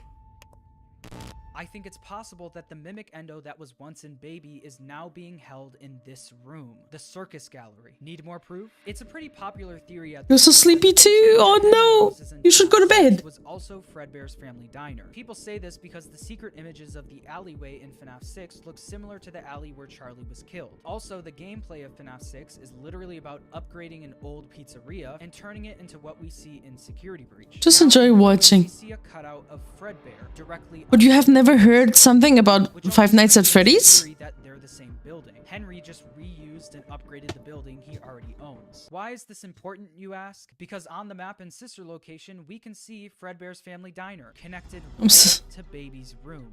The Circus Gallery, the same room that I believe the Mimic was being held in. This explains why we find the Mimic trapped in this specific area. It was being held in this part of the Sister Location bunker, forced to wander between Fredbear's and Baby's room. I think this room specifically was trying to remind us that Scrap Baby and the original Baby are two separate things. Scrap Baby was Elizabeth with green eyes. The tangle of wires and the shell that belonged to the Springlock costume itself that eventually got scooped and turned into Scrap Baby. It's a copy of her. That was inside Baby, the Mimic Endo, is its own thing, separate from Elizabeth, Oh. represented by the blue eyes. I think it's important to say that this Endo has obviously swapped out a lot of its parts over time, and can also shapeshift to literally fit itself into any costume in the books. So if some physical features and the scale of the Mimic don't 100% match, Hi, Ramino. How you doing? Welcome in. so who made these mascot costumes? Well, like I said before, these mascot costumes Did you watch the movie though? and the twisted ones to foreshadow Circus Baby's Pizza World. We even get a description that Did you like the movie? like one of the Weird habit that I went. I don't like stuff that gets too much. Oh yeah, understandable. I get that. Not gonna lie, like stuff that is too much hyped. I just don't watch. That's why I got onto the FNAF train so far, so late. I would say, but yeah, it's still fun though. It's not in hype anymore, so maybe you can watch it. costumes was, quote, a massive Very good too. creature with a wide curved beak. These costumes were meant to foreshadow Circus Babies. And Panzer, I'm gonna make reaction channel. Are you in the server, Panzer? I mean, the Mushroom Cave was revealed to be William's secret bunker in the Twisted One, so that would make sense. But in the fourth closet... Wait, Panzer, if you want me to react on stuff... Wait, let me just... hop onto the server and send me things. Feel free. Just send them into promotion for now, then I'll make sure to watch them. On stream as well, you know, if you want. Charlie finds a book in Henry's workshop. This book was about the history of the traveling carnival and of the circus. So we know that Henry also had a fascination with the circus as well. It was also revealed the that movie. the Haven facility where the costumes were found was built under Henry's house. So it's also possible that these costumes were some of Henry's first creations. I guess we'll have to wait. Oh, I think that makes sense. 2 is going to pick up right where we left off in Ruin. I mean, the ending of Ruin has an elevator falling to the ground. The trailer for Help Wanted 2 has the sister location elevator falling to the ground. I think we already saw in Ruin that the digital world and the real world are merging, and Cat is struggling to know what's understandable. and what's not. I think this is going to be the theme of Help Wanted 2, along with visiting the sister location bunker and Circus Baby's Pizza World. I know a lot of you probably think I'm insane, and there's going to be a lot of angry tweets, but I'm not taking any chances anymore. We live in a world where Scott and Steelwool took almost every single ending in Security Breach, even the fully animated one, and said none of that was real. So anything is possible, and I'm trusting these books to tell me what's gonna happen next. And I guess we'll just have to see later this year if I'm onto something or if I'm dead wrong. There's still a ton of things to talk about in this game, like who is Cassie's dad and what's the deal with the scooper. So look forward to more theories in the future. Please remember that this was just a theory. Do your own research, come to your own conclusion. You guys know what that means.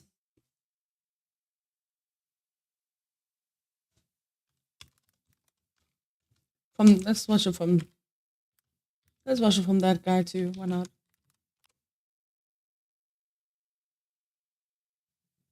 Okay. He solved it. Sorry for that. New world auf Disney Plus streamen. Streaming. Later.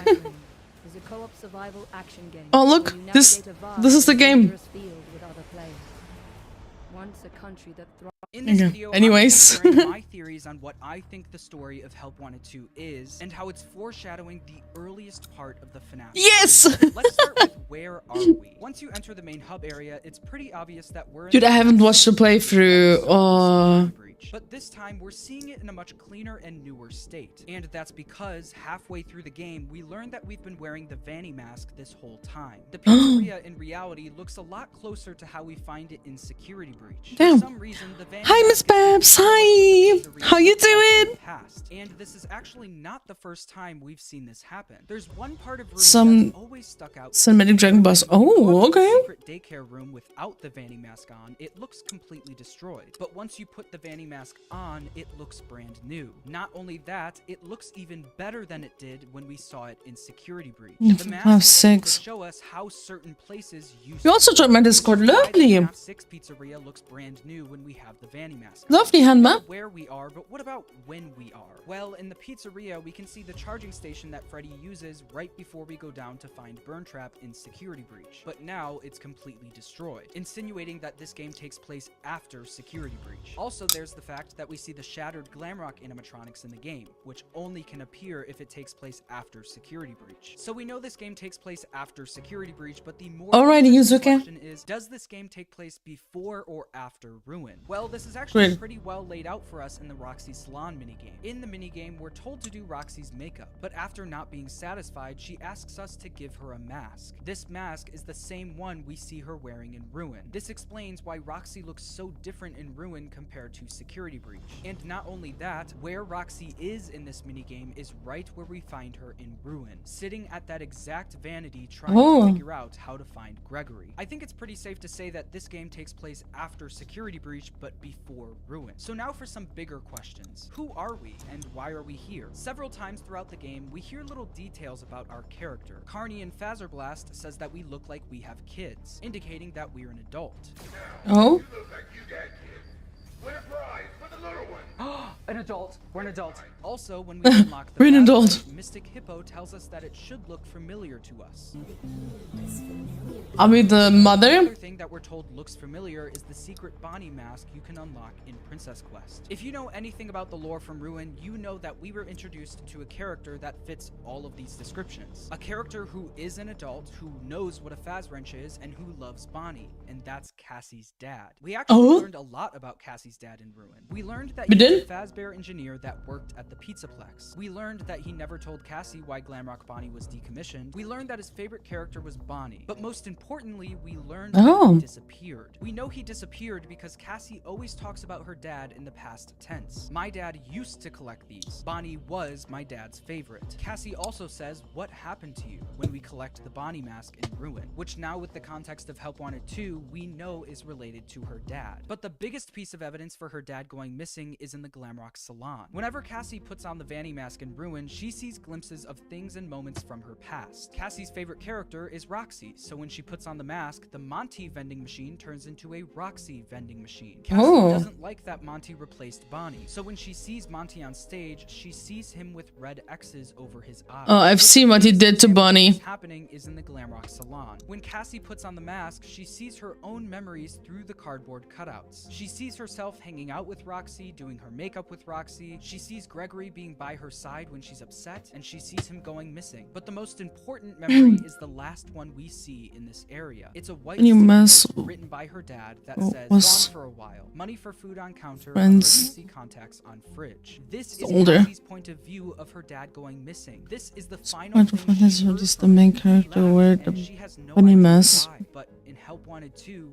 we learn why. In Help Wanted 2, we see where Cassie's dad ran off to. This was so important to him that he was willing to leave his kid, quote, for a while to get it done. And it's revealed halfway through the game what his goal was: to beat the final Princess Quest game. Over a year ago, remember this. I posted a theory called I Solved FNAF Security Breach, where I told you about a string of duffel bag messages relating to an employee who was obsessed with beating all of the Princess Quest arcade machines. And in his quest to, quote, save the princess, was going good. fired. With the last thing he said, But I "They are am still on the break. Actually, we're like They are hiding catching up on the lore right now. Search them all at the same time. Then the princess will recognize me. She's testing me. I am not yet worthy. The others are Well, baby, how you doing, Natalis? I'm so close. Just one more night. Please, I can save the princess." And now that we have more information, I believe that this was Cassie's dad. One of the reasons why I believe this is because Cassie's dad says, "The glitches. Glitch them all at the same time, then the princess will recognize me. She's testing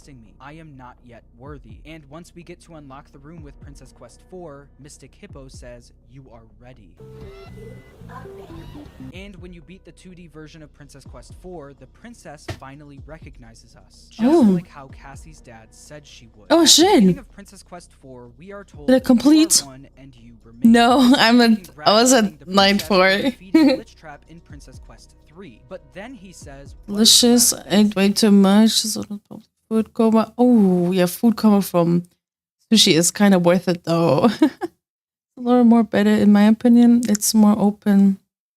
I'm not. Go to Yeah. the room. This is implying, at least to me, that Princess Quest 3 didn't fully get rid of Glitchtrap, and that a piece of him still remains and is hidden. In the game, there's two endings that you can get, the good ending and the bad ending. To get the bad ending, you have to collect all of the Transformer toys. Hey, they look cool. Collect all of them, the I want them. piece of Glitchtrap wins. Glitchtrap then does Oh, I to see. Cassie's dad what he did to Vanessa in Help Wanted 1. In Help Wanted 1, when Glitchtrap transfers his consciousness into Vanessa, she turns into Freddy on stage and sees from his point of view. In Help Wanted 2, when Glitchtrap transfers his consciousness into Cassie's dad, he turns into the Mask Bot and sees from its point of view. In the bad ending, Cassie's dad is forced to watch his daughter fall into the same trap he did, which is devastating. But there is another ending, the good ending. Throughout the game, we're told to collect two groups of things, the Transformer toys and the plushies with the masks on them. The thing these have in common is both of them are versions of the victims of William Afton. The Transformers and the plushies feature the 5 missing children and the puppet. It's revealed in the achievements for the game that the plushies are referred to as memories. The achievement is called Remember Jeremy, featuring a picture of the Bonnie plushie, referencing how the missing child who possesses Bonnie was named Jeremy. These objects that we collect are the pieces of William Afton's identity that form Glitchtrap. In the bad ending, we have to combine all of them to help Glitchtrap win. But in the good ending, we have to use them to defeat Glitchtrap. At the end of Princess Quest 4, we're met with 6 graves, with a plushie assigned to each grave. This is obviously symbolizing the graves of the missing children and Charlie. In order to get the secret Bonnie mask, you need to light the graves in a specific order. Upon first glance, I thought this was the new order of the kids' deaths, since you need to light Chica's grave first, and in Ultimate Custom Night, Chica says that she was the first and that she's seen everything. But if this is the new order of deaths, that would make Charlie the last kid to die, which wouldn't make much sense. Because of the Silver Eyes trilogy, we've all assumed that Charlie dies in 1983, and the missing children get killed in 1985.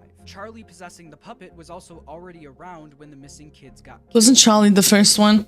Minigame. I don't think this is the order of deaths, I think this is the order of the kids' souls being put to rest. This makes much more sense since we know that the puppet and Golden Freddy stuck around in Ultimate Custom Night, after the main kids' souls moved on. And in the Fazbear Frights books, the puppet's soul moved on after Golden Freddy's, which would make sense with the order. Not only does this make the order make more sense, it makes sense why Glitchtrap is defeated in this ending. Instead of gathering What's the first and then Charlie we light all on the same year? The order they moved on, letting those memories be forgotten and letting Glitchtrap be no more. One thing that I didn't expect to see in the game is something called the Fall Fest. We first heard of the Fall Fest in the Curse of Dreadbear DLC in 2019, with the banner in the hub saying Fall Fest of 83. What we all thought was just a one-off Halloween DLC is turning out to be a giant piece of the story of In Help Wanted 2, we got minigames that were in the sister location bunker, the Pizzaplex, but also a fair amount that take place at this Fall Fest. The carousel level is one of them. The other level that takes place at the Fall Fest is Fazerblast, where we get introduced to a new but old character named Carney. Carney may have a new name and a new voice, but they actually have the exact same design as Lefty from FNAF 6. This is further backed up in the main hub. When you look at the model for Lefty and Carney, they are doing the exact same pose, and you can see more clearly that they're the same model. So what do all these Fall Fest minigames mean? Well, we learned through one collectible in Help Wanted 2 that there wasn't just a Fall Fest of 83, there was a Fall Fest of 1970. This Fall Fest predates everything we've learned about in this franchise. If you remember, Steelwool once said that they were interested in making a game about the origins of Fazbear Entertainment. I have no clue if we'll ever be able to do this, but getting back to kind of like the origin of like Fazbear Entertainment. Same here. I'd like to head further back into the 70s. And at the time, I took that's cool actually.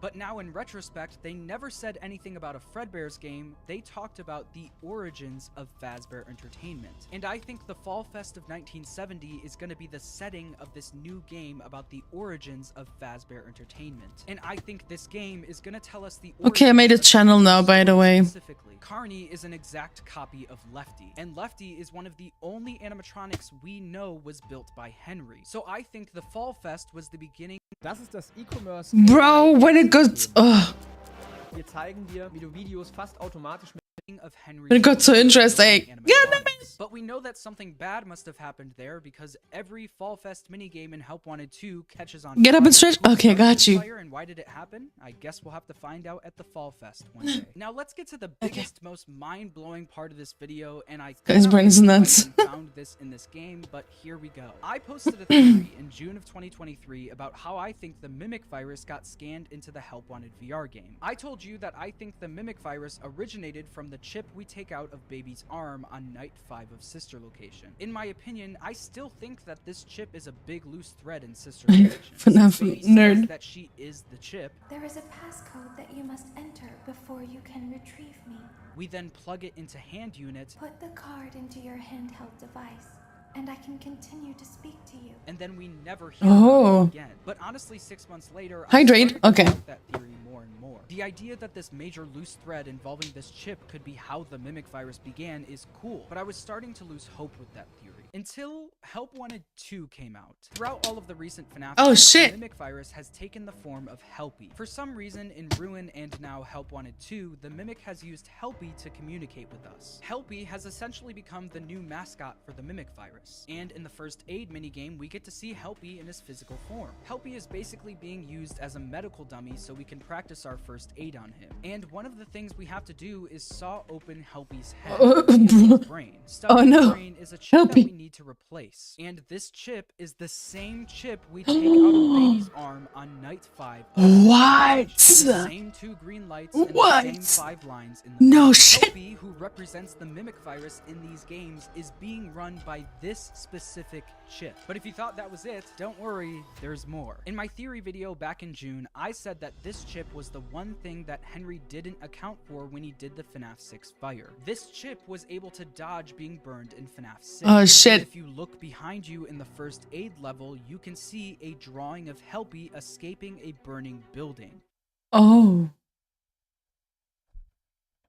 This theory that I've basically given up on seems to be perfectly laid out in this minigame. Do I think all of this proves my theory right? I don't know. You can interpret this stuff a bunch of different ways, but you can't deny that that chip is the exact same design as the one we see in Sister Location. It's now just attached to a floppy disk looking thing. It could just be a cool callback to Sister Location or even my theory, which would be really cool, but I guess we'll have to find out in a future game. I still have a ton to say about this game, so subscribe for more theories. Brother. I hope you enjoyed, and thanks for... Brother.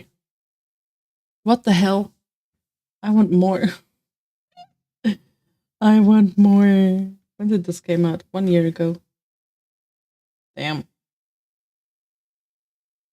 God damn, guys. That's wild. Dude. He's on fire. He's cooking. Let him cook. Oh, dude.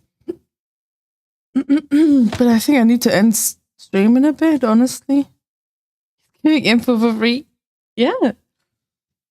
Oh, okay. Let's see, who do we want to raid today?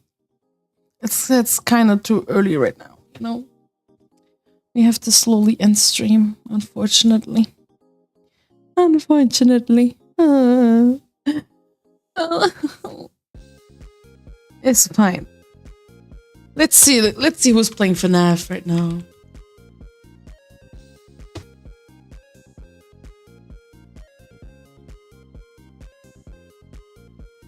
Not a lot of people.